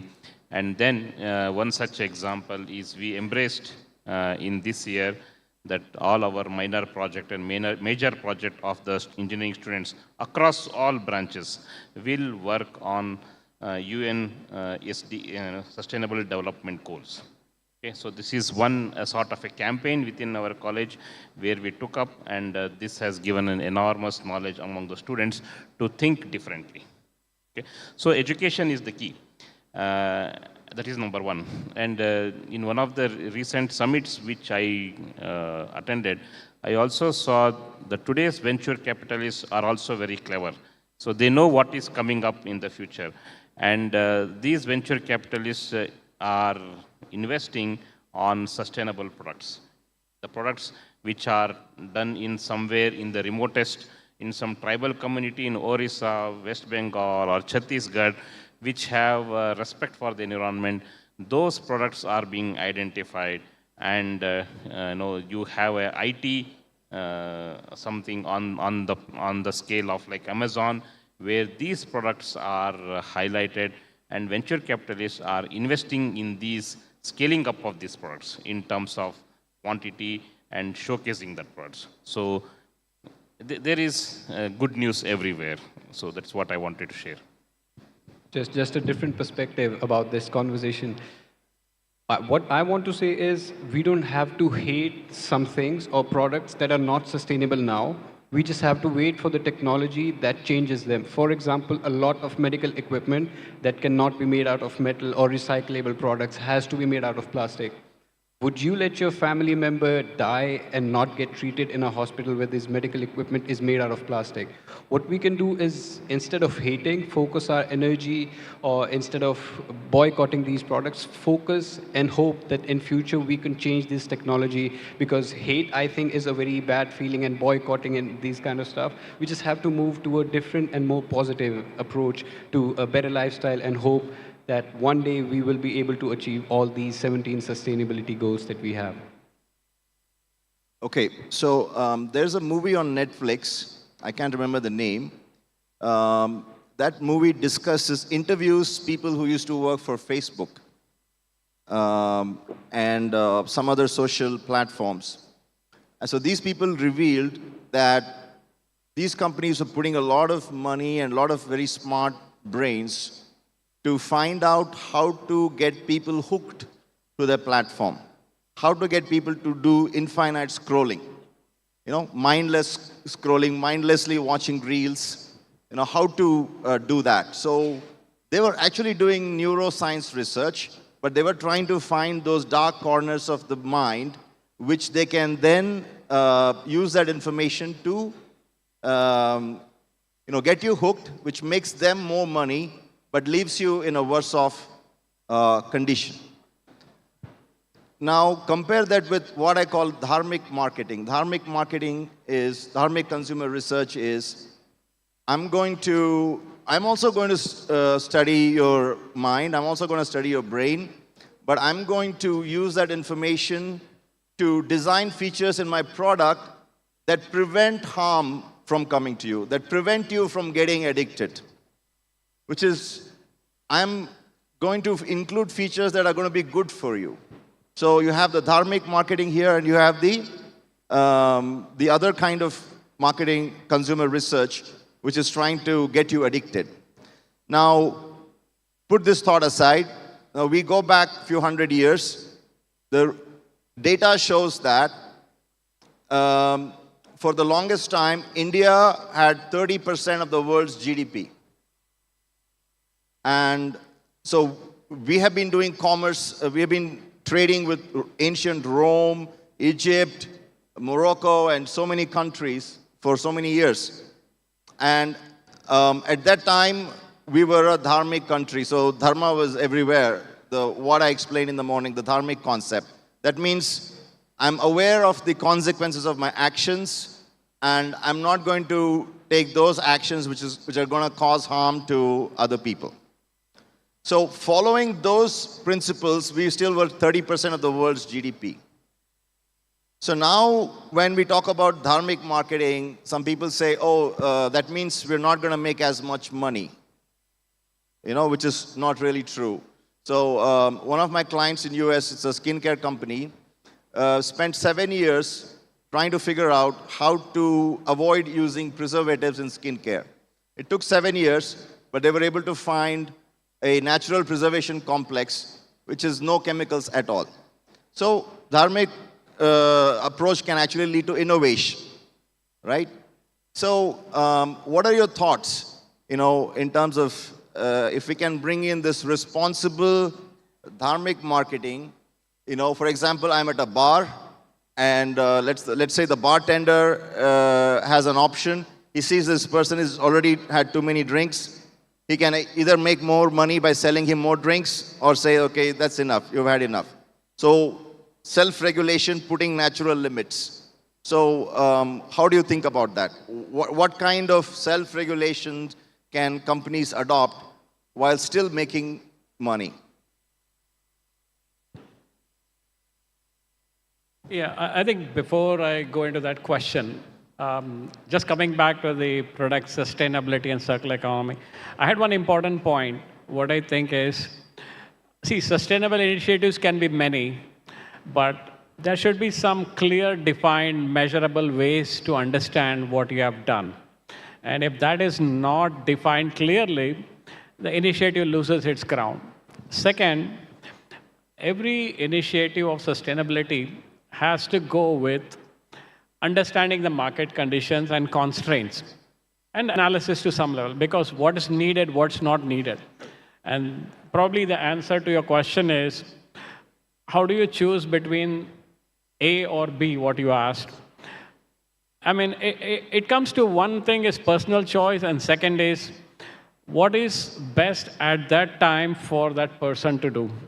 So I think probably a forced or a decision or influencing decision would not be very conducive. It has to be more consensual when you make a decision on whether you go for A or B. The question what you asked, I don't know, the two kinds of things what you asked. So that's what I would like to say. Yeah, if I can take, because I agree with Sir a lot here, that it has to be consensual. Actually, nobody needs to teach or advise anybody. Everybody's intelligence is enough for us to decide what is good and what is bad. We need to inform people, let them know what is it, and then let them make the choice. That's the best. No influencing, no propaganda, no changing any. I think changing the world is a worst slogan, I feel. We don't need to change the world. We just need to let people choose and let people be informed about it. So answering your question, most sustainable, because I work in sustainability, so my network is all sustainable brands. If you see their Instagram or whatever, they will always inform that, okay, buy this, but please also buy less. Please also recycle. Please also repair. The thing is, what you spoke about is consciousness. And expanding your consciousness to evolve that products will never make you happy. Products will never elevate your confidence. Ultimately, it is what you have inside. If inside you're not feeling beautiful, nothing on the outside can make you feel beautiful. So I think sustainable brands always try to put that forward, that don't buy so much, even though you buy. So it's contradicting, but that's about consciousness. Yeah, I think the time is up. But if I have to summarize it in a one word, stay authentic. Don't fall for the duty marketing, right? So that's a very key message which I want to pass, right? Those who speak authentic, just buy that authentic information, because there's a lot of duty, because companies have been selling, false selling, right? So they want to show this is the kind of lifestyle. I don't know, this is the kind of confidence you can build when you use my product. No, that is not right. It has to be always coming from inside. The confidence has to come from inside. Just because I use one product of that particular company, I can't come and sit here and then speak what I'm speaking today. So stay authentic. Listen to the authentic is the summary I want to make. I like to, I mean, when I met you, I'm so sorry, just I'll take 1 second. I looked at you and I looked at your smile and the grip of your handshake and I said, oh, this is an interesting gentleman, not at what you were wearing. Thank you. Okay. I want to just ask, in this capitalistic society, who are our heroes? Someone who makes a lot of money, the companies which are indulged in making huge profits, we appreciate them, we celebrate them. So I think that is our scale. So there should be a new scale, new index where we celebrate the companies or the individuals who are more sustainable oriented, who are more respect to the environment. Why don't we find a new Elon Musk, or why don't we find a new Jeff Bezos who has responsibility for environment? The index is sustainability, not profitability. So can we identify such type of heroes, celebrate them, and make them more as a heroes? Take, for example, in one of the previous talk, we also spoke about Mahatma Gandhi. Mahatma Gandhi himself was a big proponent of sustainable products. But do we really celebrate him for those things? In this new age, we have to reinvent Mahatma Gandhi now. So these type of new ideas should come, and I think a forum or conferences like this can give a food for thought for the young entrepreneurs to think on these lines. So wonderful. Thank you so much to all the panelists. Now I want to open it up to the audience. Questions? Anyone has questions?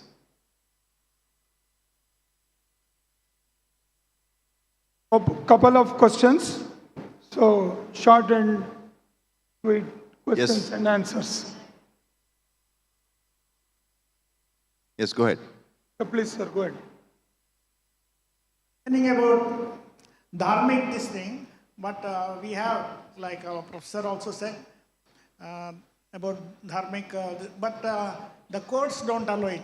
They have something, not if not court, at least the lawyers don't allow it. We have seen it recently in the case of Patanjali. You see, he has been doing a wonderful job, yoga practicing and also selling so many medicines, but he has been prosecuted. That's very unfortunate. It's not a question, but just sure. Think I'm telling. Yeah, go ahead. Yeah, this is for all the panelists. I worked as a research scientist in petrochemical companies as well as pharmaceutical companies. The stark reality is when you, many of these petrochemical companies are pharmaceutical companies. For 1 kg of the useful product produced, you have 20 kgs of waste that's generated. And for this 1 kg of product that is produced, the business strategies, the business goals, business objectives make sure that the product goes to the nook and corner of the world. But whereas when the waste is generated, the organization has to think about itself, or they don't go beyond. I mean, they just try to either landfill or do all nonsense. And there are so many other issues. So on one side, we talk about marketing the product and pushing the product to nook and corner of the world. And on the other side, we are creating burden to the planet. So I just wanted to hear from the panelists, what exactly do you think is something an individual should do, an organization do, or the community should do at large? The communities should do at large. Can I take that? So thanks for the question. So I'll answer it from oil and gas, petrochemical side. The question what you asked is the amount of waste generated or amount of non-reusable material generated for the production. See, the way it works is, right now the #1 priority for all the global companies is reduction in energy consumption, which is the #1 clear intent for every organization. So when you're talking about energy, you also talk about the various utilities. The utilities would be water, compressed air, natural gas. Now, see, waste can be in any forms. It can be in the form of energy being used at a massive level or water being wasted. Simple example, we have recently done almost 800 sites across India for metro, high-speed rail, thermal plants, where water is being used from ponds, wells, municipality, tap, and groundwater. Municipality is metered. Now, how do you reckon to measure the pond water or the groundwater or the water which is coming from the wells? So, the clear intent of getting all these, I think somebody was talking about water metering, flow meters. So, getting all the water measured, which is being taken from every aspect, and very clearly have it audited by a third party, because there needs to be a clear intent that is being done without any conflict of interest, and then show that water, every water which is used is recycled, or except for the condensate waste and evaporation, what he said, ZLD or any other technique, water mapping, monitoring and optimization. So second, when you're looking at energy, I mean, you have all the equipments like boilers, turbines, or you have these heat exchangers working. People actually, these are legacy factories 30 to 40 years old, the petrochemicals, oil and gas. They have so much of inefficiency built in them because at the time of producing the installation and the standard operating procedure setup, the machines are running. Now, when you're looking at 30, 40 years down the line, a lot of efficiency in the apps of desludging in the pipe, scaling, or the pinch analysis they call. I mean, because you're talking from petrochemicals, you must be knowing pinch analysis. So how does the efficiency, the temperature difference, how the temperature conductivity is getting mattered, all these actually pave the way for reduction of waste. Moment your equipments are efficient, moment your energy consumption is at an optimum level, water is at optimum level, your seamless process flow, whatever you're doing, will also reduce. The waste will also reduce. Second, landfill. I mean, people are now talking about reduction of landfill by a couple of things. One is recycle and reusability. Simple thing, when you're looking at some construction or an office building which is demolished, the demolished civil structure is actually recycled for some other form. People have come up with technologies to incinerate and bring that back, including iron and steel, which is being used. And the reduction of landfill is possible by a lot of new methodologies like using biodegradable material, using simple plastics. Somebody was talking about plastic packaging and bottling, you know. So if you look at all the packaging, that's also one form of waste, which if you use plastics, which is single-use plastic, medical industries use it. I mean, plastics and polythenes, which is coming in for syringes and all those. So people are looking at moving from the plastics to some alternative additive engineering, which is going up more better solutions for these. Scissors, which are being used of stainless steel, now coming up with ceramics and PEEK, which is a new material coming up. So waste, reduction of waste, reusability, and retrofit or refurbish. Simple example I'll tell you, washing machines which are being used now, 5 years back or 8 years back, if a PCB is broken, they will just replace the PCB. They will not look at what component has failed. But with the new regulations kicking in ESPR, the right to repair has taken a prominence that identifying that one single component has failed, remove it, put it back, and then put the PC back. So you are actually sustaining the entire thing, not putting it as taking it out for landfill or any other aspects. So there are multiple ways how we look at from a mechanical side, electrical, electronic side, product material. I think somebody talked about materials aspect in our panel. The materials is one of the key things, what material to choose, what to go about with the life of the component. So, and this is how the whole process industry is also looking at petrochemicals or whatever you call it, the oil and gas and other aspects. I just want to quickly add, thank you, sir, for the good question again. 3 things. First of all, I agree to sir. I think the element of removing inefficiency, all this is way, like that's why engineering and regulations come extremely important. But 3 things I would like to say. Number 1 is include women or your feminine energy into work where decisions are getting made. Because there is something very inherent in a feminine energy, which you also have, women have naturally, to think about the impact on the environment. I don't see women in the decision department or in industries at all. I think it's important, and I'm not saying it lightly. Number 2 is like individually, if we just care for the things that we use, if we use our car, our mobile, whatever properly, and we don't replace or we don't, misuse, abuse it, that's a huge thing. If you're using plastic bottle, polyester, keep it on top of the surface. Don't let it go to the landfill.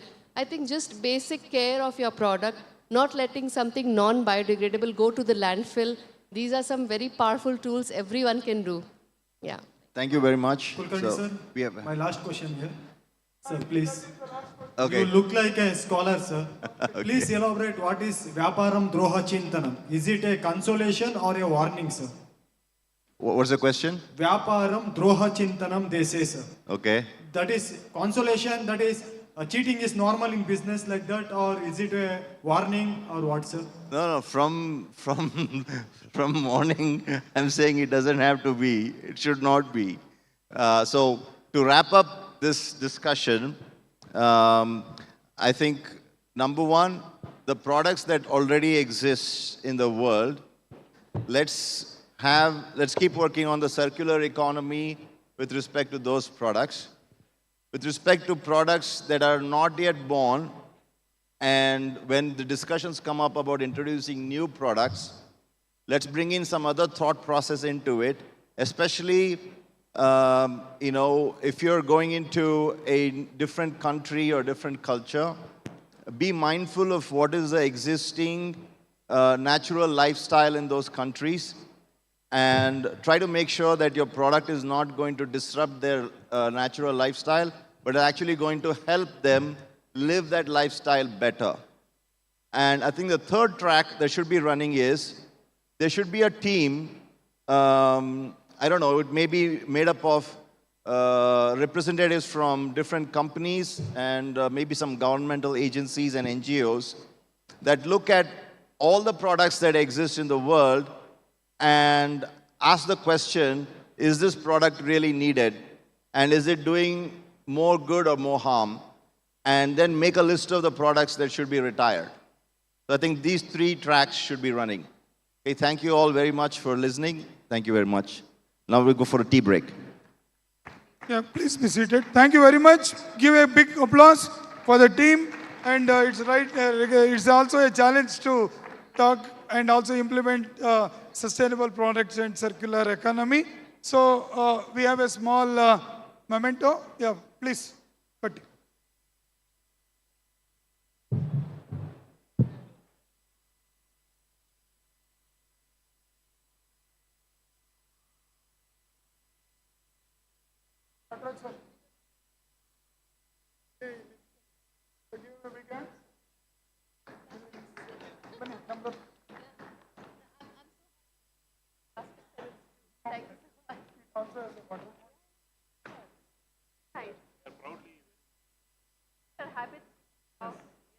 Everybody,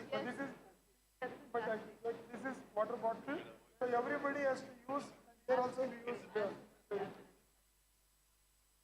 the please come. Number here.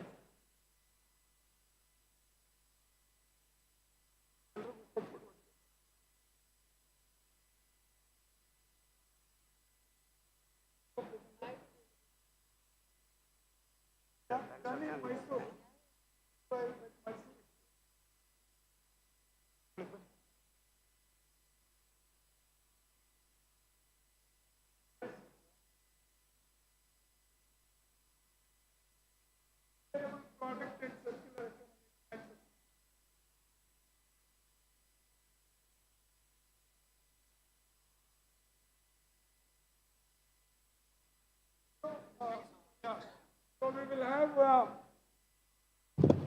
we will have a tea break now. I request all the VIPs to join for the tea at the VIP lounge. We also have for the valedictory, we have the speakers coming. We have Sriram, sir, please. So being a, give him a big hand. So he is part of IGBC, Indian Green Building Council. He is at the national level and also Mysorean. And we have Nalini Shekhar. She's there, I can see her. She is part of our keynote in the valedictory. We have Vinod Rajamani. So he's also part of our keynote speaker in the valedictory and a host of other dignitaries. We have time for networking and also the tea break there. We request all the VIPs and also guests and also our own faculty members, students to have tea. Come here exactly at 5:25. I'm not seeing the time, but exactly at 5:30 we want to start. So we will network now. So a great opportunity to network among ourselves, get connected. So please join for the tea. Thank you. We'll come back here by 5:25.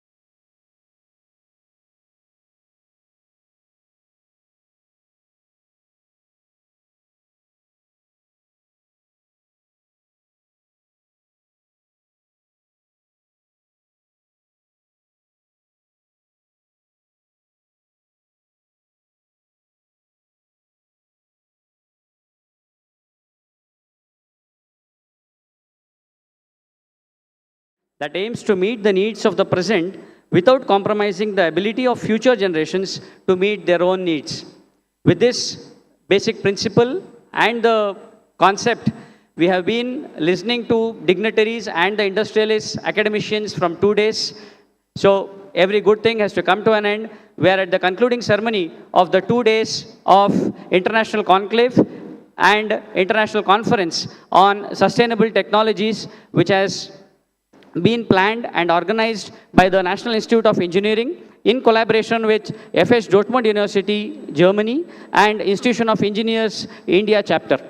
Now I request Professor Shyam Sundar and Dr. KRP sir, who have been the conveners of the event, to escort the dignitaries onto the dais.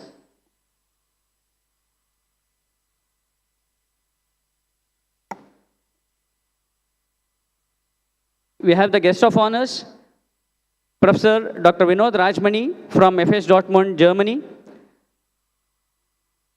Sriram sir, and Mrs. Nalini Shekhar from Hasirudala.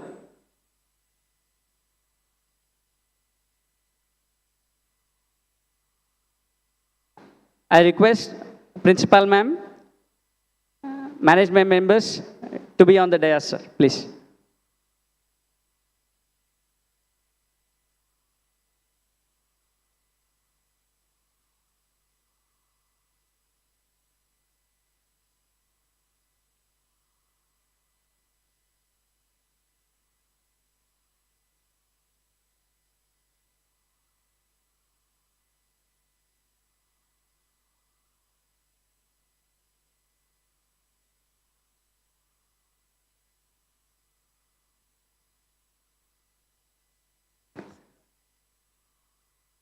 I request the co-chair of the event, Dr. Imran Jamaladar, to be on the dais.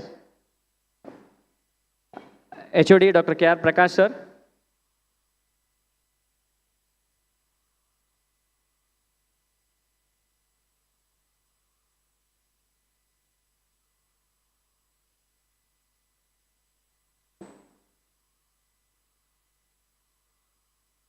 I request Dr. Rampur Srinath, who is representing Institution of Engineers, India, to be on the dais, please.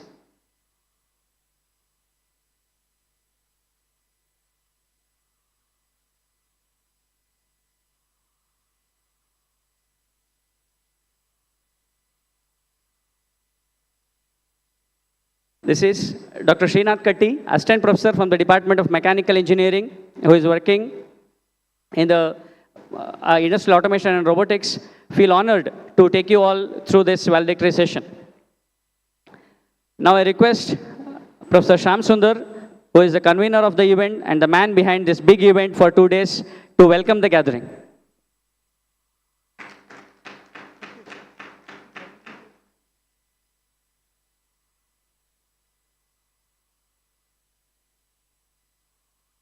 So, Yalrugu Namaskara. Good evening. Guten Tag, I will say. I don't know what to say in good evening. So, welcome for this valedictory program on the international conference and also the second international conclave on the apt topic, sustainable technologies, which was held on 19th, that is yesterday, and 20th of February 2025. So I take this opportunity to welcome all the dignitaries here on the stage and off the stage. Everybody participated equally, and we are all one now. We have networked each other. So I welcome Nalini Shekhar, who is the Executive Director of Hasirudala, doing a lot in sustainability. Welcome you, madam. Thank you very much to be part of the valedictory. She already came in the morning. She participated in many panel discussions and interaction.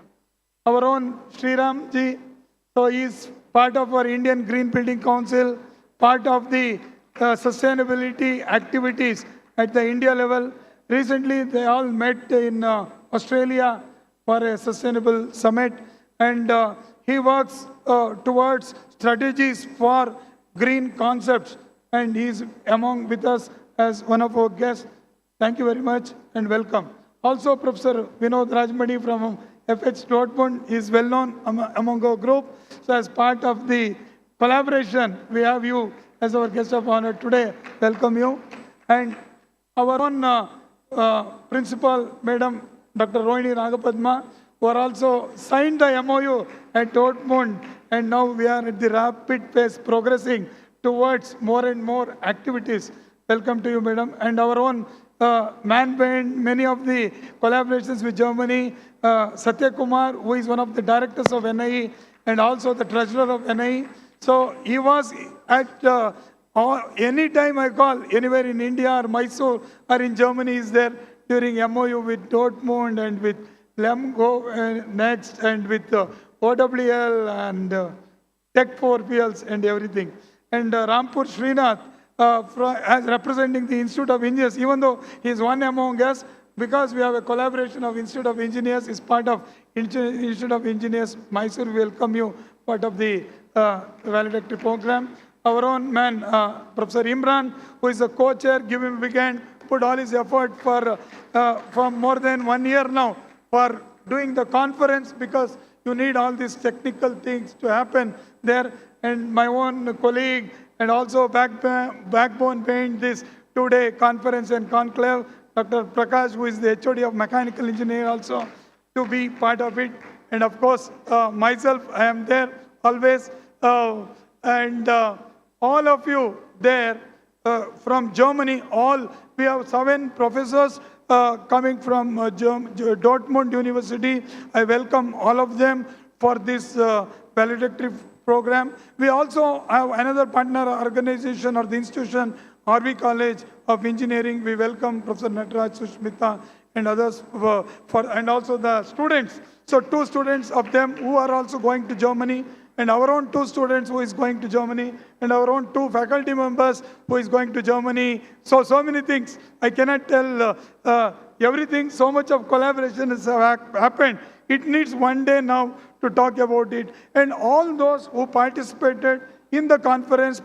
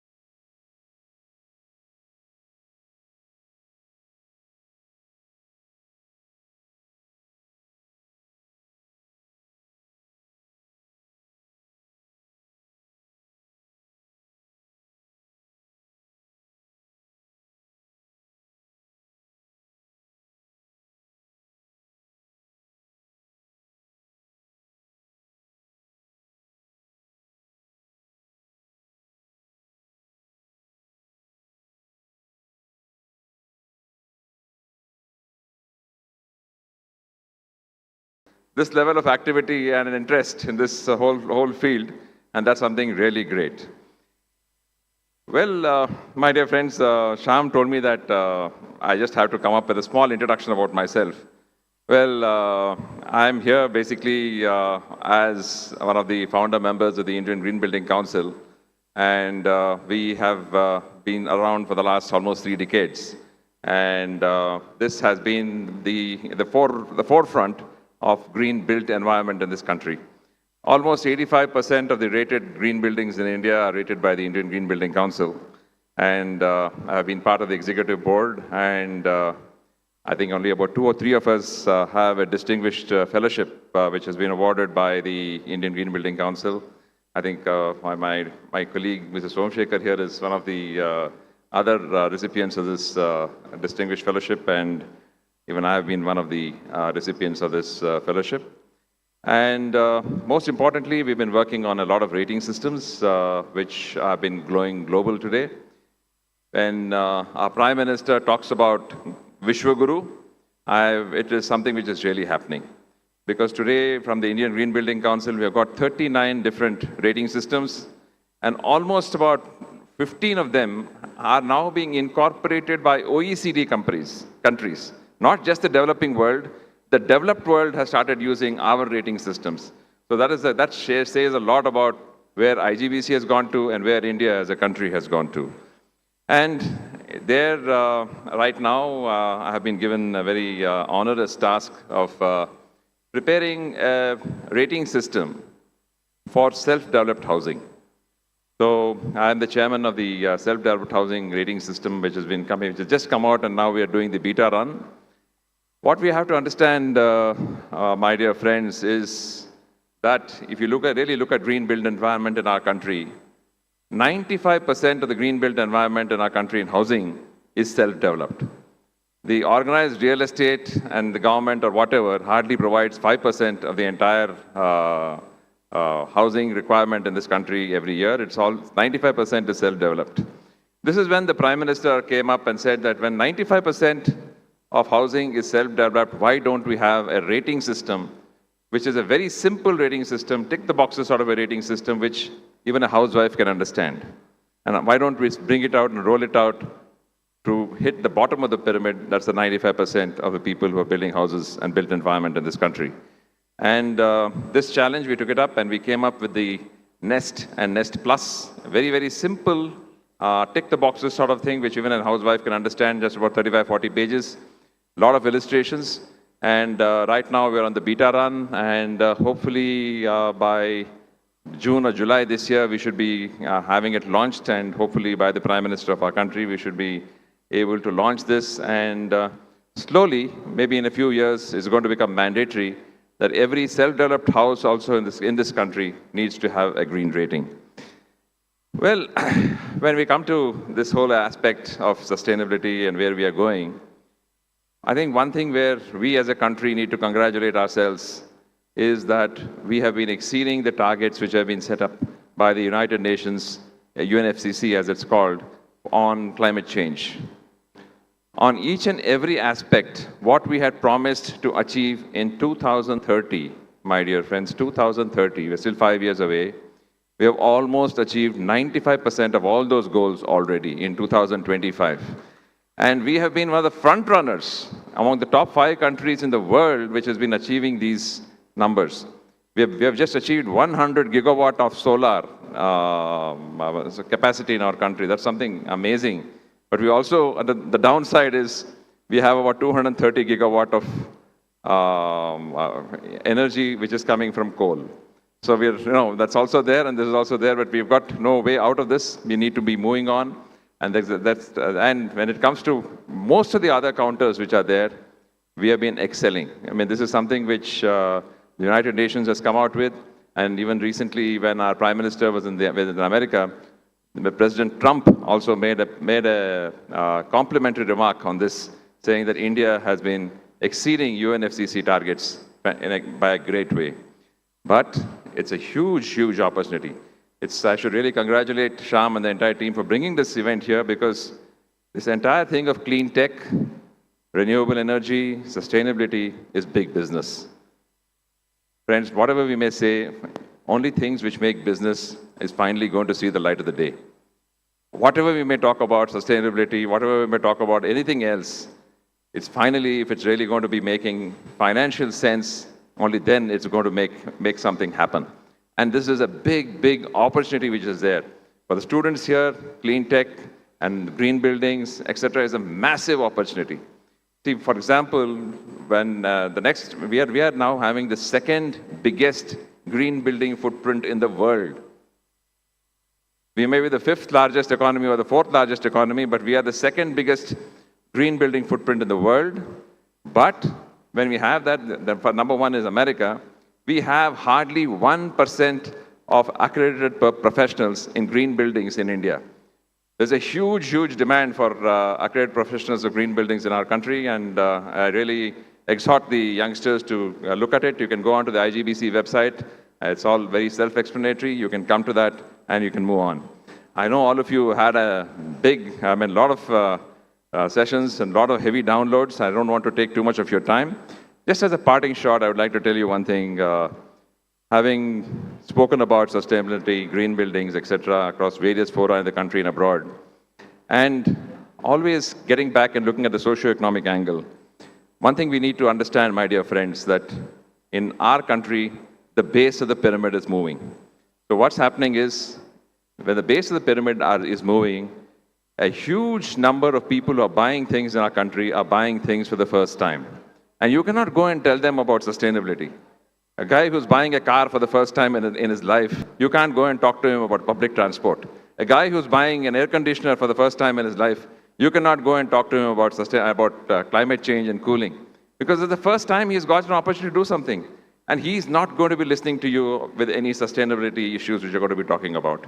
This we all need to understand, that the base of the pyramid in our country is moving. People are experiencing things for the first time. And it's only once they go through the whole experience, and then when they say it's enough, then they can think about anything else. So whatever solution all of us as a group in sustainability are going to be talking about, we should be seeing to it that our solutions are in no way coming in the comfort or in the way of the development of those people who are doing this for the very first time. If you tailor-made things which are acceptable to the base of the pyramid, my dear friends, only then things are going to move. Otherwise, it's not going to move. We're going to be talking about this till the sheep come home in the evening. Nothing is going to move.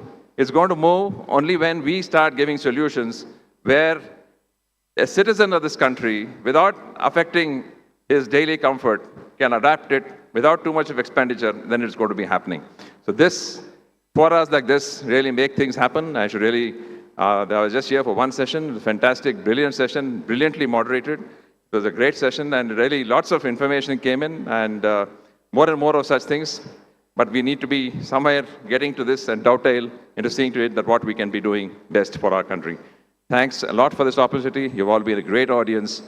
Thanks a lot. Good evening. Jai Hind.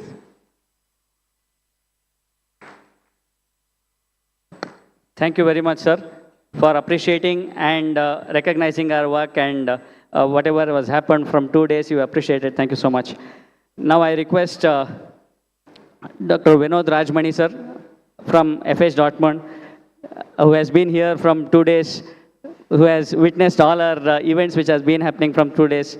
Please, sir. Yeah, thank you very much for letting me talk finally today. I was supposed to talk in the morning, but it's a fantastic feeling to stand here talking to you, having been through 2 days of lots of interesting discussions, not only here on stage, but also in smaller groups on the topic of sustainability.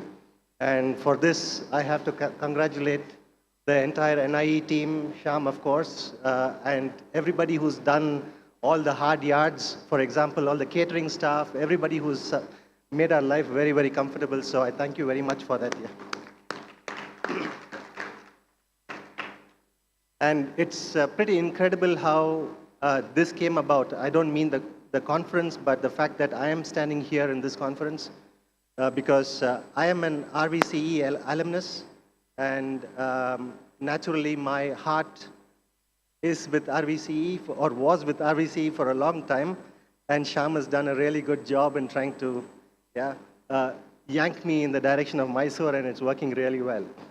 So wonderful for that.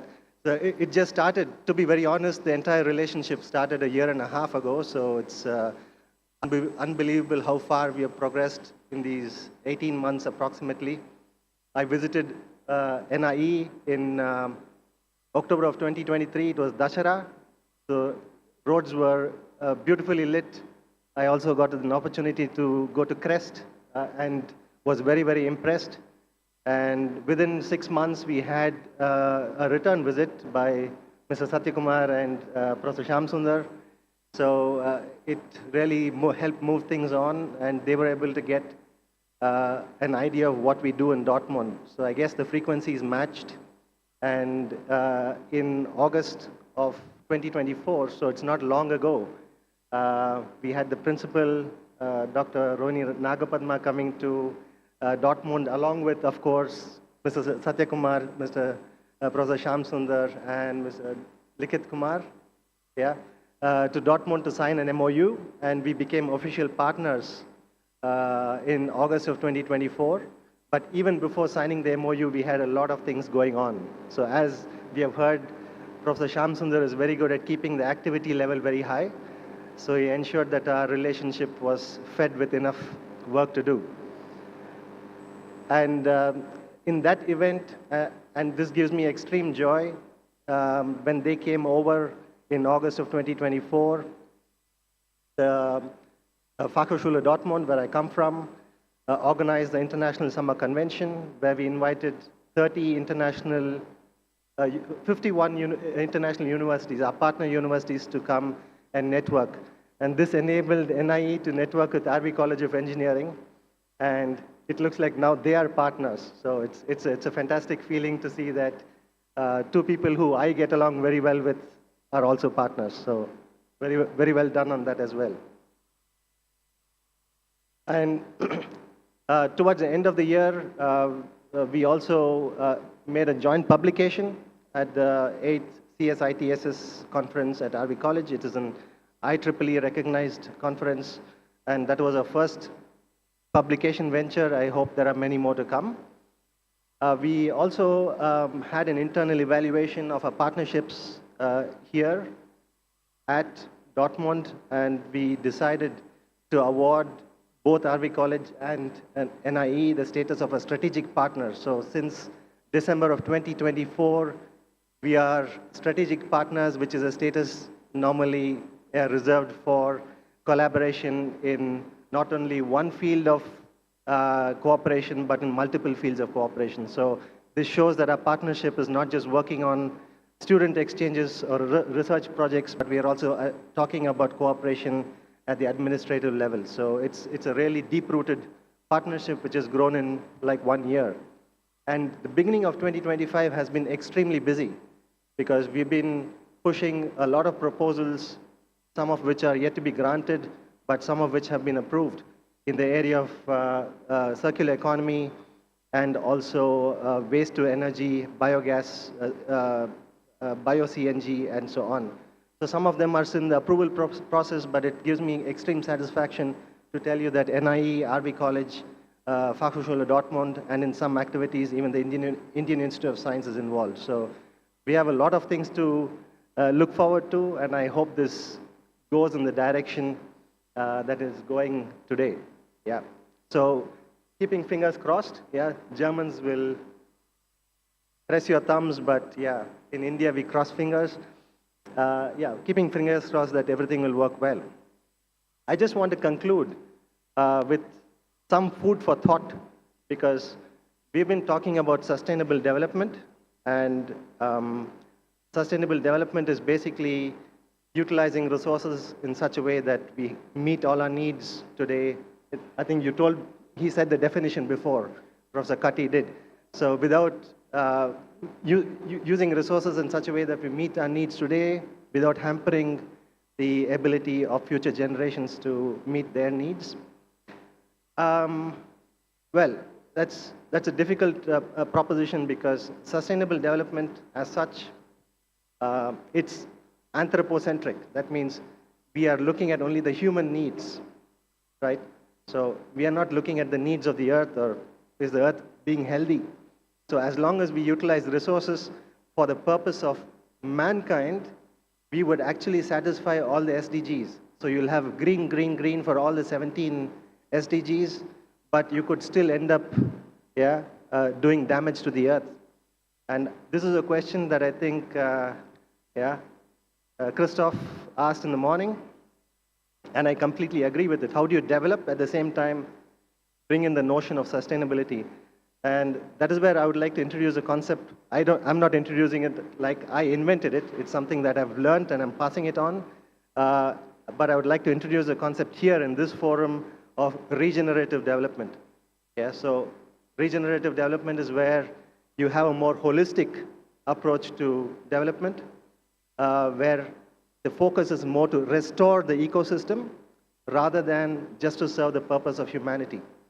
So many of the things that are being done and have been presented in this forum belong in the category of regenerative development. For example, utilization of waste, upcycling it, and then using it for some other purpose. It is actually regenerative development. It's not sustainable development. So we are going in that context a little higher than what sustainability actually asks of us. Yeah, sustainability only requires us to minimize and make it more efficient, but to utilize waste, for example, to make something better, that is regenerative. Or to use, let's say, biomass to create biochar for agriculture, that is regenerative. Just to name a couple of examples, I don't want to hold on for too long. So that is the point I'd like you to take with you at the end of this fantastic conference, that we should probably start looking at regenerative engineering and regenerative development. I mention engineering specifically because regenerative development is only possible with a lot of technology. Yeah, so we will need technology. We are not going backwards. We are going forwards, but also doing good to the earth. Okay, on that note, thank you very much. Have a good evening and see you sometime soon.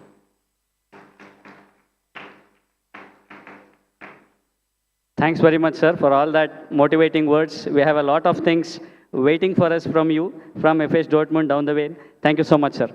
Now I request Shri Nalini Sekhar ma'am to address the gathering, please.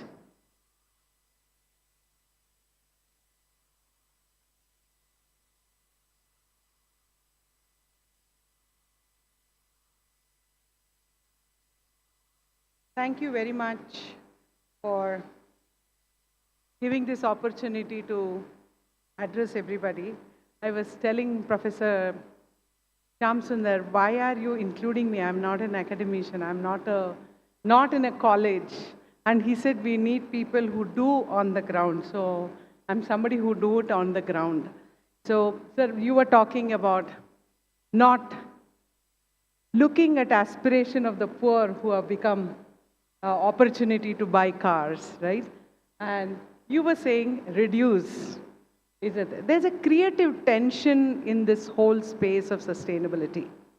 I work with waste pickers who have nothing, but today they've become entrepreneurs. So I'm not saying that we need to have more waste, but we are actually looking at how we can manage this waste so that it creates sustainability on a long run, and also look at the reduction of waste the way we waste. So there is always this creative tension between the two groups, and we have to walk on a tight rope. But I'm sure with all of us together, we can make it happen.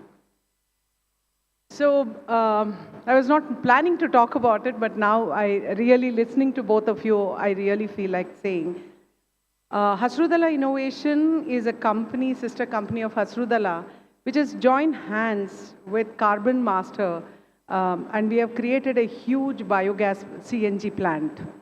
This is the first plant and the only running plant of 40,000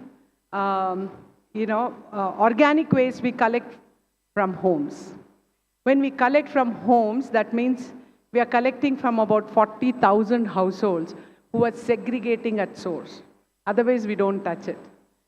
And today, so proud to say that we are supplying gas for all and replacing LPG in so many hotels. And also we have tried the drop-in fuel with GAIL with a huge success in the last 15 days. So this is the first time in India something like that has happened. So when we are talking about it, we are talking right from the behavior change of people, and as everybody, we were talking about it, reduction is the first thing. Whether it is fast fashion that people are talking about, there are so many other things that we really need to work on in order to reduction, and then look at circularity. I can't say it's completely sustainable what we are doing, but at least it is taking away the methane from the air. So last one, I did not come yesterday, but from morning I've been looking. There are more than 11 universities here, either participated in person or online, which is amazing. And I was thinking, why will I come and what will I get? But I'm going back with two strong relationships that we are going to implement a project together in one day. So I am sure in the last 2 days when you're talking to each other, you must have looked at many, many different ways of working. What in the morning also I was talking about, we want students to be bold and come into this space. There is a lot of skill gap, and Shyam Sundar, sir, he is not only a champion in this college, outside this campus, I'll be happy to say he's the person who has led, sustainability for the Mysore district. So, so you have a great champion here, and you have a great relationship with so many people. One of the things that stood for me here is there are people, there are students, there are professors who are interested, there are researchers. Other than that, there are private players too. To show that private players are very important in your work, you can do whatever you want in the lab and try, but you need people to implement it. And I saw a lot of private players here, and thanks for including them. And that should be an aspiration building for the students who want to come into this place. As we talked in the morning, and you also talked about it, it has to be economically viable. Otherwise, it's not going to happen. How can we even include the investors in these conferences? We have to really kind of work with the investor, educate the investor. Education also starts from there, just not with the students. Let's get the investor. That is a missing piece in this whole conference. Hopefully next time you will bring some investors, and we'll be happy to work with you on that, so we get more investors who are willing to invest in the students who want to really move ahead. Once you get an investor in your incubation, I'm sure more and more students get into doing the sustainable businesses. So let us all, and I'm, as Professor Shyam Sundar was also saying, this is not the end. For me, this is the beginning. We have just begun our journey together. Let us continue, and let's see how our students can get in, because we have eaten away the earth resources, it belonged to them. So let's work with them and see how they can protect the resources for the next generation. So with this, I really hoping that we forge collaborations, commitment. When we go out of this room, at least we all do one action, either at a self level, and I would prefer students especially to make this a choice of career. So thank you very much for giving me this opportunity, and all the best for future sustainability initiatives in NIE.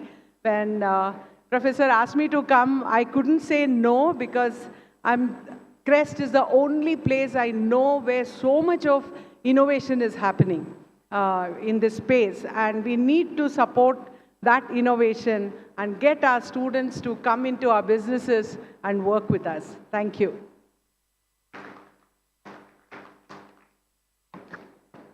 Thank you very much, ma'am. We look forward to continue this collaborative work with you. Thank you so much. Now, the most awaited moment for all the participants, the Best Paper Awards and the Best Poster Awards. Firstly, I would like to invite Mr. Nitin M., Assistant Professor from the Department of Mechanical Engineering, to announce the Best Paper Awards for the 6 tracks.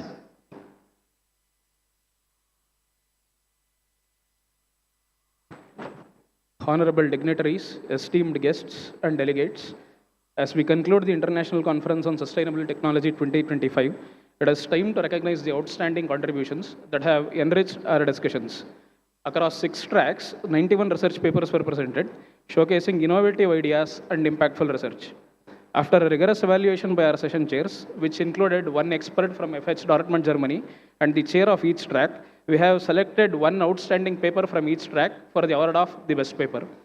It is my privilege to call upon the awardees to receive this well-deserved honor.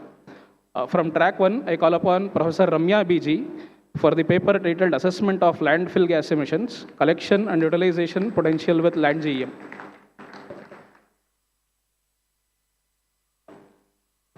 From track 2, I would like to call upon Professor Alvin Yeswadian R for his paper titled Residual Vibration Control of a 3D printed single link flexible manipulator. Track 2, chairs and co-chairs. Raj Lakshmi madam, you are here. May I now request Dr. Vinod Rajmani sir to hand over the certificate.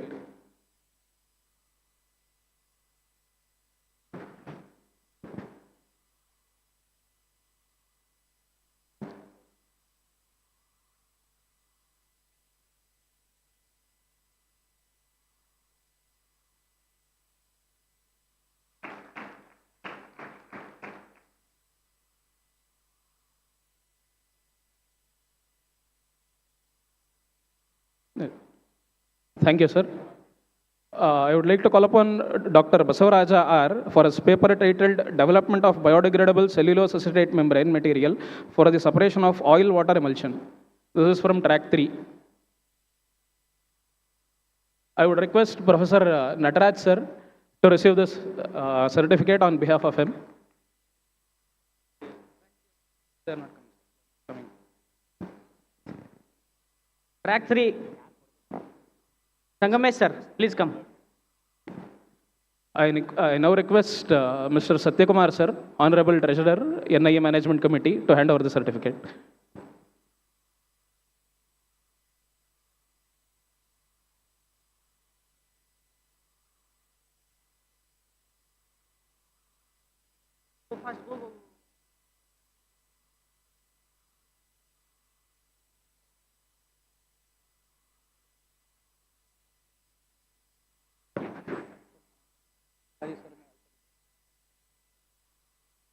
Thank you, sir. From track 4, I call upon Dr. Meenakshi Rao for her paper titled Predictive Maintenance and Industrial Equipment Using XG Boost and Local Outlier Factor with Explainable AI for Analysis.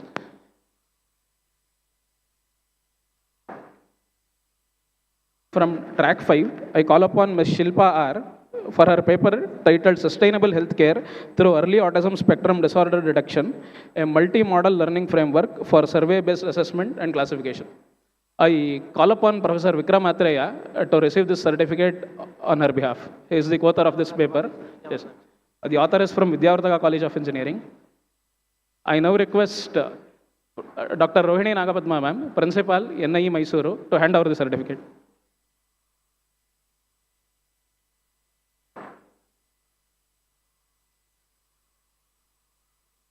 We also want to announce that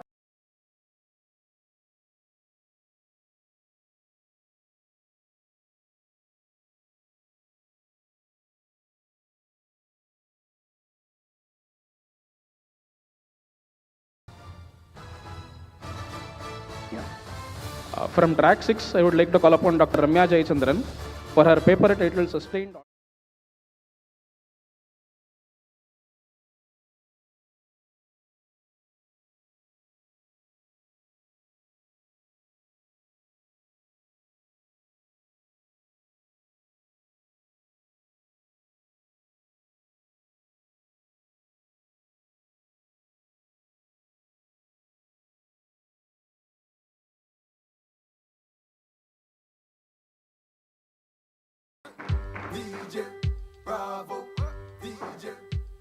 A heartfelt thanks to all the authors, reviewers, and the session chairs for making this conference a resounding success. Thank you all.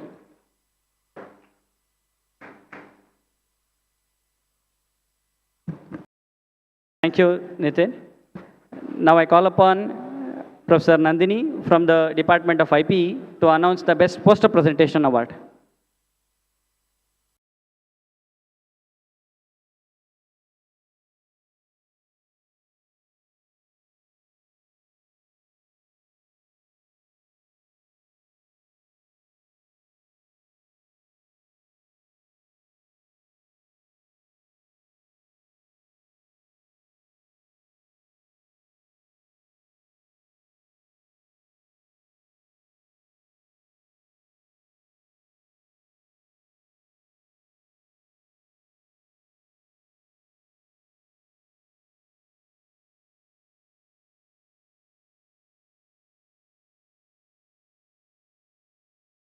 Lakshmi Rangnath sir, head chemistry, and Dr.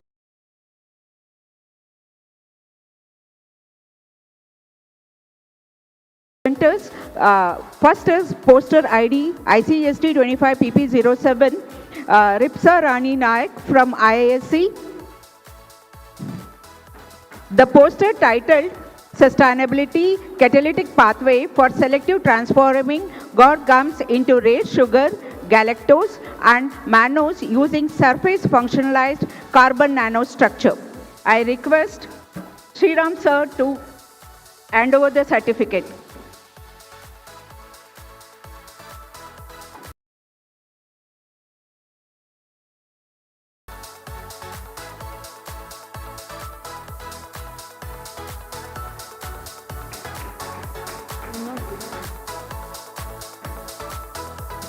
Second, Dr. Sushmita Sarkar and team from RVCE Bangalore, poster ID ICST 25PP10, poster titled Wind Resource Assessment. I request Nalini ma'am to hand over the certificate.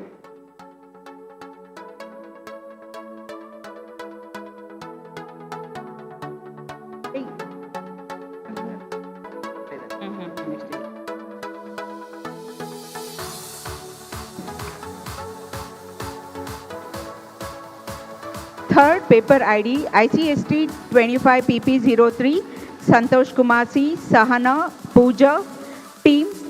That paper title, poster presentation titled Hybrid Atmospheric Water Generator from NIIT, Mysore.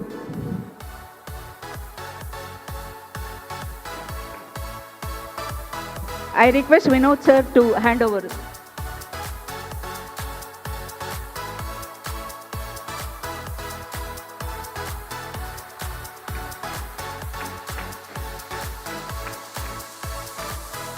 Shruti PB, Srinidhi YK, Kritika from Basveshwara College of Engineering, Bagalkot. The title of the poster was Optimization of Media for Enhanced Lipase Production and Biodiesel Production with Purification of Glycerin obtained from the enzymatic transferification. Yeah, really, we will post a certificate in, they are left the place. Thank you so much.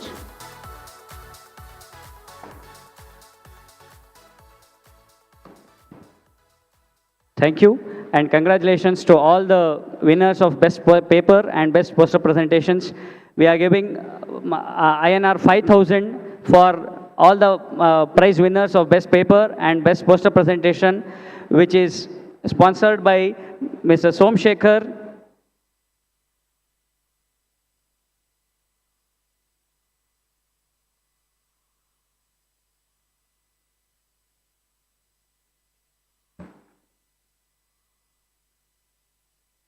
Now, I request our beloved principal, Dr. Rohini Nagapadma, to address the gathering.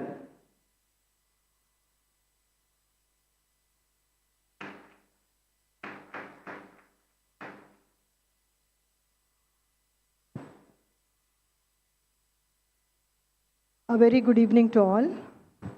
Respected dignitaries on the dais, Honorable Chancellor, Dean, Vice Chancellor, Department of Engineering, Department of Science, Technology, Research and Development, Honorable Vice Chancellor, Department of Engineering, Department of Science, Technology, Research and Development, dignitaries of the dais, professors, respected professors from FH Dortmund, and Professor Christopher from OWL Lemgo, members of the management, NI faculty, industrial representatives, and all invitees. At first, I would like to congratulate the Department of Mechanical Engineering for conducting this conference on sustainable technology. 2-3 years back, we all had decided that every department must, in turn, conduct an international conference. So the first department in the last 3 years, it was Department of Electronics, and then the Department of Computer Science. So in 2024, the Department of Mechanical Engineering had to do the conference. It was very easy for me to sanction the budget of the Electronics Department and the Computer Science Department. But when Shyam and Prakash sir came with their great ideas, I was like astonished and said, Shyam, how is this can be possible with such a huge budget? You have got a great idea, conclave you want to do, and you want to do an international conference. But in this huge way, is it possible? Because that much of support might not be able to be given from NI. So the first thing both of them said was, don't worry, madam, we know how to get the sponsors. We will manage, but the show has to be like this. So in this, I really appreciate and the hard work which Shyam and Prakash and Imran have put in to make this conference a great successful. And he used to tell us that it will be truly international. So with the help of management, I was given a chance to go to Germany with the team, with Shyam. So that is where I really met the professors. And there he told me, madam, don't worry, we'll see that we'll have this international conference with FH Dortmund. I said, he's saying it so easily, is it really possible? But it made that happen. And I should really thank Dr. Vinod Rajmani, who is the main person behind this, for what we're having the conference today. I thank you very much, sir.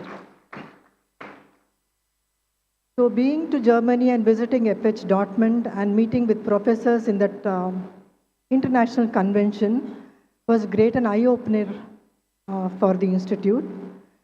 Because from the last few years, Shyam had been telling us a lot about the collaborations, but probably we were not that serious about it. So when we really visited, we understood the ground reality, and today a lot of support is there from the management to take this forward. So any institution without the support of the management, it would be very difficult for us to move forward. But there is a great support, I can say. Very happy to say that the management has supported this great initiative, and very happy to see that a lot of collaborations are happening. So I wish to thank the University of Dortmund and the entire team of professors who are coming all the way from there and opening out so much. Thank you once and all.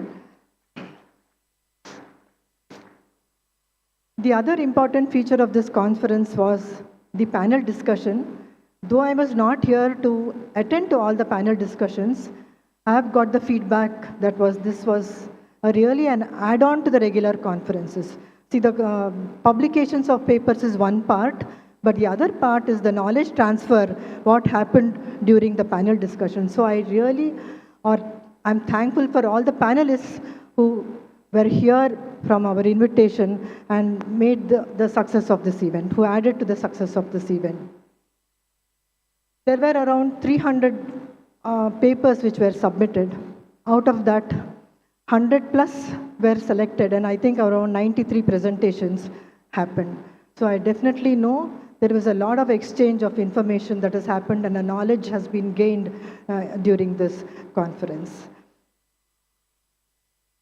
Not but the least, I would like to thank the entire team of the coordinators and all those who have directly or indirectly supported to make this event a grand success.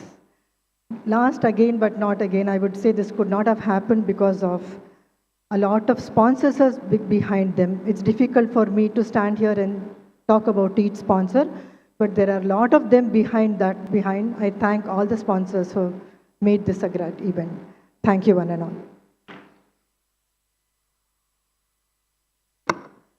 Thank you very much, ma'am. Your guidance and support right from the beginning was instrumental in bringing this great event a reality. Thank you so much. Now I request Mr. Satyakumar, who has been the president of today's event and who has been instrumental in making this event a reality. He has been with us right till late night in every meeting. I request you to address the gathering, sir. Please. The presidential remarks by Mr. Satyakumar, sir.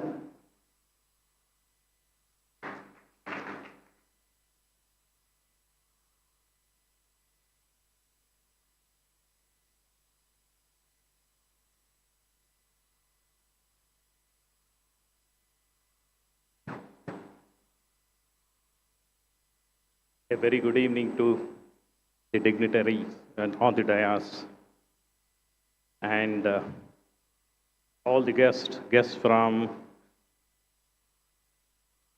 the different parts of the world, I can say, because from the professors from Dartmouth University and all the participants, ladies, gentlemen, boys and girls. Of course, it was a surprise that I was asked to come and speak a little bit about it. So, this particular event, when it took shape, actually, I could see the kind of the real struggles or the efforts which, Mr. Shyam Sundar, along with Mr. Prakash and his team, was trying to put in. In fact, I used to come in the middle.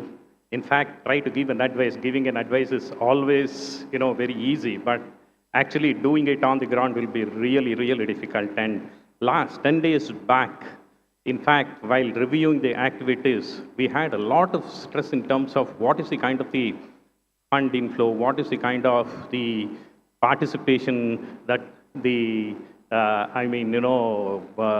for the presentation, or the kind of the papers that we are going to get. And in fact, it was not only the conference, but also the conclave. How are we going to make it like? So anything, even we start very early, the kind of the momentum it starts getting to build will be in last about 8 to 10 days of the time. And I could personally see the way that these people were actually gearing up. I don't say it is a struggle, but they were working almost like about 18 to 20 hours per day. In fact, Shyam might have not slept for almost a week, actually. So I know that the kind of struggles these people have really put in, the resultant of which, we saw a wonderful two-day event which took place. So I think, it is our responsibility, or it is our duty to give a big round of applause for the management, the team which managed this particular event and made it a big success. So on behalf of everyone and on behalf of this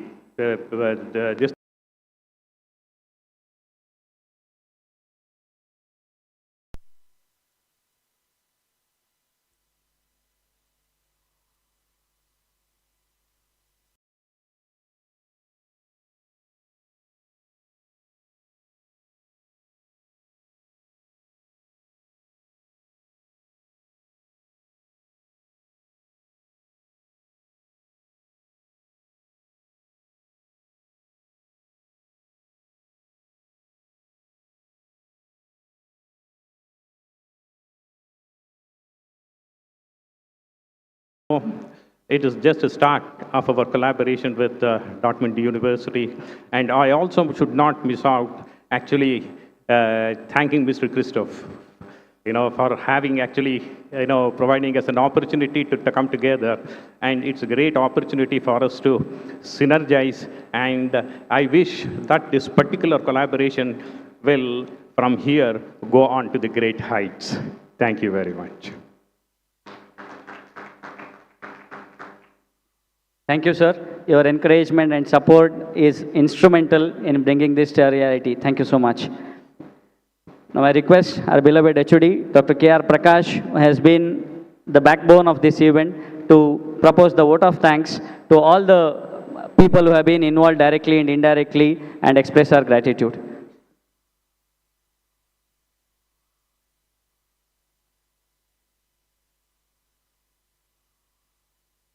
Good evening to one and all. Dignitaries on the dais, off the dais. It was a pleasure for me to accept this when principal said this time mechanical engineering department will host the international conference and conclave. Of course, conducting such an event is a pride for the department. So I said, yes, we will do it. Then I went home and I said, is it possible to have an international conference with the situation where we are and what level we are in a very short period of time? So then my mind was telling, no, it's impossible, I think. Then I was, next day I came and said, on which topic should we take? So then I decided, madam, it's not my job. I cannot be a Krishna Paramatma. So I said, Shyam will be the Krishna Paramatma. So means, he is the man who guides us. Okay? So I took Shyam's name as a chair, and I was thinking, yes, Shyam is a man who can do one thing, but he cannot do the other thing, which was related to a research publication aspects of it. Then I said, why this alone does not work for me? Then I said, we will have Imran as a co-chair. So this was my decision immediately, and I conveyed, Madam, Shyam is chair, and Imran Jamadar is the co-chair, and I'll be the convener, because this is not my bread and butter to take this, because I'm an automation and robotics guy. I don't know anything about sustainability, but I'm taking the word sustainability because I have Krishna Paramatma with me, so we'll take it along and do our work. So this was the thing which I had in my mind. And then we started, of course, that is not sufficient. We started working, but nothing is working out.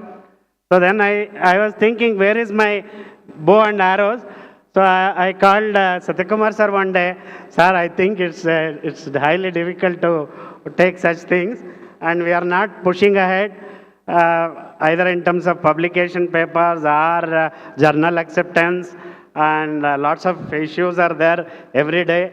And sir said, no, I'll suggest you some name. Means like the instrument, the Satyakumar sir, evening he used to call and give 3-4 names, and he has given a wonderful instrument.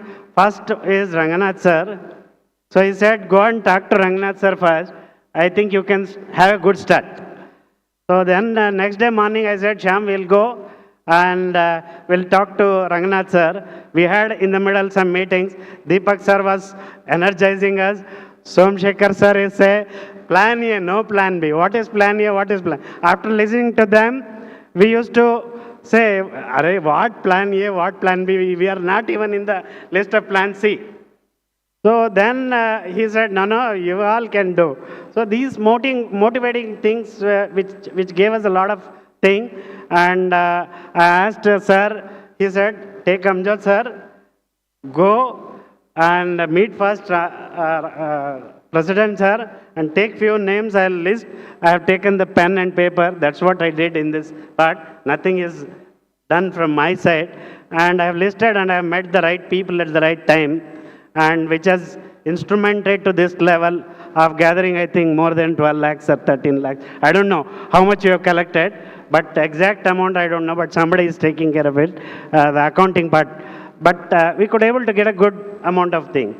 Then we said, then after the next meeting, the thing is footfall. Footfall means money is there, something, paper should come and people should come and present good papers, and we should have people to have a good this. We made our alumni batch and connected and started working, and we had an interaction with Dean P&I also. Many a times, many people we interacted. Somehow we could able to get the list made. I think the 90% of the list is from Shyam's side. This is how it has to go. But every time I used to sit next to Shyam and listen to him. Shyam is a very good person with high energy. He's an energy man, means completely energy he has.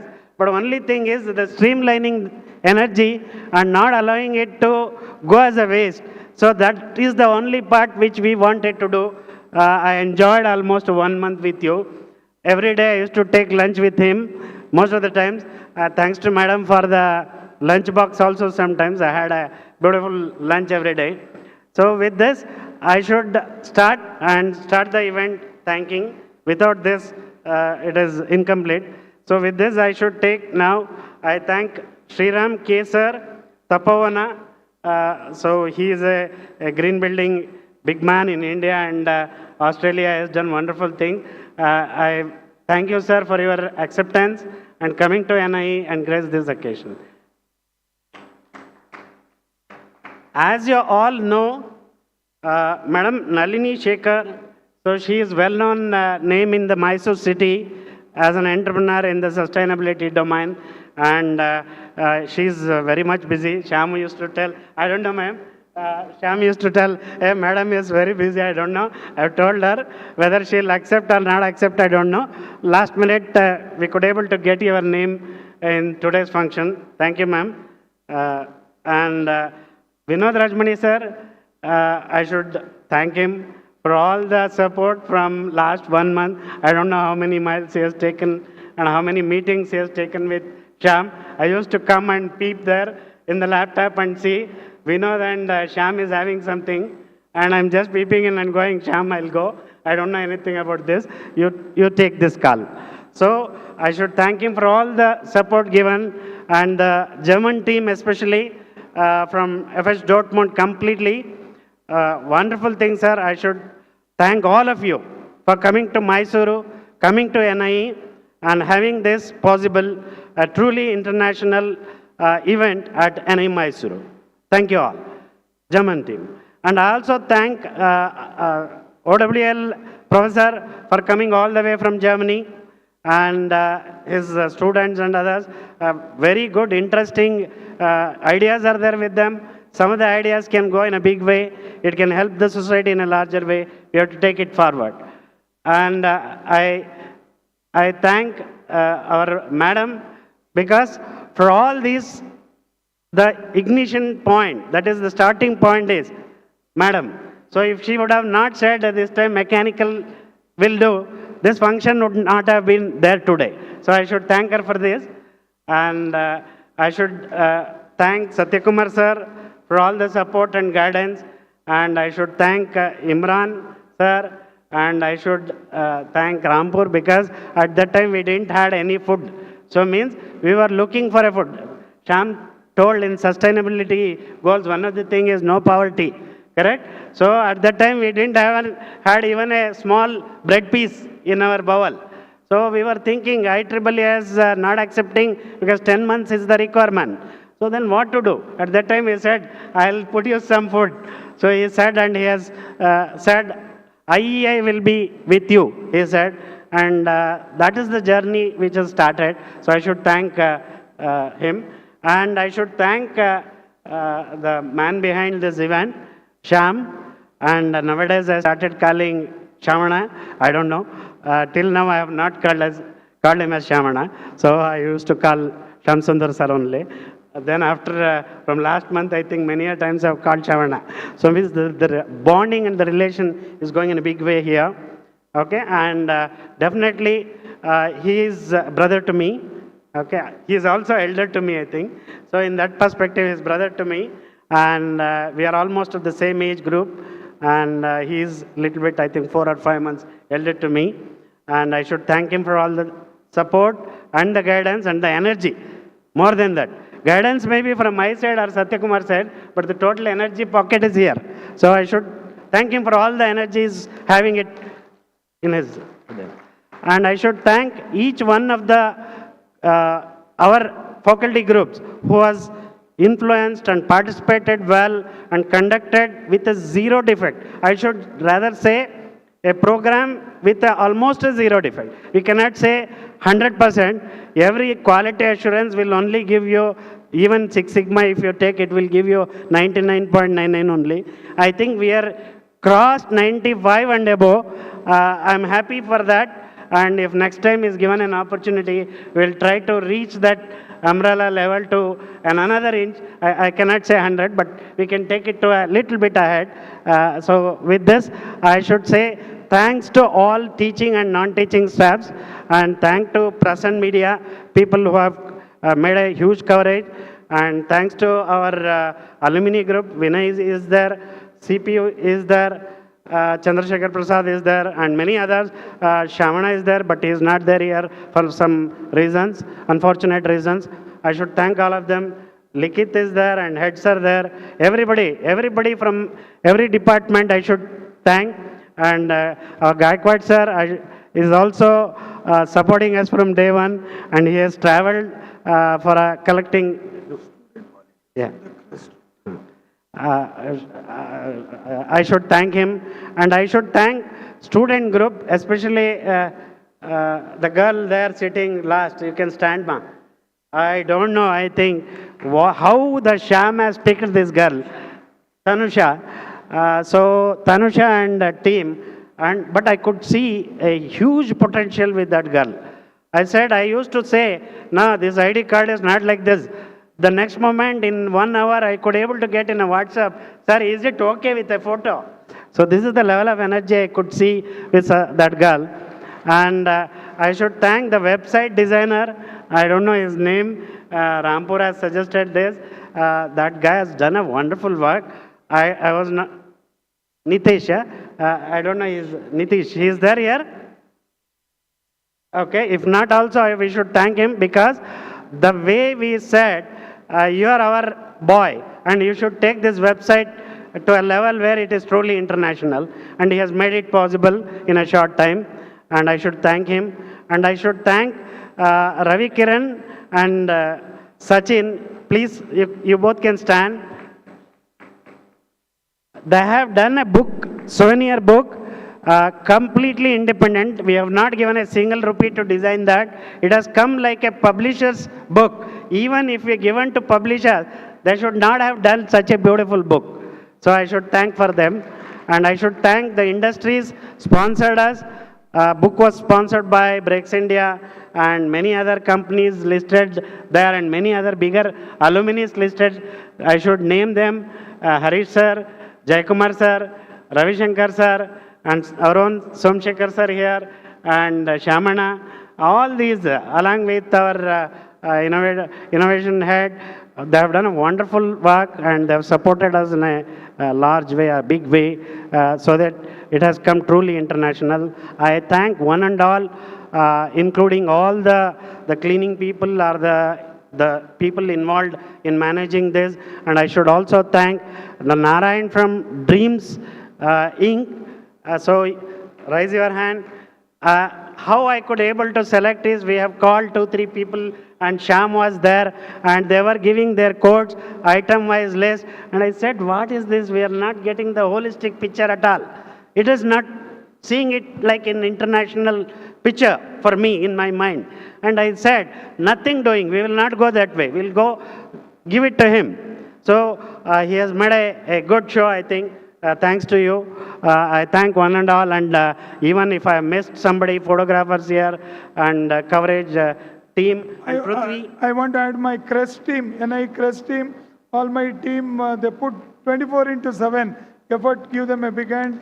Our Suvas Darshan, Shiv Prasad, and also Yashwant and the team, Prasad, and all of them, give them a big hand. Also, our volunteers who were coming, Pavitra is here, Pavitra Mohan come every day. Yeah. Neha, who prepares organic food for us. We enjoyed the foods, ma'am, and we enjoyed every day, because in the evening when we stay, we were getting different snacks for each day. So it was a nice time for us to have. I thank all of you. And I thank Prithvi. And I said Prithvi will handle all the video and photo related. Any decision which is to be taken, he will take. So because every decentralization would rather give them the power and a learning. More than that, a learning that we are giving to the next generation. So with that, Sharath has handled conference part of presentations and other things. Wonderful job been done. Track chess have done wonderful jobs. All the screening and reviewing. And I should also thank the reviewers inside and outside the college. Maybe many college reviewers have contributed to this, because we have received around 320 or 30 papers, and getting reviewed that and screening around 90 plus as a good papers is not a joke, okay, in a short time. I should thank each and every one of them, including reviewers and all the team members of NIE MEC and NIE as a whole. Thank you all. Thank you.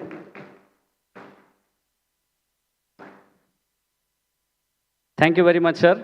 From the organizing committee, from all the members of the organizing committee, I thank our beloved HOD, Dr. K.R. Prakash, who has been instrumental in guiding all of us, driving force behind all of us, working probably behind the screens, in front of the screens, in everywhere. He has been instrumental in driving us. Thank you very much, sir. So this brings the close of the 2 days grand event, which has been instrumental in bringing all the industrialists, academicians, and startups, innovators, the government policy makers, different people who have been instrumental in driving the technology of sustainability, has been here for 2 days and making this event a grand success. I thank all of them, and I wish good night to all of you. Meet you again with the next successful event like this. Thank you, one and all.